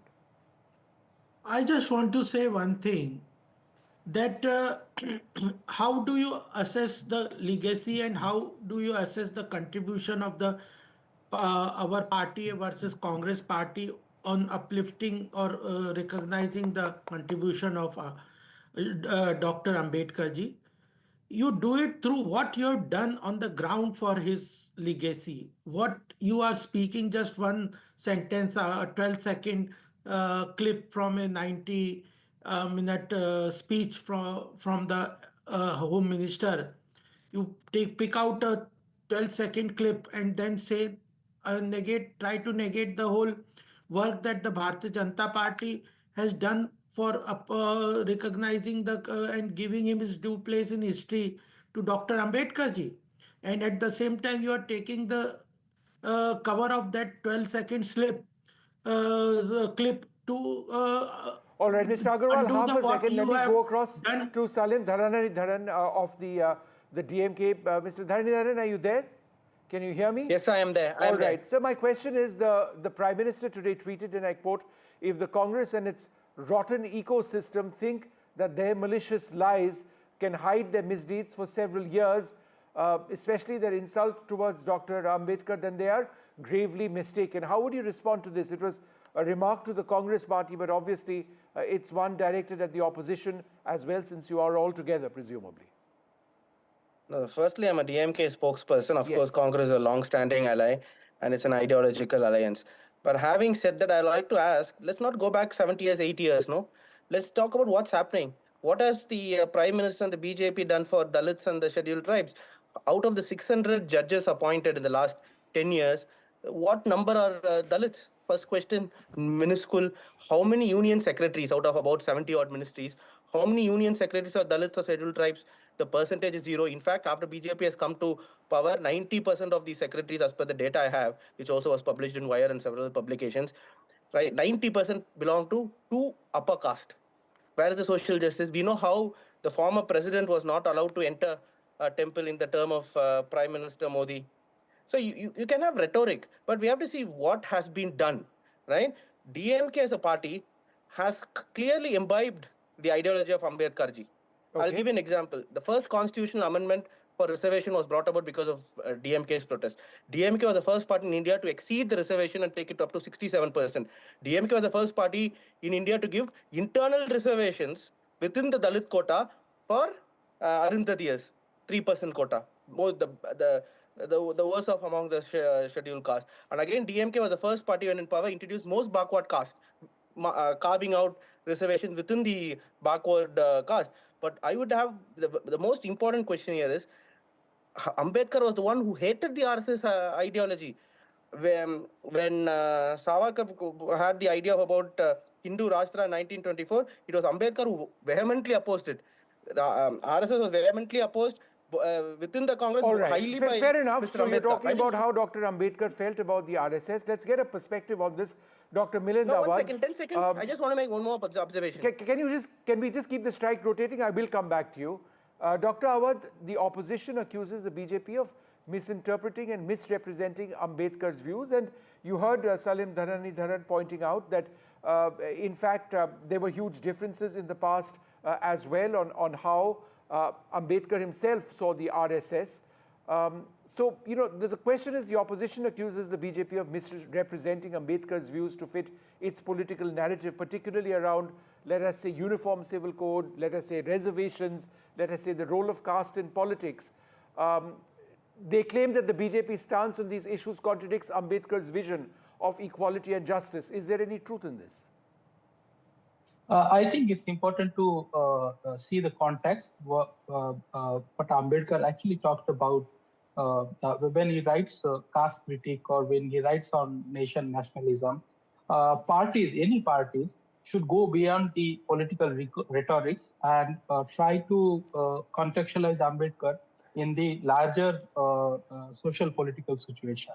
So Ambedkar, who is actually, as you rightly said, that his monumental contribution or his principal architect of Indian Constitution, wrote Constitution as well as his caste critiques provides the structural exclusion and structural composition of caste. So when we actually talk about the situation of SC, ST, OBCs and larger backward castes in India, we do see that still there is caste practice which is prevalent in touch and untouched. There is actually social exclusion which is visible in rural India, caste atrocities, and its statistics shows that there is actually caste brutalities which is taking place in this country. Democratic institutions and participation of SC, ST, OBCs in the democratic institutions is minimal. So I think it's important to see the the baseline issues that political parties are celebrating Ambedkar just for the sake of, you know, tokenism of politics of the time. Okay, I get your point. Let me go back to Salim Dharan, the BJP, now, you had a point to make, I interrupted you. You make that point, but my question is also this. BJP leaders point out that your alliance partner, the Congress, defeated Ambedkar in elections twice, suggesting a lack of support or respect for him when he lived. The narrative is used to argue that the Congress has no moral ground to claim the legacy of Ambedkar. Again, I know you don't speak for the Congress party, but you are part of the... This is all about claiming his legacy in a sense. So the question perhaps pertains to you as well. How would you respond? No, but one thing is for sure, right? The party that has stood completely opposite to the ideology of Ambedkar ji has been the BJP. He fought the organizations such as Hindu Mahasabha and RSS vehemently, like no one else. In fact, the father of the constitution is Ambedkar. Even the sitting vice president now, number 2, as per the parliament speech spoken by A. Raja, I would like to say that he has on record told that we want the constitution has be rewritten. We need to have a Hindu Rashtra in place. The RSS have time and again said this is not an Indian constitution, it's a Western constitution, right? Because the constitution speaks about equality and reservation. So what moral grounds do they have to speak about Ambedkar and speak about how Congress treated him? In fact, he was union minister, he was an integral part of the Congress. But the point is, what was his view on BJP, RSS and Hindu Mahasabha? That is the point we'll all have to note. And again, what has BJP done for the Hindus, the majority of the Hindus, right, backward caste, scheduled caste and scheduled tribe in the last 10.5 years? This is the point. You can have any rhetoric. I think BJP is extremely good when it comes to rhetoric. Prime Minister tries to go speak 2 words in Tamil in the parliament, sorry, in the UN. But what actually is done for Tamil? All right, okay, the 1 second. thing applies here. Gopal they speak Agarwal. about social justice. BJP does speak about social justice. All but right. what have they done for social justice? Okay. You've made that point. Mr. Agarwal, the Congress and members of the opposition counter the BJP's narrative. They claim that the Congress supported Ambedkar, for example, in various capacities, for example, his appointment to the Constituent Assembly as well. So again, in this entire battle, how would you respond to what Salim Dharan has to say about how there's been a disconnect between the BJP and Ambedkar in the past? I give you 2 important examples on this. There was OBC commission in the country formed earlier by Congress and their supported government. They did not give it a constitutional position. It was Modi ji, Bharatiya Janata Party government that gave a status of constitutional status to the OBC commission. They had been playing in the vote bank politics. What Ambedkar ji said that he was against the reservation for based on religion. What Congress is saying, they want a religion-based reservation. So the issue, and now you are talking about the Ambedkar ji being given to the made part of the Constitutional Assembly. Out of 296 members of the Constituent Assembly, initially Ambedkar ji was not made a member by Nehru and his colleagues. It was another party which gave his seat and asked Ambedkar ji to contest and on his part and then be part of that Constituent Assembly. So the thing is that when you are talking about constitution, it is well within the part of the ruling party or the parliament to amend it as per the requirement of the current situation. Requirement, the constitution can be amended, it has to be amended, it has to be changed according to the need of the hour.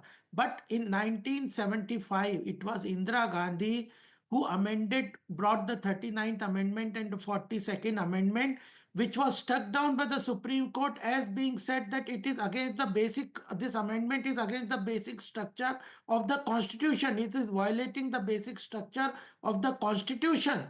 And it is just to save her own post as a prime ministership, these amendments were brought. So the issue is who did these things to the Constitution? Amendment, no problem. You did not recognize Ambedkar ji for so long. I understand what you're saying on amendments, but I think in terms of a debate on Ambedkar, if I can just go back to Dr. Awad, do you believe that this entire battle for usurping the legacy of Dr. Ambedkar is ultimately counterproductive to both parties? This is not necessarily something that translates into votes, or do you believe that politically this makes a difference to whichever side?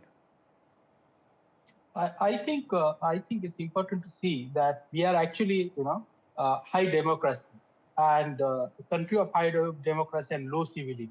So political parties are using Ambedkar for vote bank politics. But when it comes to their political agenda, when it comes to the practice of Ambedkar, when it comes to the issue of social justice, equality, dignity, self-respect, political parties has actually paralyzed the larger ideology of Ambedkar, and they have bent or they have used Ambedkar according to their larger, political agenda. Okay. So I think, yeah. So Salim Dharanidharan, the BJP argues that the opposition's newfound affection for Ambedkar is essentially a vote bank strategy, especially in states which have a significant Dalit population. The Prime Minister has stated publicly that the Congress's actions or the opposition's actions over the years sort of reveals a lack of respect for Ambedkar's principles that he is essentially used to get votes. How would you respond? Firstly, I'd like to clarify the BJP spokesman. He said that Ambedkar did not advocate reservation for people of other religion, not on religious lines. But I'd like to say 2024 is not same as 1950s. Reservation is given based on the current socio-economic status of groups. And if you look at the current socio-economic status, a minority group socio-economic level status is going down. That's the reason that we are advocating for the reservation. That's point number one. And point number two, a rhetoric will have to match with action, right? We have been rhetorically, we have embraced Ambedkar. But you come to Tamil Nadu and see, 1 in 4 Dalit entrepreneurs in India live in Tamil Nadu. Every scheme, we have made sure that Dalits and scheduled tribes benefit from it. Tamil Nadu is the only state in the India to have specific reservation for Dalits in the startup program, wherein 50 Dalit young entrepreneurs are given 1 crore to 10 crore each year for their startup. Why? Because we want equal opportunity. Has any other state done it? No. In fact, people of all castes could become priests in Tamil Nadu. Again, DMK government is the first government to do it in India, because to bring about equality for everyone. So we have not just spoken about Ambedkar ji rhetorically, but we also matched it with action. That's why the result is there for everyone to see. Even if you come to business or people working in white collar jobs, every caste groups in Tamil Nadu have done really well in proportion to their number of percentage. Salim, I'm just that is because of the policy matching this rhetoric. Entire controversy, it appears, might continue in Parliament. We'll leave it over there. I need to move on to another topic. The very important meeting of the National Security Advisor and the Chinese Foreign Minister is this time to think about restoring a true relationship with China. That's after the break. We've got the former Foreign Secretary Harsh Shringla with us. Do stay tuned. I've been reporting on all issues big and small from Andhra Pradesh, Telangana, rest of South India, bringing you all the action, all that you need to know, all that you want to know. The energy of Maximum City is infectious. I bring in that energy in our news coverage from financial capital Mumbai. Covering from the southernmost part of India over the last 23 years, I bring in-depth and 360-degree coverage from the Dravidian heartland. The land of Mishti is also known for its bitter politics. I have seen much water flow under the Howrah Bridge, covering Bengal in all its vivid colors. NDTV shines with 38 prestigious wins at the News Television Awards 2024. Powerful journalism to cutting-edge digital innovation. Production excellence to regional leadership. NDTV sets the benchmark. 38 awards, each a testament to your trust in NDTV. NDTV stands for trust. Empower India's growth engine. Join the game changers, industry leaders, policy makers and innovators at NDTV's Emerging Business Conclave. Discover exclusive insights, powerful networking and strategies to accelerate MSME growth in India. NDTV's Emerging Business Conclave, 19th December on NDTV Network. NDTV proudly upholds its legacy of trust and credibility. According to the prestigious Reuters Institute's Digital News Report 2024, NDTV is the top-most news platform in the country. Number 1 in both online and offline reach in India, beating all its competition. NDTV stands for trust. New day, new show, a new experience. Start your day with the news, not views. We bring you stories that matter and impact your lives. News that informs and keeps you ahead. From Maximum City, Mumbai, to the seat of governance, Delhi, NDTV brings to you the best breakfast show. The breakfast show only on NDTV 24/7 every morning at 8 a.m.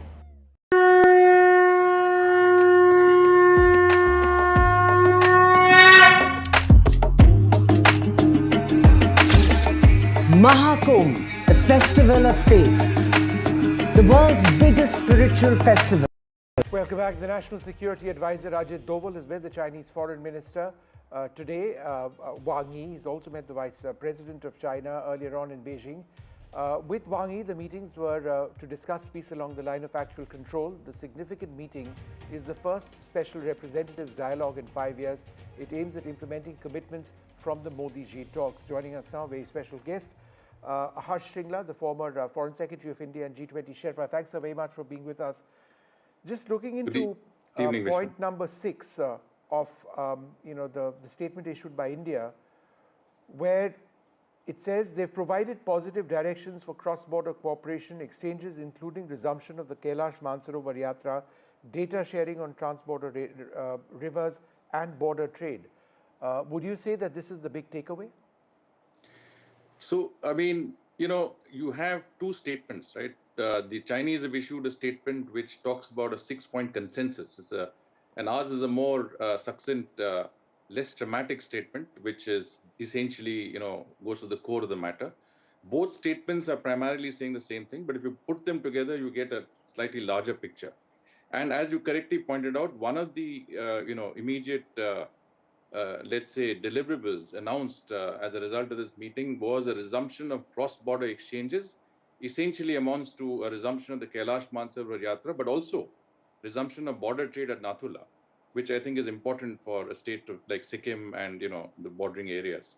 So there is a certain sort of announcement, but there is also an expectation that if the ground situation is kept under control and does not affect the border issue, then the process of normalization could go further. I mean, if you were to interpret it, I would say that, it's essentially more steps are on their way, provided things continue to go as they've been. And both sides acknowledge that so far, the steps taken in the western sector of the India-China border or border areas have been quite satisfactory, resulting in, I would say, patrolling and grazing, that was normal in those areas. I noticed there's no mention so far of a resumption of direct air services. That, I think some would have suggested, was a low-hanging fruit. Is that perhaps an indicator that, this is not really gone as far as some expected things to go? Or do you believe that this is as far as this round, at least, of special representative talks could have achieved?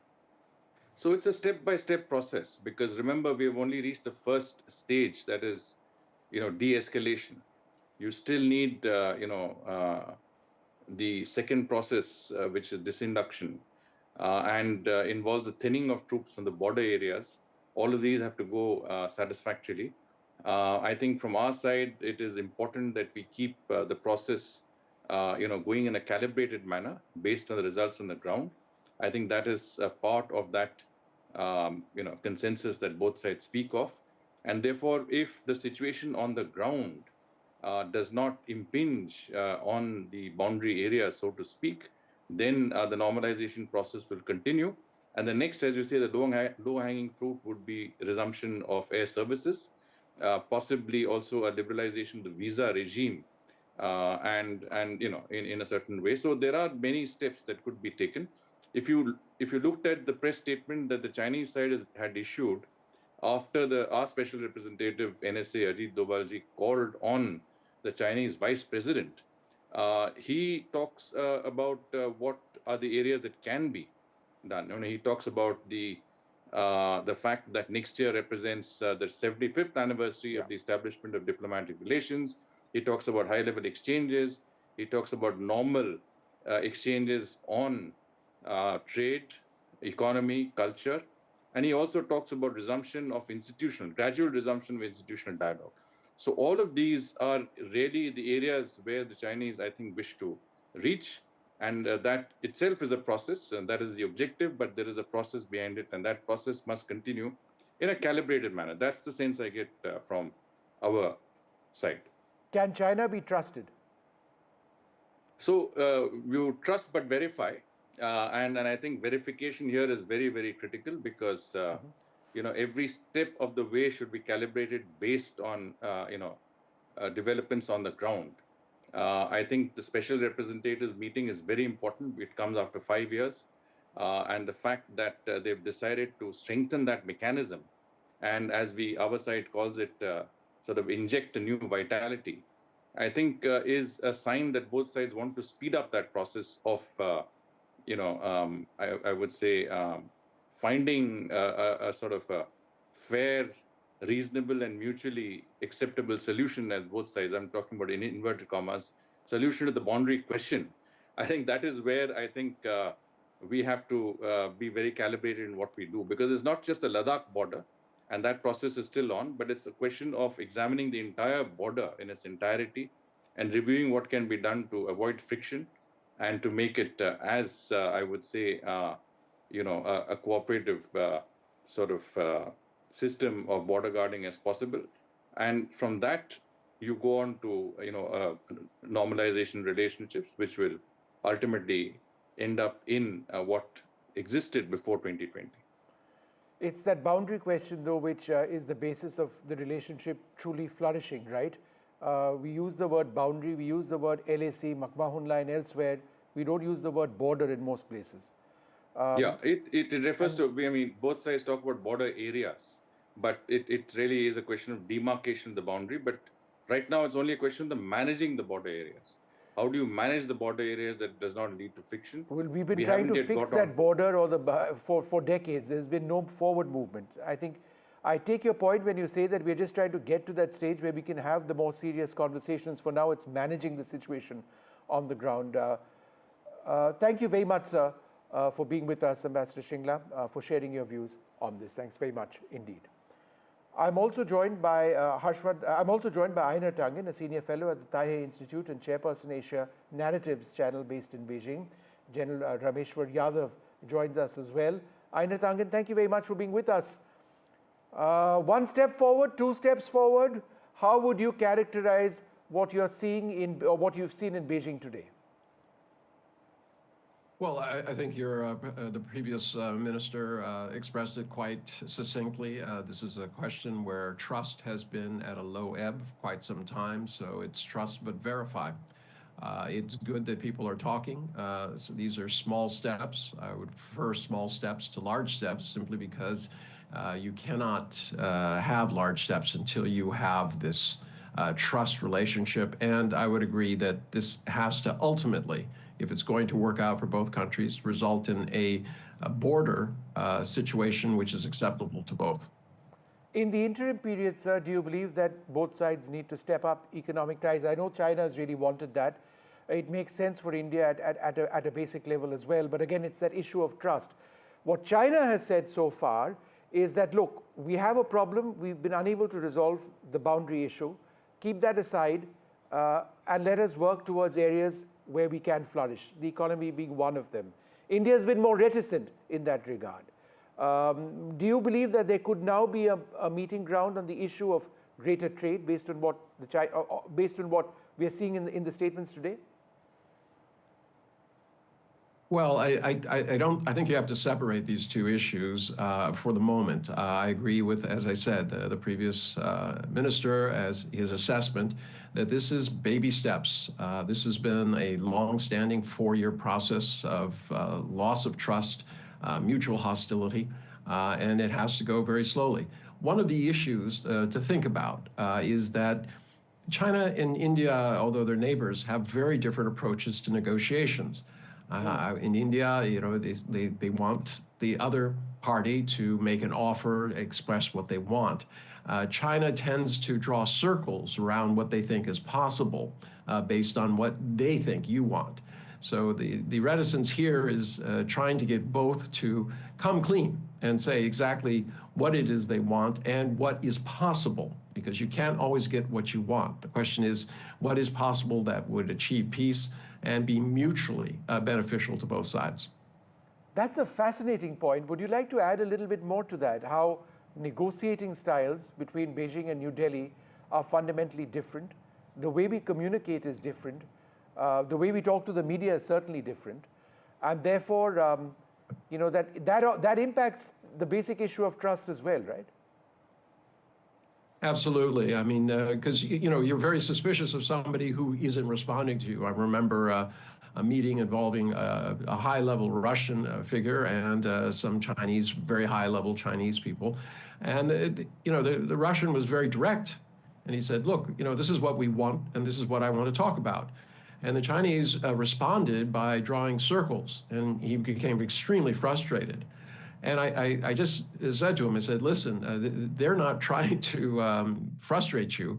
They're just trying to figure out exactly how what you want and what they want would somehow fit together.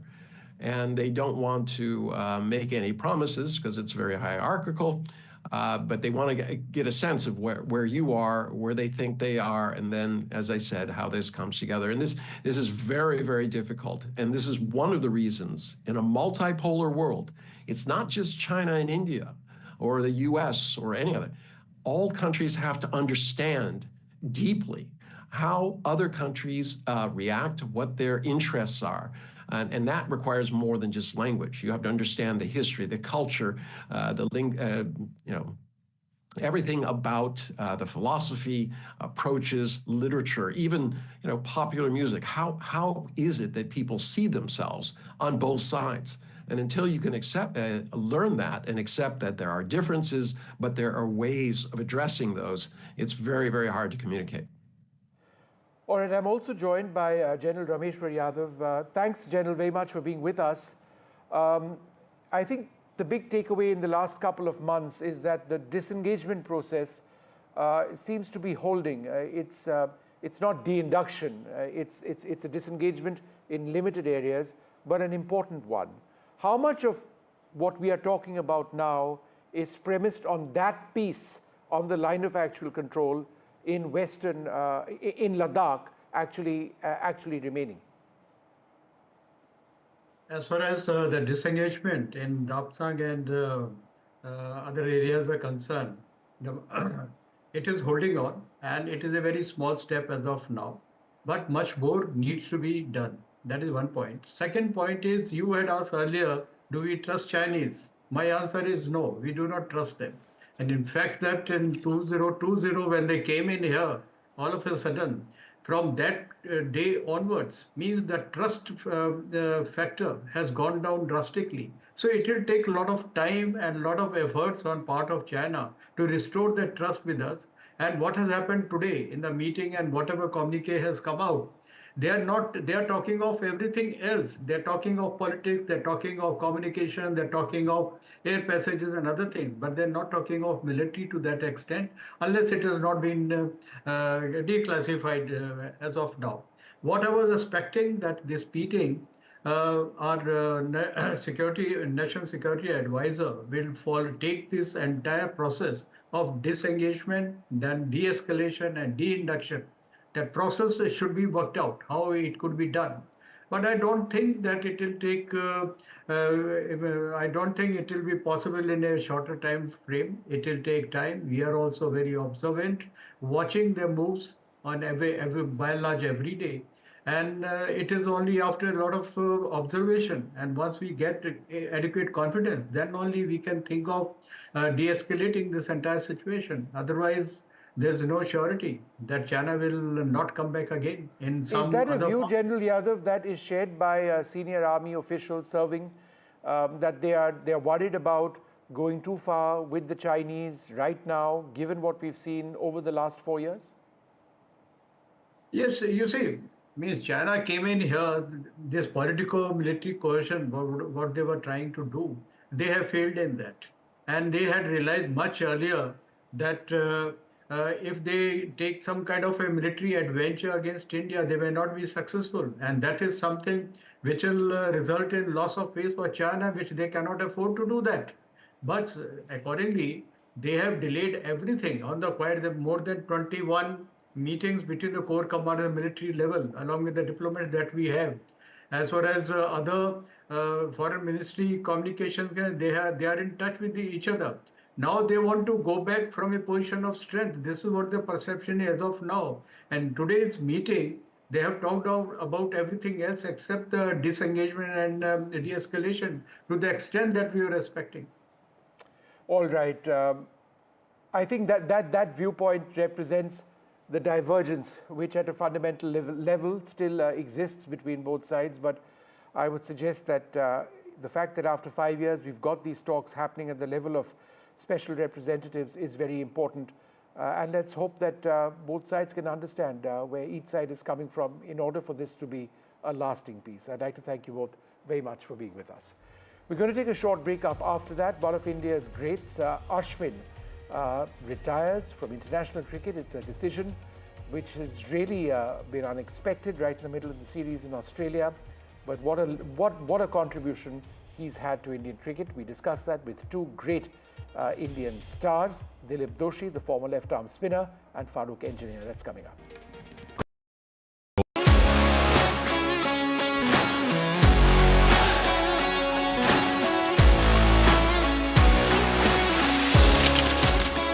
We are able to maintain the democratic fabric and the democratic system. I want to do something that can make a difference. लगातार जनता की आवाज को सरकार तक पहुंचाने का काम मैं करता हूं. I was a student up until very recently. I really want to work and do something for my people because they have given me this opportunity. They have elected me. सोचा नहीं था कि राज्यसभा सांसद बनूंगी.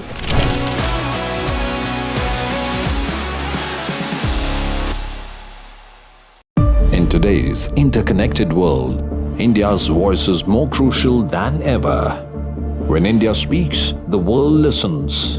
At NDTV World, we are that voice, bringing you intelligent and insightful news from India and beyond. From geopolitics and diplomacy to economic shifts, migrations, tech disruptions, and the stories of our diaspora. We cover the news that shapes our global future. NDTV World, your new home for global news is here. I've been reporting on all issues big and small from Andhra Pradesh, Telangana, rest of South India, bringing you all the action, all that you need to know, all that you want to know. The energy of Maximum City is infectious. I bring in that energy in our news coverage from financial capital Mumbai. Covering from the southernmost part of India over the last 23 years, I bring in-depth and 360-degree coverage from the Dravidian heartland. The land of Mishti is also known for its bitter politics. I have seen much water flow under the Howrah Bridge, covering Bengal in all its vivid colors. NDTV shines with 38 prestigious wins at the News Television Awards 2004. In a moment that's left the cricketing world heartbroken, the legendary spinner Ravichandran Ashwin has announced his retirement from international cricket. Known for his cunning on the pitch and humility off it, Ashwin's departure marks the end of an era. This will be my last day as an Indian cricketer in all formats at the international level. I do feel there's a bit of punch left in me as a cricketer, but I would like to expose and probably showcase that in club level cricket, but this will be the last day. And with that, veteran spinner Ravichandran Ashwin decided to call time on his 14-year-long illustrious career.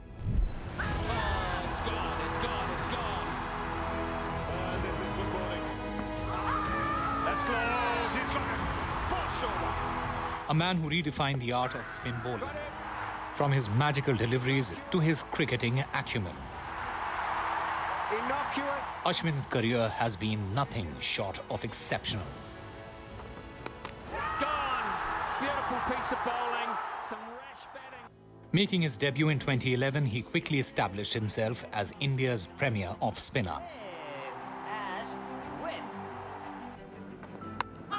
With over 700 international wickets, Ashwin is a testament to perseverance, skill, and intelligence on the field. Ashwin is arguably one of the greatest spinners of all time, leaving behind a legacy that is second only to the legendary Anil Kumble in the list of most test wickets by an Indian. Besides being the bowler he was, Ashwin has scored over 3,500 runs and has 6 test centuries to his name. He has achieved a century and a 5-wicket haul in the same test match on 4 occasions. Ashwin will be next seen donning the Chennai Super Kings colours in IPL 2025, where he will reunite with his former teammate Mahendra Singh Dhoni. Ravi Ashwin's retirement marks the end of a remarkable journey, but his legacy will live on, both in the record books and in the hearts of cricket fans everywhere. With Sejal Gupta, Bureau Report for NDTV.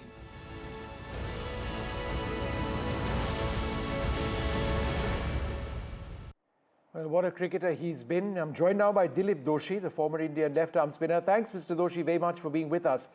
Are you a bit surprised that Ashwin chose to retire in the middle of a series? I think you're on mute. Can you unmute yourself? Thank you, Vishnu, for inviting me. It's good to be here on this platform. Actually, I was taken aback when I saw the news, and I wasn't sure what's going on, because it's a bit surprising when you are on a very important tour for the Indian team, and for a bowler as leading as Ashwin is suddenly deciding to call it a day at the end of the 3rd test. So I must say I was a bit taken aback. Were you disappointed? Sort of, because I can see that his career, his illustrious career that it has been, was not going anywhere in the last many weeks. You know, a defeat at home on turning pitches against New Zealand, which really spoke volumes of our inability to bowl on these pitches. And then the first 2 tests and the 3rd test now in Australia, and it has not gone on our way. And Ashwin, despite his magical record, hasn't been at his best in last many weeks. So maybe what's going on in his mind, or is he fit fully, or does he believe that he had enough of it? I don't know. It would be only guesswork. Let's talk a little bit about his skill. As a wonderful spinner yourself, you would have looked very carefully at his variations, his skill, his bowling action, which changed over a period of time. He could change it at will almost. His flight, his guile. Could you share your thoughts about all of that? Because that's ultimately what made him the bowler that he's been. Absolutely. Ashwin has been an outstanding bowler, and he's done wonder for India. He's won many games. And I must say, Vishnu, the modern game has changed so much as compared to the classic old game that we got brought up in, and which brought a lot of great players who could compete at any level, any era. So the modern cricket is a lot different. It is oriented more towards limited overs. T20 has changed the face of the game. So I would say that Ashwin has adjusted to all the formats wonderfully. He is, his thinking is in the classical mold, but his action is not. And therefore, his ability to bowl different kinds of delivery as an off-spinner is very crucial for him. Now, I would say that his record outside India is not as good as I would have liked to be, because he had the ability, no doubt, and his record in India is almost impeccable. And the reason I'll just say that the wickets outside require different kind of mindset and skill, which in my belief he has, but whether he's decided to stay on the path that he was, I don't know. You know, and people don't talk enough about the fact that he scored 6 test centuries. So he was a very, very decent batsman as well. I think that addition to was huge for Indian cricket. Absolutely. I think Anil Kumble was also a decent batter, I remember, and he scored a 90 in a test match, I remember. But Ashwin has come as a spinner, and he's shown his capacity to bat more often than once when India really wanted the runs. So I must say that he is taken as a genuine all-rounder in the ladder of Indian cricket greats is absolutely up there. I'm a great admirer of Ashwin, and I do believe that he's leaving the team at this stage is going to definitely raise some question as who is the right person to take the place.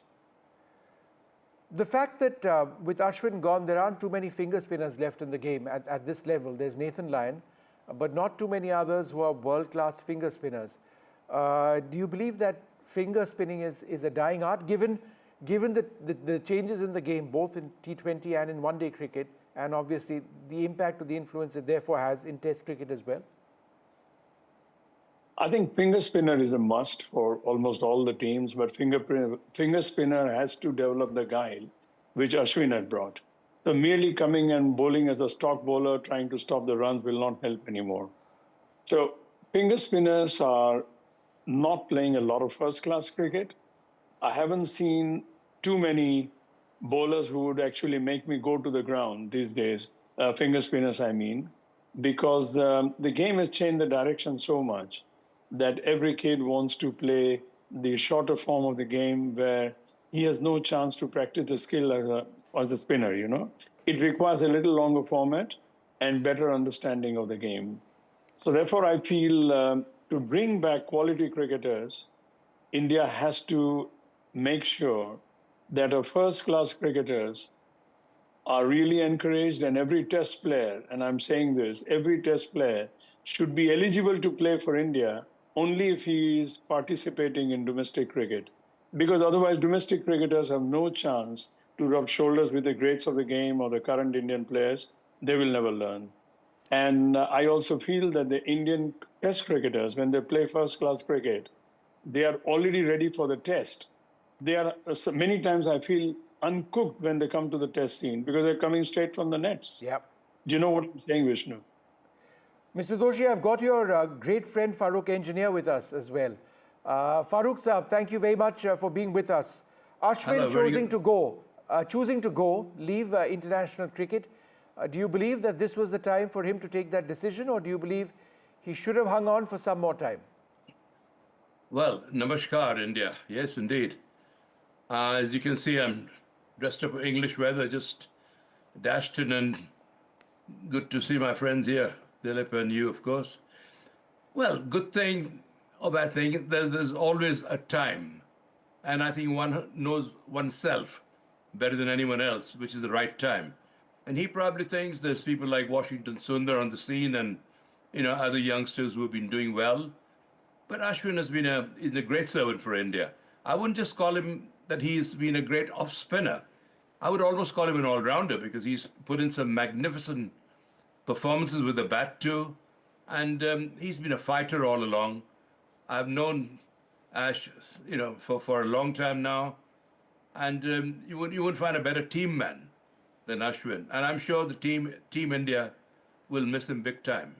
He's seen some good years, some good victories for India. And I just wish him all the very best in whatever he decides to do. He'd be ideal for a coaching role or something, or as a mentor to youngsters, other spin bowlers. He's got a wealth of experience and, of both one-day cricket and test cricket. So I think he'd be an ideal, he'd make an ideal cricket manager, I think, in future. Who knows? Farooq Engineer, you've had the opportunity of keeping to some of India's finest spinners and off-spinners, Erapalli Prasanna, Venkat Raghavan.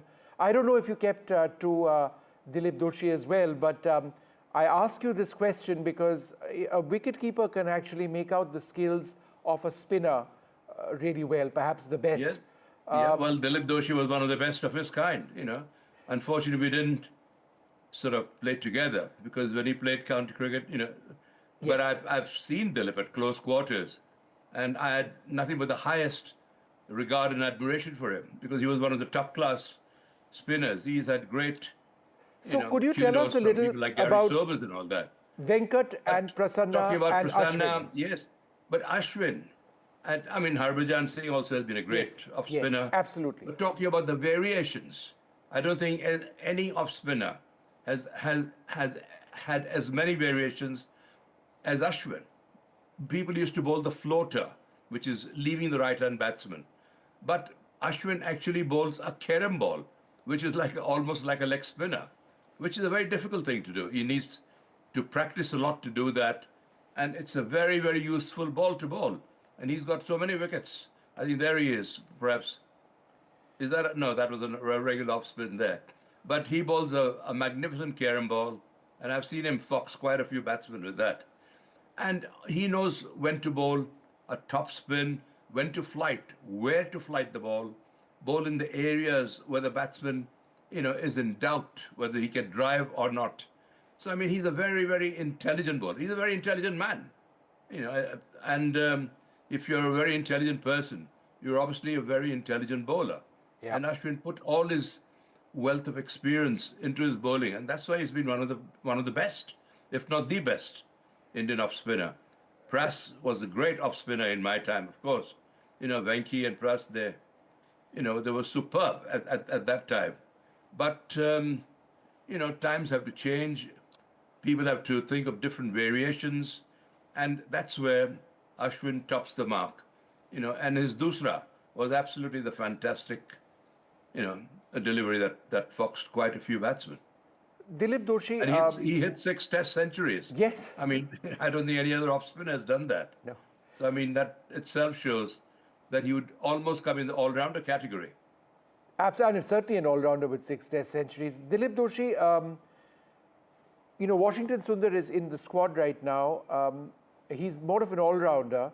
Do you believe that India will now have to look far and hard for a quality off-spinner? Or do you believe that Sundar, who's a very different kind of bowler, he's a gutsy chap to the core, but somebody whose game has revolved around T20 cricket and limited overs cricket, can fill into or step into the role of Ashwin? Obviously, there's a long way to go, but is he the guy to take that role? Well, I've watched Washington Sundar in a couple of test matches now, and he's bowled very decently. So it's a craft which you learn as you go along. And the very fact that he was playing first-class cricket in India in the Ranji Trophy before he was called for a match against New Zealand, and he was already in good nick. That means he had already bowled more than 100 overs in first-class cricket. He has scored some runs. So when he came into the Indian team and against New Zealand in the home series, he immediately brought success. So that is the thing I was saying, that continuity of first-class cricket along with test cricket is very important for our team. And I think India will have to look around for young spinners who actually try to spin the ball, and they should encourage them to flight the ball. They should not play them in the limited overs till they mature. Because if they play them in limited overs, they will not mature because they will be asked to bowl, which is actually unlike a spinner. So I think that is the way forward in my view. Yeah. Well, I think Washington Sundar is an absolute straight-away replacement, because I've seen Washington at close quarters at Lancashire.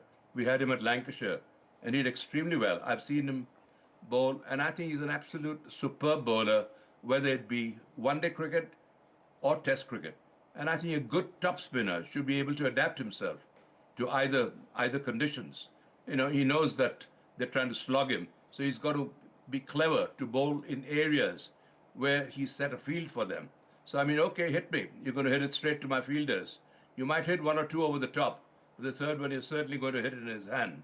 So, Washington is experienced, and I think he's absolutely right, plumb right, to fit into Ashwin's shoes. And he's coming at the right time. He's a wonderful cricketer. He's a wonderful all-rounder, in fact. Yeah. He's a very, very good batsman. And I think he's an ideal replacement for Ashwin. And one of the reasons that may have prompted Ashwin was that he was looking over his shoulders, that Washington Sundar is breathing down the neck. He's a good up-and-coming youngster and all that. A lot of people thought he should have been in the team, in the 11 in Australia. But Ashwin, with all his experience, you had to go with him. But now, I think the time is right for Washington Sundar to take his place, because I think he's an outstanding cricketer and he'll perform very well, both in limited overs cricket and Test cricket. He's absolutely ripe and ready for the job. It's just wonderful to have spoken to both of you, talking about R. Ashwin and his contribution to Indian cricket. Thank you both very much for being with us. We'll all miss Ashwin out there in the middle. Thank you very much. As always. Cheers. Well, we're out of time on Left, Right and Centre. From all of us here, good night. Empower India's growth engine. Join the game changers, industry leaders, policy makers and innovators at NDTV's Emerging Business Conclave. Discover exclusive insights, powerful networking and strategies to accelerate MSME growth in India. NDTV's Emerging Business Conclave, 19th December on NDTV Network. NDTV proudly upholds its legacy of trust and credibility. According to the prestigious Reuters Institute's Digital News Report 2024, NDTV is the top-most news platform in the country. Number 1 in both online and offline reach in India. Beating all its competition, NDTV stands for trust. New day, new show, a new experience. Start your day with the news, not views. We bring you stories that matter and impact your lives. News that informs and keeps you ahead. from Maximum City, Mumbai, to the seat of governance, Delhi. NDTV brings to you the best breakfast show. The breakfast show only on NDTV 24/7 every morning at 8 a.m.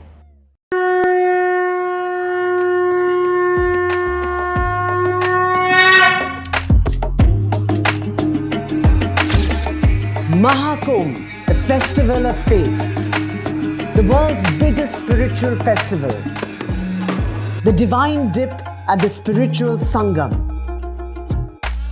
a sacred confluence of faith, culture and heritage. NDTV's mega coverage of the Mega Fest.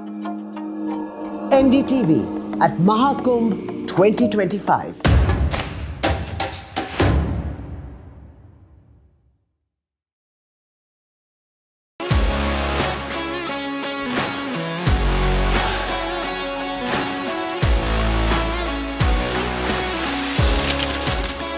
We are able to maintain the democratic fabric and the democratic system.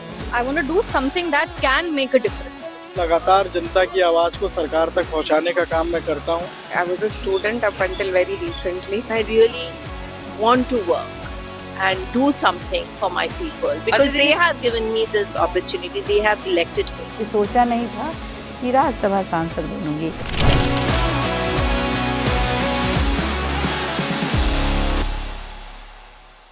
In today's interconnected world, India's voice is more crucial than ever. When India speaks, the world listens. At NDTV World, we are that voice, bringing you intelligent and insightful news from India and beyond. From geopolitics and diplomacy to economic shifts, migrations, tech disruptions, and the stories of our diaspora. We cover the news that shapes our global future. NDTV World, your new home for global news is here. I've been reporting on all issues big and small from Andhra Pradesh, Telangana, rest of South India, bringing you all the action, all that you need to know, all that you want to know. The energy of Maximum City is infectious. I bring in that energy in our news coverage from financial capital Mumbai. Covering from the southernmost part of India over the last 23 years, I bring in-depth and 360-degree coverage from the Dravidian heartland. The land of Mishti is all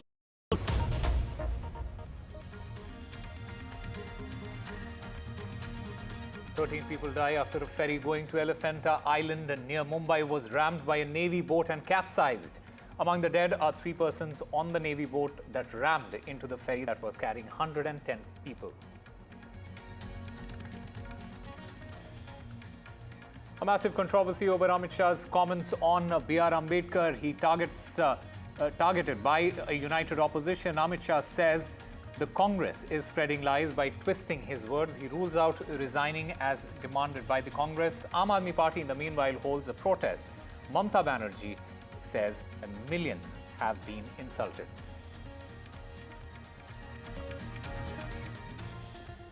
As far as the One Nation, One Election is concerned, 21 MPs will be part of, from Lok Sabha, will be part of the JPC. Anurag Thakur and Basuri Swaraj will be from the BJP, while Priyanka Gandhi and Manish Tiwari represent the Congress, and Anil Baluni and Sambit Patra also in that JPC. Telangana Anti-Corruption Bureau has filed cases against former Minister K.T. Rama Rao alleging irregularities in money transferred to the Formula E race organizers, as the BRS leader demands a discussion on this issue in the Assembly.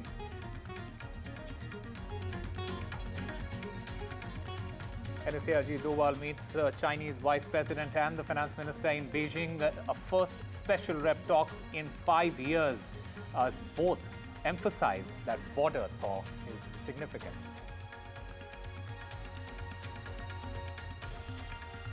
The world chess champion speaks to NDTV's Gukesh says that he got emotional after winning and that mental strength played a key role.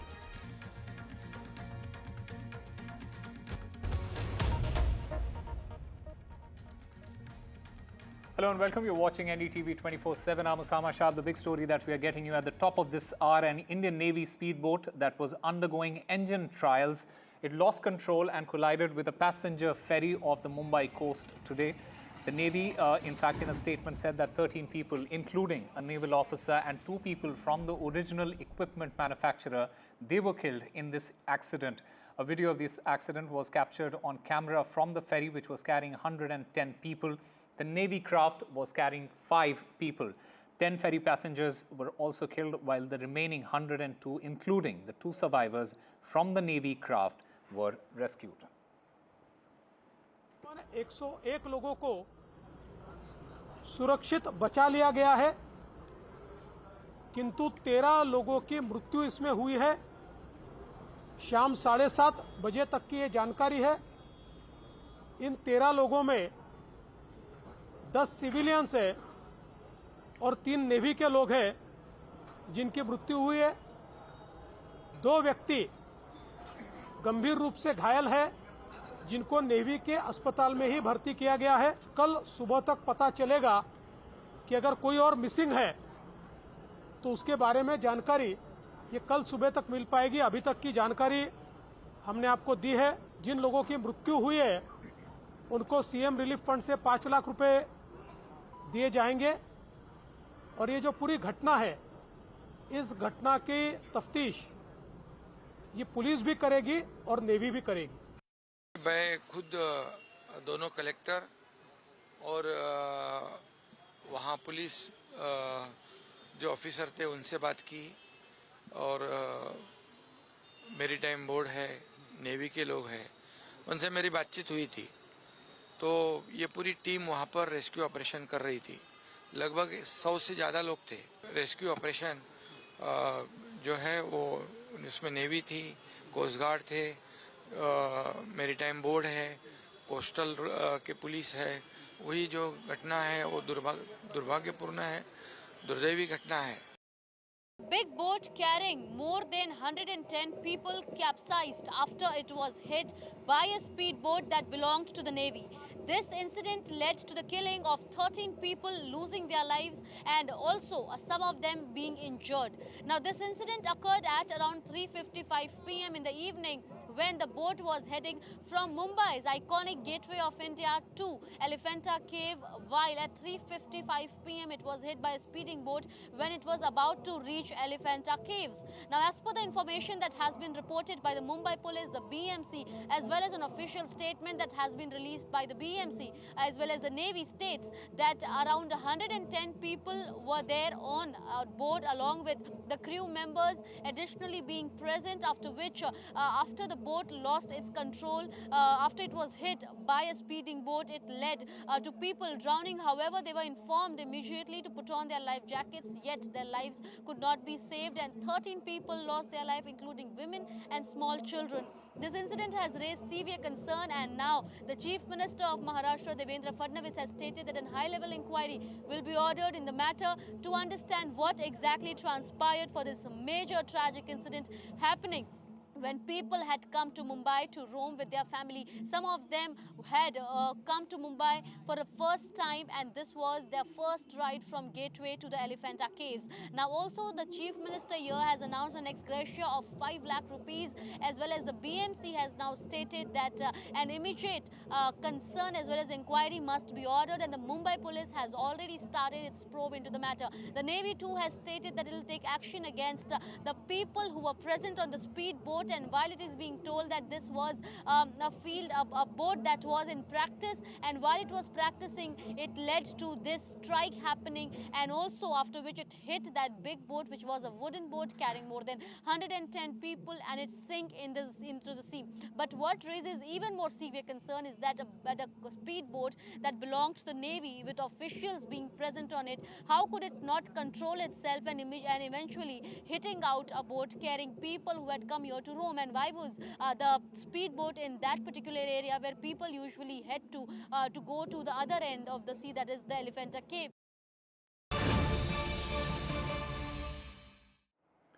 Well, breaking news coming in at this point. The US Supreme Court is going to hear arguments next month over the constitutionality of the federal law that could ban TikTok in the United States if its Chinese parent company doesn't sell it. The justices will hear the arguments on the 10th of January about whether the law impermissibly restricts the speech in violation of the First Amendment. This law, remember, it was enacted in April, set a Jan 19 deadline for TikTok in order to be sold or else face a ban in the United States. The popular social media platform, remember, has more than 170 million users in the United States. And my colleague Disha Bakshi joins us to get us more on this. Disha, the big question at this point is, how do you think the US court will balance the need to protect national security and with it the need to protect freedom of speech when it comes to that? Yes, Osama, so that is the big question indeed in the minds of the people in the US, as well as this case has been going on over the past year, where the TikTok's Chinese parent company ByteDance has been trying to, halt this ban on TikTok, and has been repeatedly trying to halt arguments regarding this federal law. Now, as you mentioned, the US Supreme Court will indeed hear arguments regarding this case on the 10th of January next year.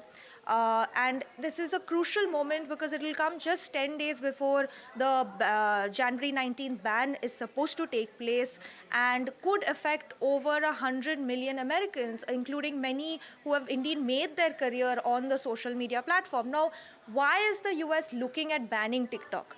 Now, TikTok, as I mentioned, is owned by the Chinese parent company ByteDance, and US has been insisting and demanding that the company divest itself from this from TikTok, as the US believes that the fact that this Chinese company has access to the data of millions of Americans is indeed a national security threat, and which is why the US is planning to take this move and is planning to pass this law and ban TikTok in the US. Now, to contextualize this, in India, TikTok was banned due to similar concerns back in 2020, when ties between India and China was strained, and India felt that TikTok was indeed a security concern for India. So India has already banned the social media platform. It is yet to be seen whether the US takes a similar move. But the fact that the US Supreme Court has now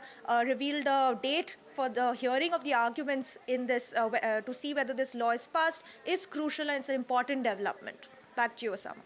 Right. What lies in the future for TikTok, we'll have to wait and watch. Meanwhile, the United States Supreme Court is going to hear the plea by TikTok as far as banning the law that blocks, in fact, asking the Supreme Court to block the law banning this app in the future. Meanwhile, NSA Ajit Doval, he met the Chinese Foreign Minister Wang Yi in Beijing to discuss peace along the LAC and restore strained bilateral ties. This significant meeting, the first SR dialogue in 5 years, aims at implementing commitments from the Modi-Xi talks, focusing on trust building and resolving border issues. China, in fact, expressed readiness to work with India, highlighting the importance of respecting each other's core interests and concerns. And my colleague Mohammed Ghazali joins us to get us more on this. Ghazali, just break it down for us. What exactly can we take from this particular meeting between NSA and his Chinese, the Chinese representatives there? See, a very positive intent is noticed between the readout which has been issued both by India and China, and both the countries almost in a similar readout say that perhaps they should now work for or move beyond the border dispute. And I'll just quote from one of the statement now that both the parties should now, they emphasize the need to ensure peaceful conditions on the ground so that issues on the border do not hold back the normal development of bilateral relations. And this is exactly what we have been reporting, that this entire meeting of the special representatives from both sides was not just about the border dispute, because this meeting is preceded by high-level meetings between Prime Minister Modi and Xi Jinping on the sidelines of BRICS summit in Kazan just a couple of months ago. Then we had Foreign Minister of India, Dr. Jaishankar, meeting his counterpart from China. The same person happens to be the special representative of China when it comes to border dispute, and he met our national security advisor today. Both the countries have spoken about connectivity, the issue of Kailash Mansarovar pilgrims, about trade issues. So it was not just related to border dispute, and the language of the readout from both sides shows that both parties are now willing to move forward, move beyond the border dispute, and are looking for more engaging bilateral relations. And that is why the Indian side has also invited the Chinese foreign minister at a mutually agreeable time or a convenient time for the Chinese foreign minister to visit India. And the readout also suggests that many other issues beyond the border issue was discussed, but a very strong point or very significant point which was mentioned in the readout was that both parties have learned from what happened in 2020, and they want to just go back to the old scenario or the status quo before 2020 when the clash happened in Galwan. All right, Mohammed Ghazali, thank you very much for getting us all the latest. In fact, my colleague Vishnu Shom, he spoke to the former Foreign Secretary of India, Harsh Singla. Let's listen in to that conversation. I noticed there's no mention so far of a resumption of direct air services. That, I think some would have suggested, was a low-hanging fruit. Is that perhaps an indicator that, this has not really gone as far as some expected things to go? Or do you believe that this is as far as this round, at least, of special representative talks could have achieved? So it's a step-by-step process, because remember, we have only reached the first stage, that is, de-escalation. You still need, the second process, which is disinduction, and involves the thinning of troops from the border areas. All of these have to go satisfactorily. I think from our side, it is important that we keep the process, going in a calibrated manner based on the results on the ground. I think that is a part of that, consensus that both sides speak of. And therefore, if the situation on the ground does not impinge on the boundary area, so to speak, then the normalization process will continue. And the next, as you say, the low-hanging fruit would be resumption of air services, possibly also a liberalization of the visa regime, and in a certain way. So there are many steps that could be taken. If you looked at the press statement that the Chinese side had issued after our special representative NSA Ajit Dovalji called on the Chinese vice president, he talks about what are the areas that can be done. He talks about the fact that next year represents the 75th anniversary of the establishment of diplomatic relations. He talks about high-level exchanges. He talks about normal exchanges on trade, economy, culture. And he also talks about gradual resumption of institutional dialogue. So all of these are really the areas where the Chinese, I think, wish to reach. And that itself is a process, and that is the objective, but there is a process behind it, and that process must continue in a calibrated manner. That's the sense I get from our side. Can China be trusted?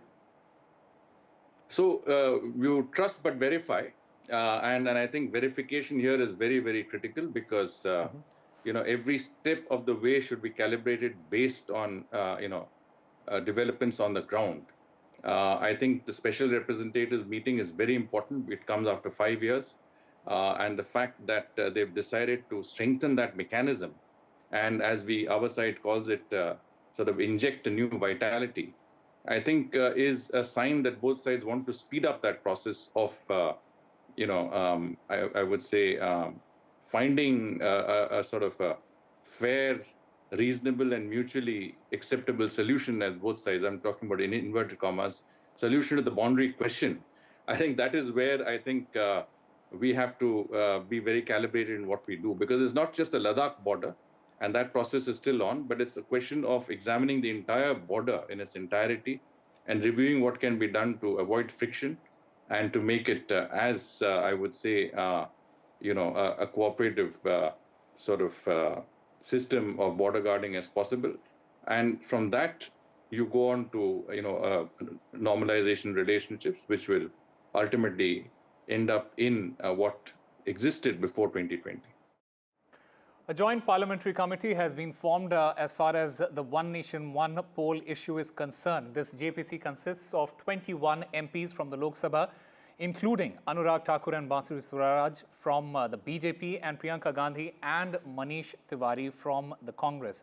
Anil Baluni and Sambit Patra, they are also going to be a part of the JPC. In fact, what is going to be the potential outcome and its impact of this particular JPC, what are going to be the findings and recommendations of the government's decision in order to implement One Nation, One Poll. We'll try and get those answers. In fact, my colleague Aishwarya Jain joins us to get us more on this. Aishwarya, as far as the roles and responsibilities of the members here is concerned, the big question is how are all these members going to work together in order to examine the One Nation, One Election issue?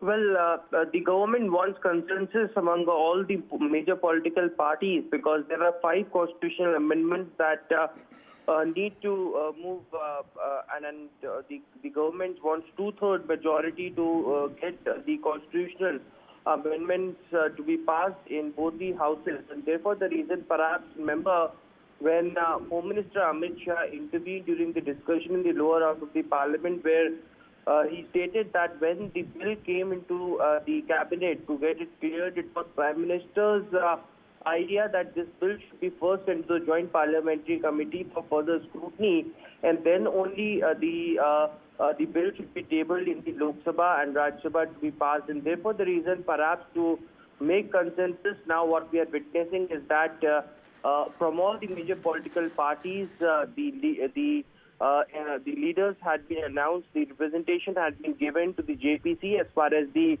Joint Parliamentary Committee, which will be proposed tomorrow by Arjun Ram Meghwal, Law Minister, and who will be moving the motion to get the JPC official. There are 21 members from different political parties, P.P. Chaudhary, C.M. Ramesh, to Bansuri Swaraj, Mr. Rupala Anurag Singh Thakur, Vishnu Dayal Ram, Bharat Hari Mehtab, Sambit Patra, Anil Baluni, Vishnudat Sharma, Priyanka Gandhi Vadra, Manish Tiwari, Sukhdev Bhagat, Dharmendra Yadav, Kalyan Banerjee, T.M. Selva Gavinapati, G.M. Harish Balayogi, Supriya Sule, Shrikant Shinde, Chandan Chauhan, and Mr. Vallabhaneni. There are 21 members from the Lok Sabha, 10 members from the Rajya Sabha. Very importantly, the Law Minister will also recommend tomorrow, while moving the motion, that the committee shall make a report to the House to submit on the first day of the last week of the next session of the Parliament. That means till the budget session of the first day of the last week, this report needs to be submitted to be tabled after having scrutinized from all the sections, the stakeholders involved in it, and to make consensus among all. tomorrow a very important motion to be moved as far as the constitutional 129 Amendment Bill 2024 is concerned. All right, Aishwarya Jan, thank you very much for getting us all the details as far as this story is concerned. Meanwhile, Amit Shah hit back at the Congress after his Ambedkar is the fashion comment in Parliament that stirred a controversy, accusing them of being anti-Ambedkar and anti-constitution. The war of words between the Congress and the BJP, it has continued. Let's first listen in to what Amit Shah had said on Tuesday. अभी एक fashion हो गया है अम्बेडकर अम्बेडकर अम्बेडकर अम्बेडकर अम्बेडकर अम्बेडकर इतना नाम अगर भगवान का लेते तो 7 जन्मों तक स्वर्ग मिल जाता अम्बेडकर का नाम अभी 100 बार ज्यादा लो परंतु 7 अर्थ में अम्बेडकर जी के प्रति आपका भाव क्या है? एक तो हम पूछ रहे हैं उनको मोदी जी बर्खास्त करना, एक पूछ रहे हैं हम देश के लोगों से माफी मांगना. Meanwhile, the Ambedkar showdown has escalated with Union Home Minister Amit Shah returning fire at the opposition. In fact, Amit Shah accused the Congress of twisting his words and using devious tactics to misinterpret his remarks on Dr. BR Ambedkar. Amit Shah also countered the opposition's criticism, saying that the BJP can never insult Ambedkar. राजीनामा देकर बाहर आना चाहिए और अगर नहीं देते तो मोदी जी उनको आज किसी ना किसी तरह से बर्खास्त करना चाहिए. खड़गे जी मेरा इस्तीफा मांग रहे हैं, इनको आनंद होता है तो शायद मैं दे भी दूं, मगर इससे इनकी समस्या का अंत नहीं है. अभी 15 साल तक कम से कम उनको वही जगह पे बैठना है जहां वो बैठे हैं. खड़गे साहब, मेरे इस्तीफे से आपकी दाल नहीं गलने वाली. Meanwhile, the Prime Minister has also snapped at the Congress in a post on X. He says that Congress tried to obliterate Ambedkar's legacy and that Congress cannot hide its misdeeds. He also added that Congress is gravely mistaken as far as this entire comment is concerned, and that Congress, in fact, denied Bharat Ratna to Ambedkar, and that the Congress did not do anything in order to empower the SC/ST communities. In fact, let's also listen in to some other political reactions that have come in on this entire controversy that has been going around. Let's listen in. आज Congress party माफी मांगना चाहे देश को. अंबेडकर दोबारा चुन करके इस सदन में आना चाहता था, कांग्रेस ने आने नहीं दिया, दोबारा हराया, तब से बाबा साहब चुनाव को छोड़ना पड़ा. उसके बाद 1956 में बाबा साहब भीमराव अंबेडकर का परिनिर्वाण होने के बाद कांग्रेस पार्टी ने 1990 तक बाबा साहब को भारत रत्न का अवार्ड देने से भी इनकार किया. इन्होंने कांग्रेस पार्टी ने हमेशा बाबा साहब का अपमान किया है. जब बाबा साहब जिंदा थे तो उनका तिरस्कार किया है. इन्होंने तो कांग्रेस पार्टी ने तो अपने ऑफिस में बाबा साहब का फोटो लगाने के लिए भी मना कर दिया था. ये तो बाबा साहब का अपमान करने वाले लोग हैं और हम बाबा साहब का सम्मान करने वाले लोग हैं. ये कॉन्स्टिट्यूशन के खिलाफ है. इन्होंने कहा, ये पहले ही कह रहे थे कि कॉन्स्टिट्यूशन को हम चेंज करेंगे. ये इसके खिलाफ हैं, अंबेडकर जी के खिलाफ हैं, उनकी विचारधारा के खिलाफ हैं. इनका पूरा का पूरा काम अंबेडकर जी ने जो किया और जो कॉन्स्टिट्यूशन है उसको खत्म करने का है. करोड़ों लोगों की भावनाओं को आहत किया है अमित शाह जी ने, लेकिन आज जिस तरह से प्रधानमंत्री जी अमित शाह जी के समर्थन में उतर आए, उससे ऐसा लगता है कि जो कल अमित शाह जी ने कहा था वो भारतीय जनता पार्टी की एक सोची हुई रणनीति थी, जिसके तहत संसद में बाबा साहब अम्बेडकर का अपमान किया गया. हम इसकी कड़ी शब्दों में निंदा करते हैं. बीजेपी के जितने समर्थक हैं उनको तय करना पड़ेगा, उनको चुनना पड़ेगा, या तो वो बीजेपी के साथ हैं या बाबा साहब अम्बेडकर के साथ हैं. आप दोनों के साथ नहीं हो सकते. आप होते कौन हो? अम्बेडकर जी ने जो एक व्यक्ति ऐसी है, किसी पक्ष की सीमा उनको लागू नहीं होती. हर एक के दिल में महामानव डॉक्टर बाबा साहेब अम्बेडकर जी के लिए एक स्थान है, और जिन्होंने संविधान हमें दिया उनका अपमान जिस तरीके से भाजपा कर रही है वो हमें तो मंजूर नहीं है। Even as the Telangana ACB is filing a case against former Minister K.T. Ramarao alleging irregularities in money transfer to the Formula E race organizers, the BRS working president has demanded a discussion on the issue in the assembly. Here's the report.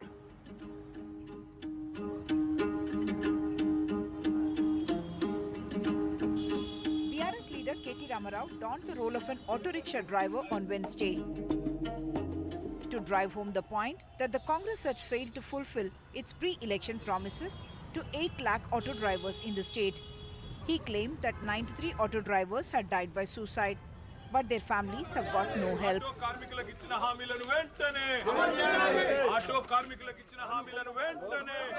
The BRS working president has also written an open letter to Chief Minister Revanth Reddy demanding a discussion on Formula E racing, claiming that the move to book a case against him is politically motivated.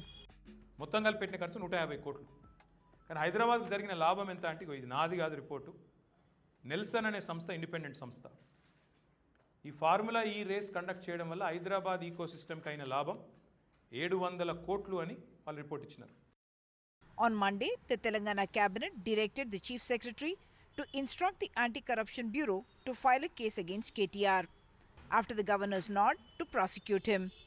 KTR is accused of giving oral instructions to transfer 55 crore rupees to Formula E organizers, bypassing the cabinet, issuing the order though assembly elections had already been announced, and making the payment in pounds without taking RBI permission. Soon after Revanth Reddy took over as Chief Minister, the Congress government unilaterally cancelled the conduct of Formula E racing event in Hyderabad. Senior IAS officer Arvind Kumar told investigators that 55 crore rupees had been transferred on the oral instructions of the then Municipal Administration Minister. KTR has admitted to that, but said that he had done it in the larger interest of Telangana and brand Hyderabad. In Hyderabad, with camera person Nagaraju, Uma Sudhir, NDTV. A major controversy has erupted over the Musi River Beautification project as BRS leader K. Kavita has launched a scathing attack on the Congress government led by Chief Minister Revanth Reddy, alleging that the project is a real estate scam. The Congress has hit back at the BRS, calling Kavita's criticism unwarranted and accusing the BRS of trying to defame the government. Here's a report.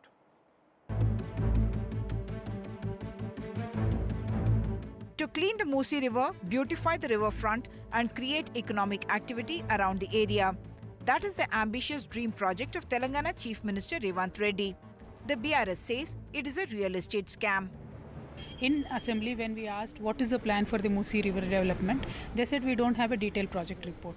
Whereas we found certain incriminating evidence which suggests that they have submitted it to the World Bank in September, stating that a detailed project report is available.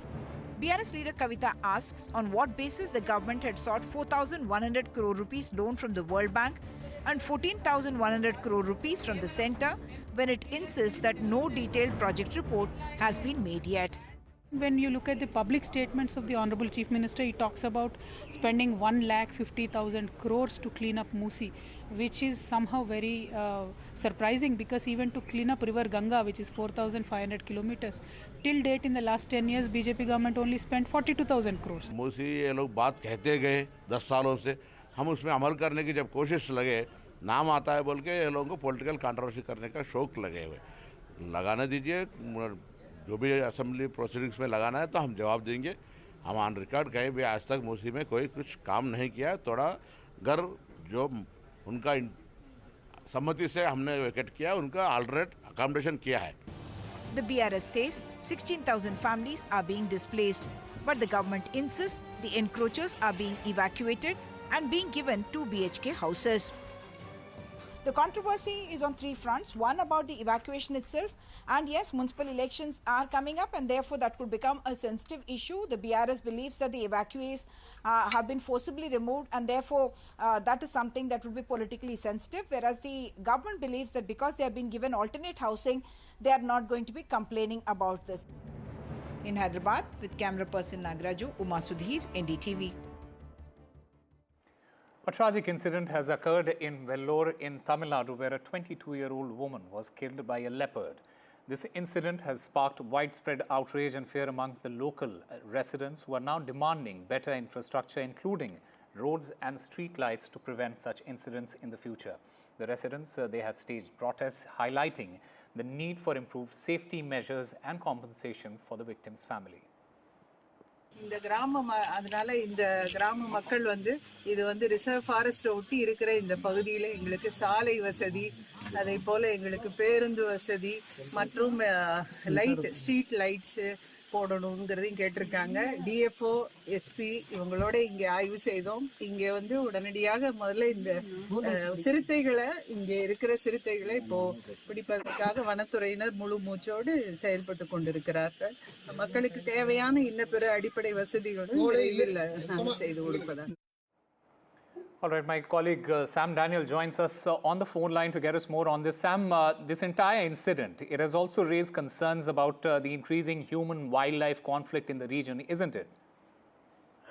That's right, Osama. There are many such pockets across Tamil Nadu where this kind of man-animal conflict are reported very often, leading to loss of lives. And this at a place called Meel Maruchi in the Vellore district of Tamil Nadu, adjoining a reserve forest area. And this young lady was standing outside her home when eyewitnesses say this leopard had attacked and dragged her into the forest.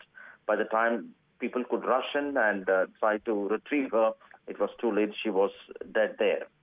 And now authorities are trying to capture the leopard there, forest authorities. And people have reiterated their demand for street lights, also for good roads and bus facility. And the collector has said the state government the district administration would expedite this, including providing solar lights and solar fencing along the forest area through some government projects. And there is a sense of fear and anxiety. And now, as we speak, one young life lost in this human-animal conflict. All right, Sam Daniel, thank you very much for getting us all the latest as far as this entire incident is concerned. The Enforcement Directorate has been cracking down on celebrities in a recent case summoning film actor Mallika Sherawat and TV actor Pooja Banerjee for questioning. Mallika Sherawat, she responded via email, while Pooja Banerjee, she appeared in person at the ED office in Ahmedabad. The ED also summoned 2 other prominent celebrities for questioning this Friday and Saturday, with 7 more TV actors and comedians expected to receive summons next week. This is all part of an extensive investigation that's been ongoing for 6 months, with the ED conducting 67 raids across the country. And 2 Congress workers died during protests in 2 different states. A Congress worker died during the party's protest near the Uttar Pradesh Assembly in Lucknow. Congress alleged that he died due to police brutality.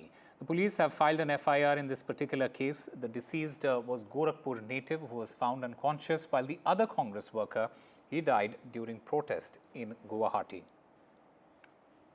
आज दिनांक 18 दिसंबर 2024 को समय लगभग शाम 5 बजे एक व्यक्ति प्रभात पांडे पुत्र दीपक पांडे उम्र लगभग 28 वर्ष जो कि गोरखपुर के निवासी हैं, उनको कांग्रेस कार्यालय परिसर से बेहोशी की हालत में सिविल हॉस्पिटल थाना हजरतगंज क्षेत्र में लाया गया, जिनको डॉक्टर्स द्वारा ब्रॉड डेड डिक्लेयर किया गया है। प्रथम दृष्टया डॉक्टर्स के अनुसार कोई भी जाहिरा चोट उनके शरीर पर नहीं पाई गई है। इसके अतिरिक्त वीडियोग्राफी के साथ एक पैनल के माध्यम से उनकी पोस्टमार्टम की कार्रवाई करवाई जाएगी और तदनुसार अग्रिम विधिक कार्रवाई पुलिस द्वारा अमल में लाई जाएगी। And on the eve of Goa Liberation Day, the government of Goa, led by the Chief Minister Dr. Pramod Sawant, it is recognizing the sacrifices of freedom fighters who contributed to the state's liberation from Portuguese rule. As a mark of respect, the government will provide a monetary benefit of Rs 10 lakhs to the families of 15 identified martyrs whose legal heirs are still alive. Remember, Goa's liberation from Portuguese rule is a remarkable chapter in India's history. The state's freedom fighters played a crucial role in this struggle. हमने जो freedom fighters जो इस बार हमने जो 74 हुतात्मा हो चुके थे, उनमें से 15 हुतात्मों के फर्स्ट जनरेशन का फेलिसिटेशन का कार्यक्रम आज हमने यहाँ पे रखा था। उनमें से जो फर्स्ट जनरेशन हुतात्मा के फर्स्ट जनरेशन जो है उनके लिए the certificate of the honour और 10 लाख रुपए का चेक देने का काम आज हमारे सरकार ने किया है। जो 1947 से लेकर 61 में इसके बीच में गोवा फ्रीडम्स करने के लिए जो हुतात्मा हो चुके हैं इन सभी के लिए इस 10 लाख के सर्टिफिकेट दिए। Time for a very short break. More news and updates on the other side.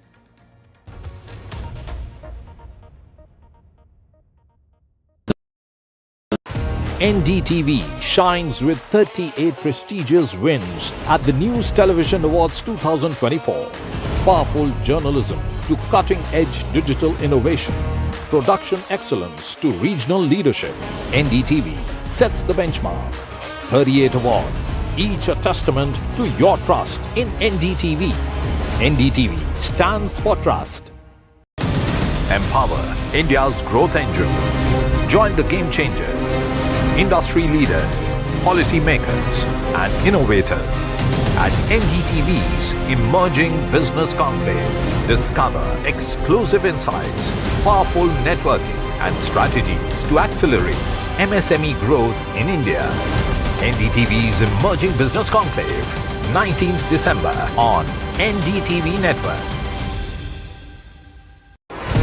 NDTV proudly upholds its legacy of trust and credibility. According to the prestigious Reuters Institute's Digital News Report 2024, NDTV is the topmost news platform in the country.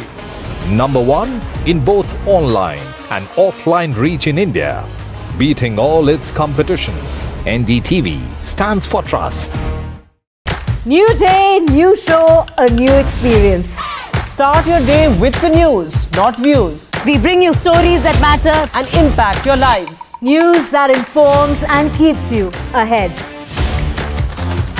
From Maximum City, Mumbai, to the seat of governance, Delhi, NDTV brings to you the best breakfast show. The breakfast show only on NDTV 24/7 every morning at 8 a.m.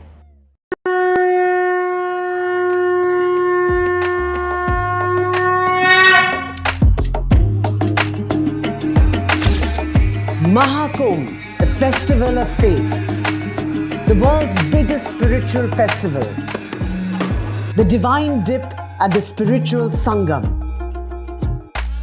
a sacred confluence of faith, culture and heritage. NDTV's mega coverage of the Mega Fest. NDTV at Mahakumbh 2025.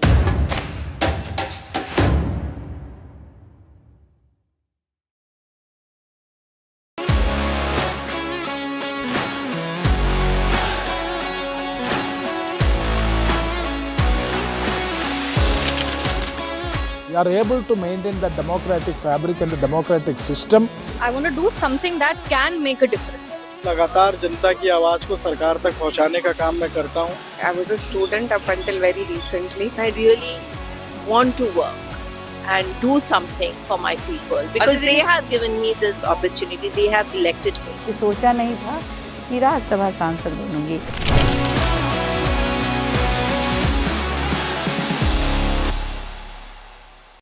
In today's interconnected world, India's voice is more crucial than ever. When India speaks, the world listens. At NDTV World, we are that voice, bringing you intelligent and insightful news from India and beyond.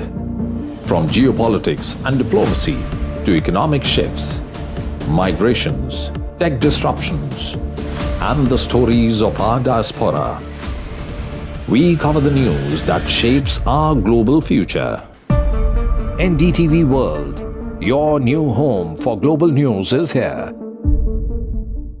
I've been reporting on all issues big and small from Andhra Pradesh, Telangana, rest of South India, bringing you all the action, all that you need to know, all that you want to know. The energy of Maximum City is infectious. I bring in that energy in our news coverage from financial capital Mumbai. Covering from the southernmost part of India over the last 23 years, I bring in-depth and 360-degree coverage from the Dravidian heartland. The land of Mishti is also known for its bitter politics. I have seen much water flow under the Howrah Bridge, covering Bengal in all its vivid colors. NDTV shines with 38 prestigious wins at the News Television Awards 2024.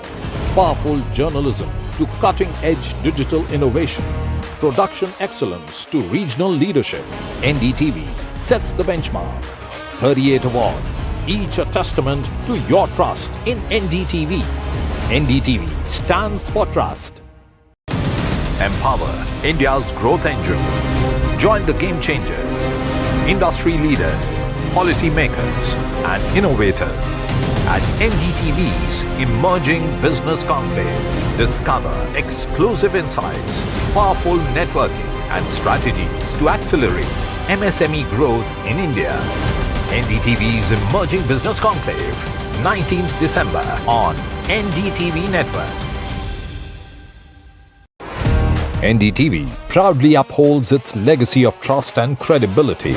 According to the prestigious Reuters Institute's Digital News Report 2024, NDTV is the top-most news platform in the country.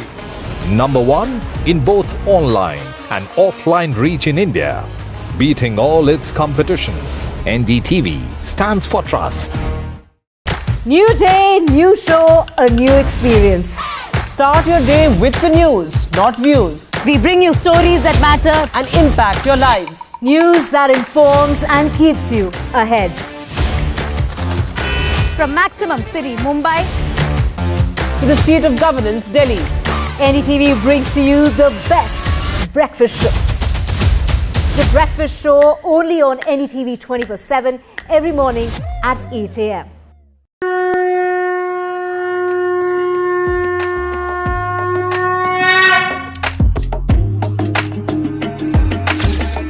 Mahakumbh, a festival of faith, the world's biggest spiritual festival, the divine dip at the spiritual Sangam, a sacred confluence of faith, culture and heritage. NDTV's mega coverage of the Mega Fest. NDTV at Mahakumbh 2025.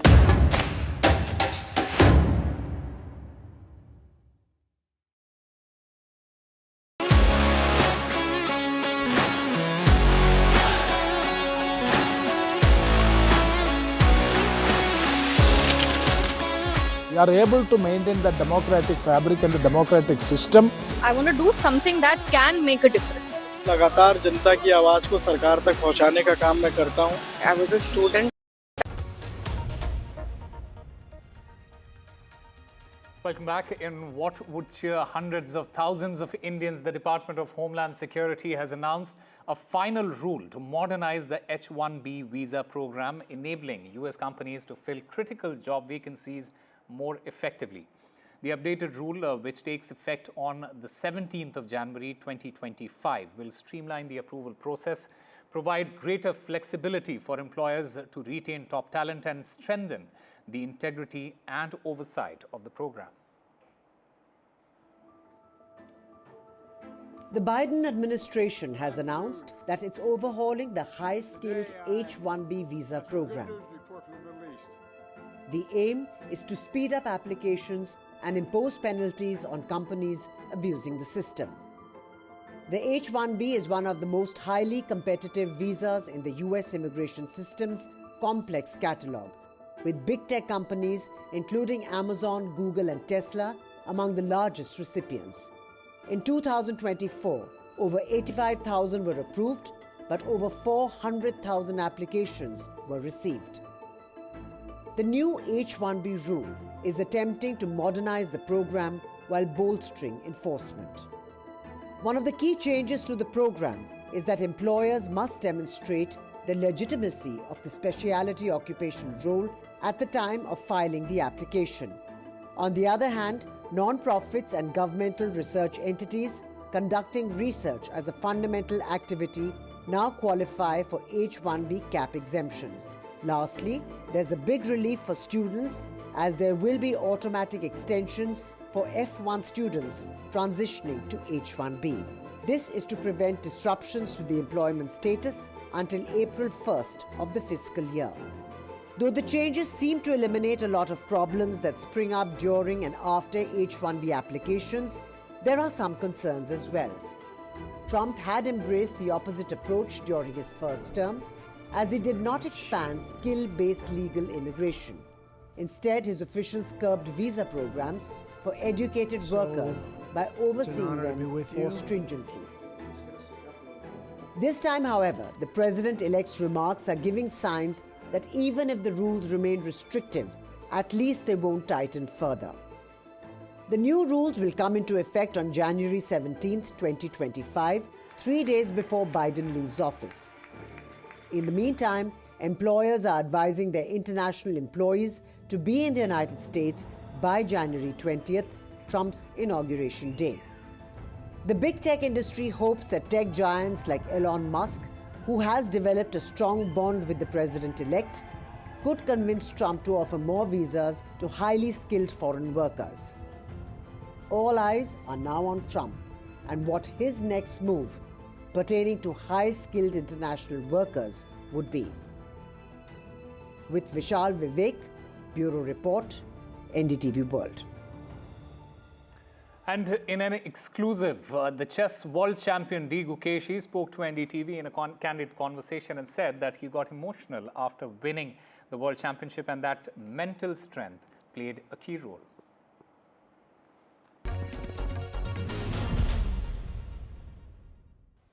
We want to talk to you first about that winning moment. We saw you got very emotional. Tell us how you were feeling at the time. Quite exciting and emotional. I did not expect to win that game, and when it happened, I got my emotions to pull. Right. Well, you said you didn't expect to win the game. So how did you manage the stress? Your opponent won the first and 12th round. You won 3rd, 11th, 14th. Tell us which round was the most difficult.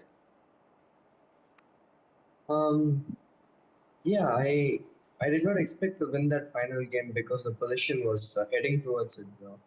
And I thought I'll just keep pushing. I'll just keep trying to win. But objectively, it should end in a draw.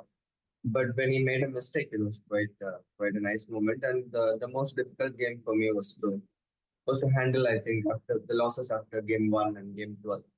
But all those 3 nice wins were quite nice. Now, chess is a mind game. For the youth who are watching right now, just tell us how important it is to maintain calm and be in control of the game.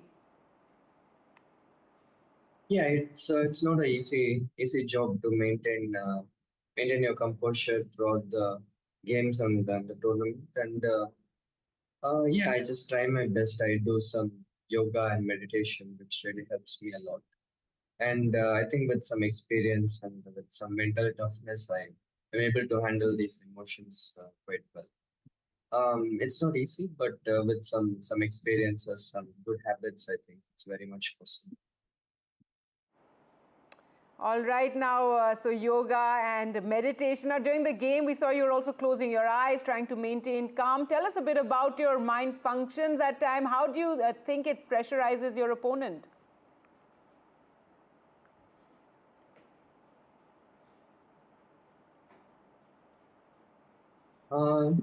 When he was, my opponent was taking long things in the opening, I tried to close my eyes because I knew what my reply would be to his moves, and I just tried to focus on my breathing and just stay in the moment and not put too much energy in those moments because I'll be needing those in the later parts of the game. So there were some simple things that I tried to do, and there are always each player has their own way of dealing with different kinds of situations, and it's part of the mental side of the game is for sure very important part of the game. All right, D. Gukesh, well, thank you so much for speaking to us here at NDTV, and may you continue to be victorious and also inspire the youth. Thank you.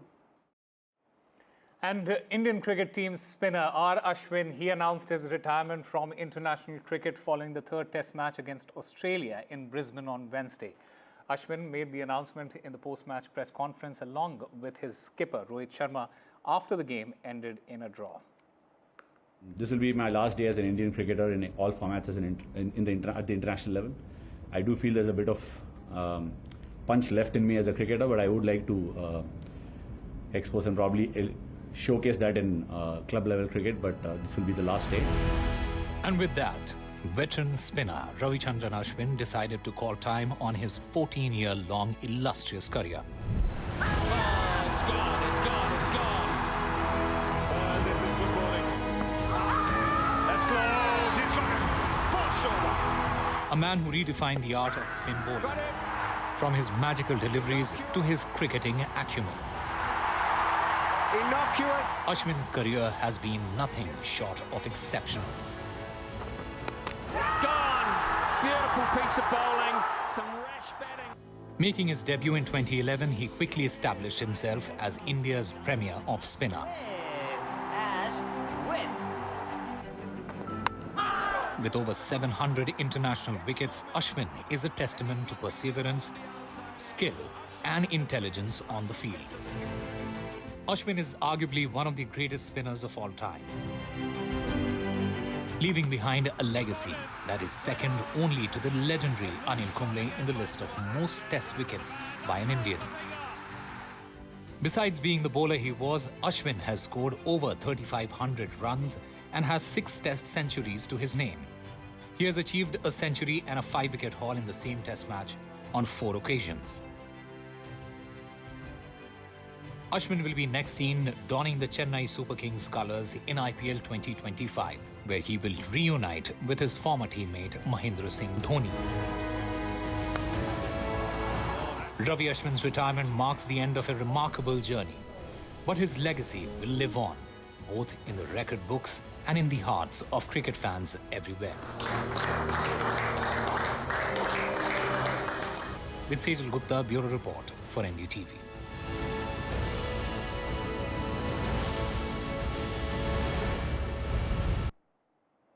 Time for a very short break. More news and updates on the other side.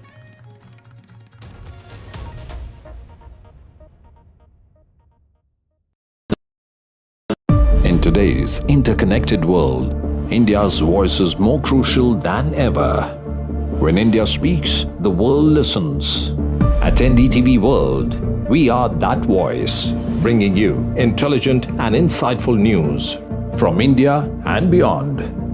From geopolitics and diplomacy to economic shifts, migrations, tech disruptions, and the stories of our diaspora.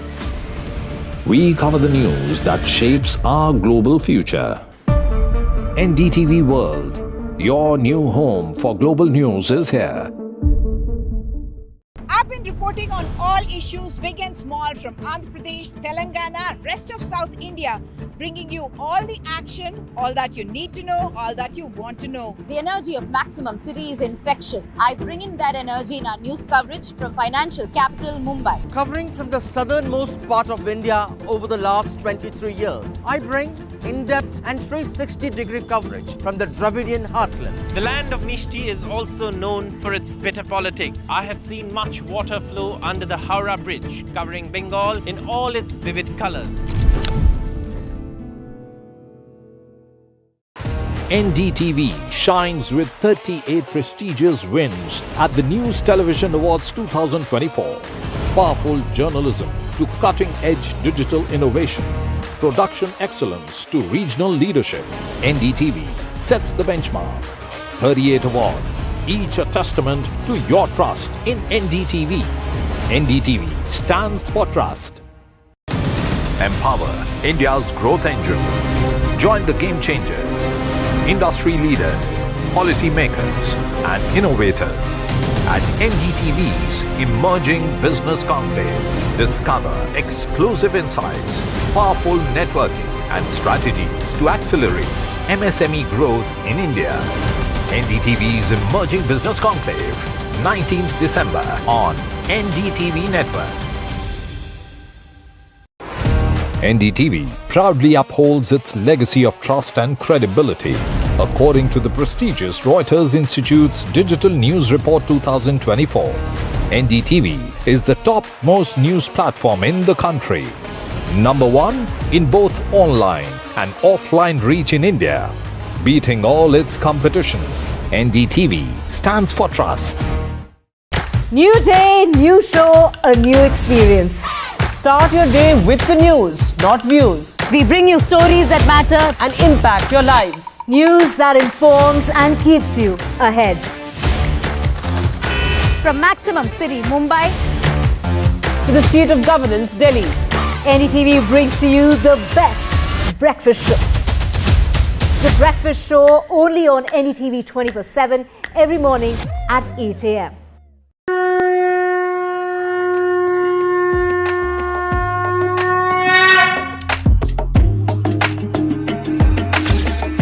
Mahakumbh, the festival of faith, the world's biggest spiritual festival, the divine dip at the spiritual Sangam, a sacred confluence of faith, culture and heritage. NDTV's mega coverage of the Mega Fest. NDTV at Mahakumbh 2025.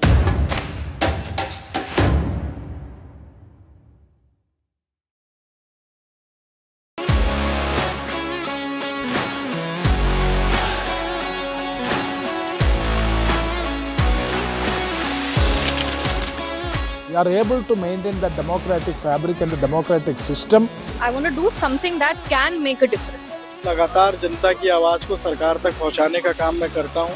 I was a student up until very recently. I really want to work and do something for my people because they have given me this opportunity. They have elected me. सोचा नहीं था कि राज्यसभा सांसद बनूंगी.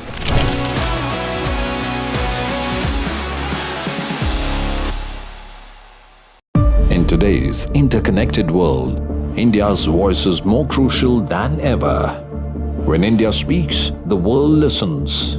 At NDTV World, we are that voice, bringing you intelligent and insightful news from India and beyond.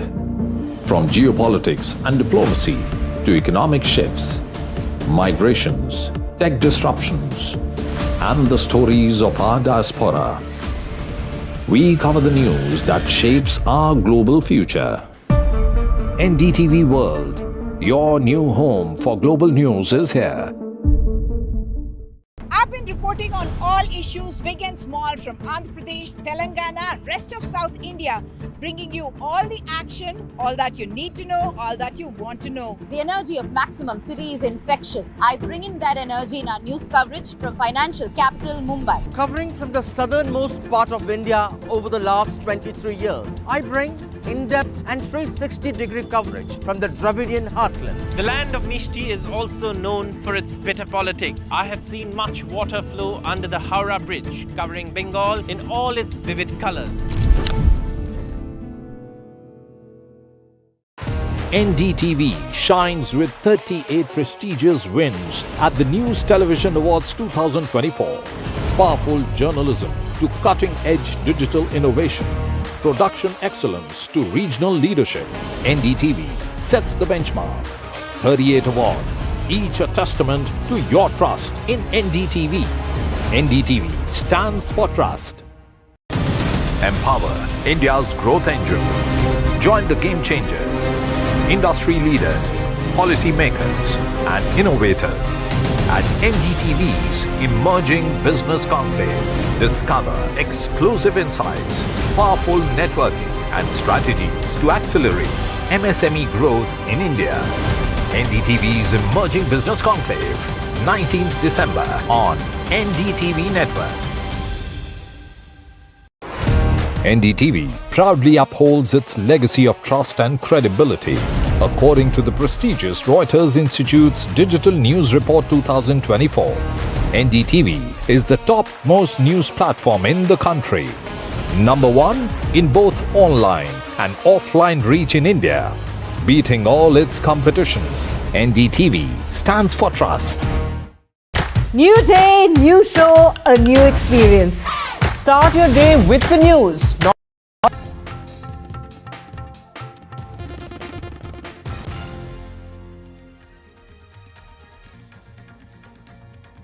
13 people die after a ferry going to the Elephanta Island near Mumbai was rammed by a Navy boat and capsized. Among the dead are 3 persons on the Navy boat that rammed into the ferry that was carrying 110 people. FIR has been registered in the case. 21 MPs from Lok Sabha in the Joint Parliamentary Committee. As far as the One Nation, One poll is concerned, Anurag Thakur and Basuri Swaraj from the BJP, while Priyanka Gandhi and Manish Tiwari from Congress. Anil Baluni and Sambit Patra also in the JPC. A massive controversy over Amit Shah's comments on Ambedkar. He's targeted by a united opposition. Amit Shah says that the Congress is spreading lies by twisting his words. He rules out resigning as demanded by the Congress. Aam Aadmi Party, in the meanwhile, holds a protest. Mamata Banerjee says that millions have been insulted. Telangana Anti-Corruption Bureau has filed cases against former Minister K.T. Rama Rao, alleging irregularities in money transferred to the Formula E race organizers, as the BRS leader demands a discussion on the issue in the Assembly. NSA Ajit Doval meets Chinese Vice President and the Foreign Minister in Beijing. A first special rep talks in 5 years. India tells China that maintaining peace on the border is important. Chess world champion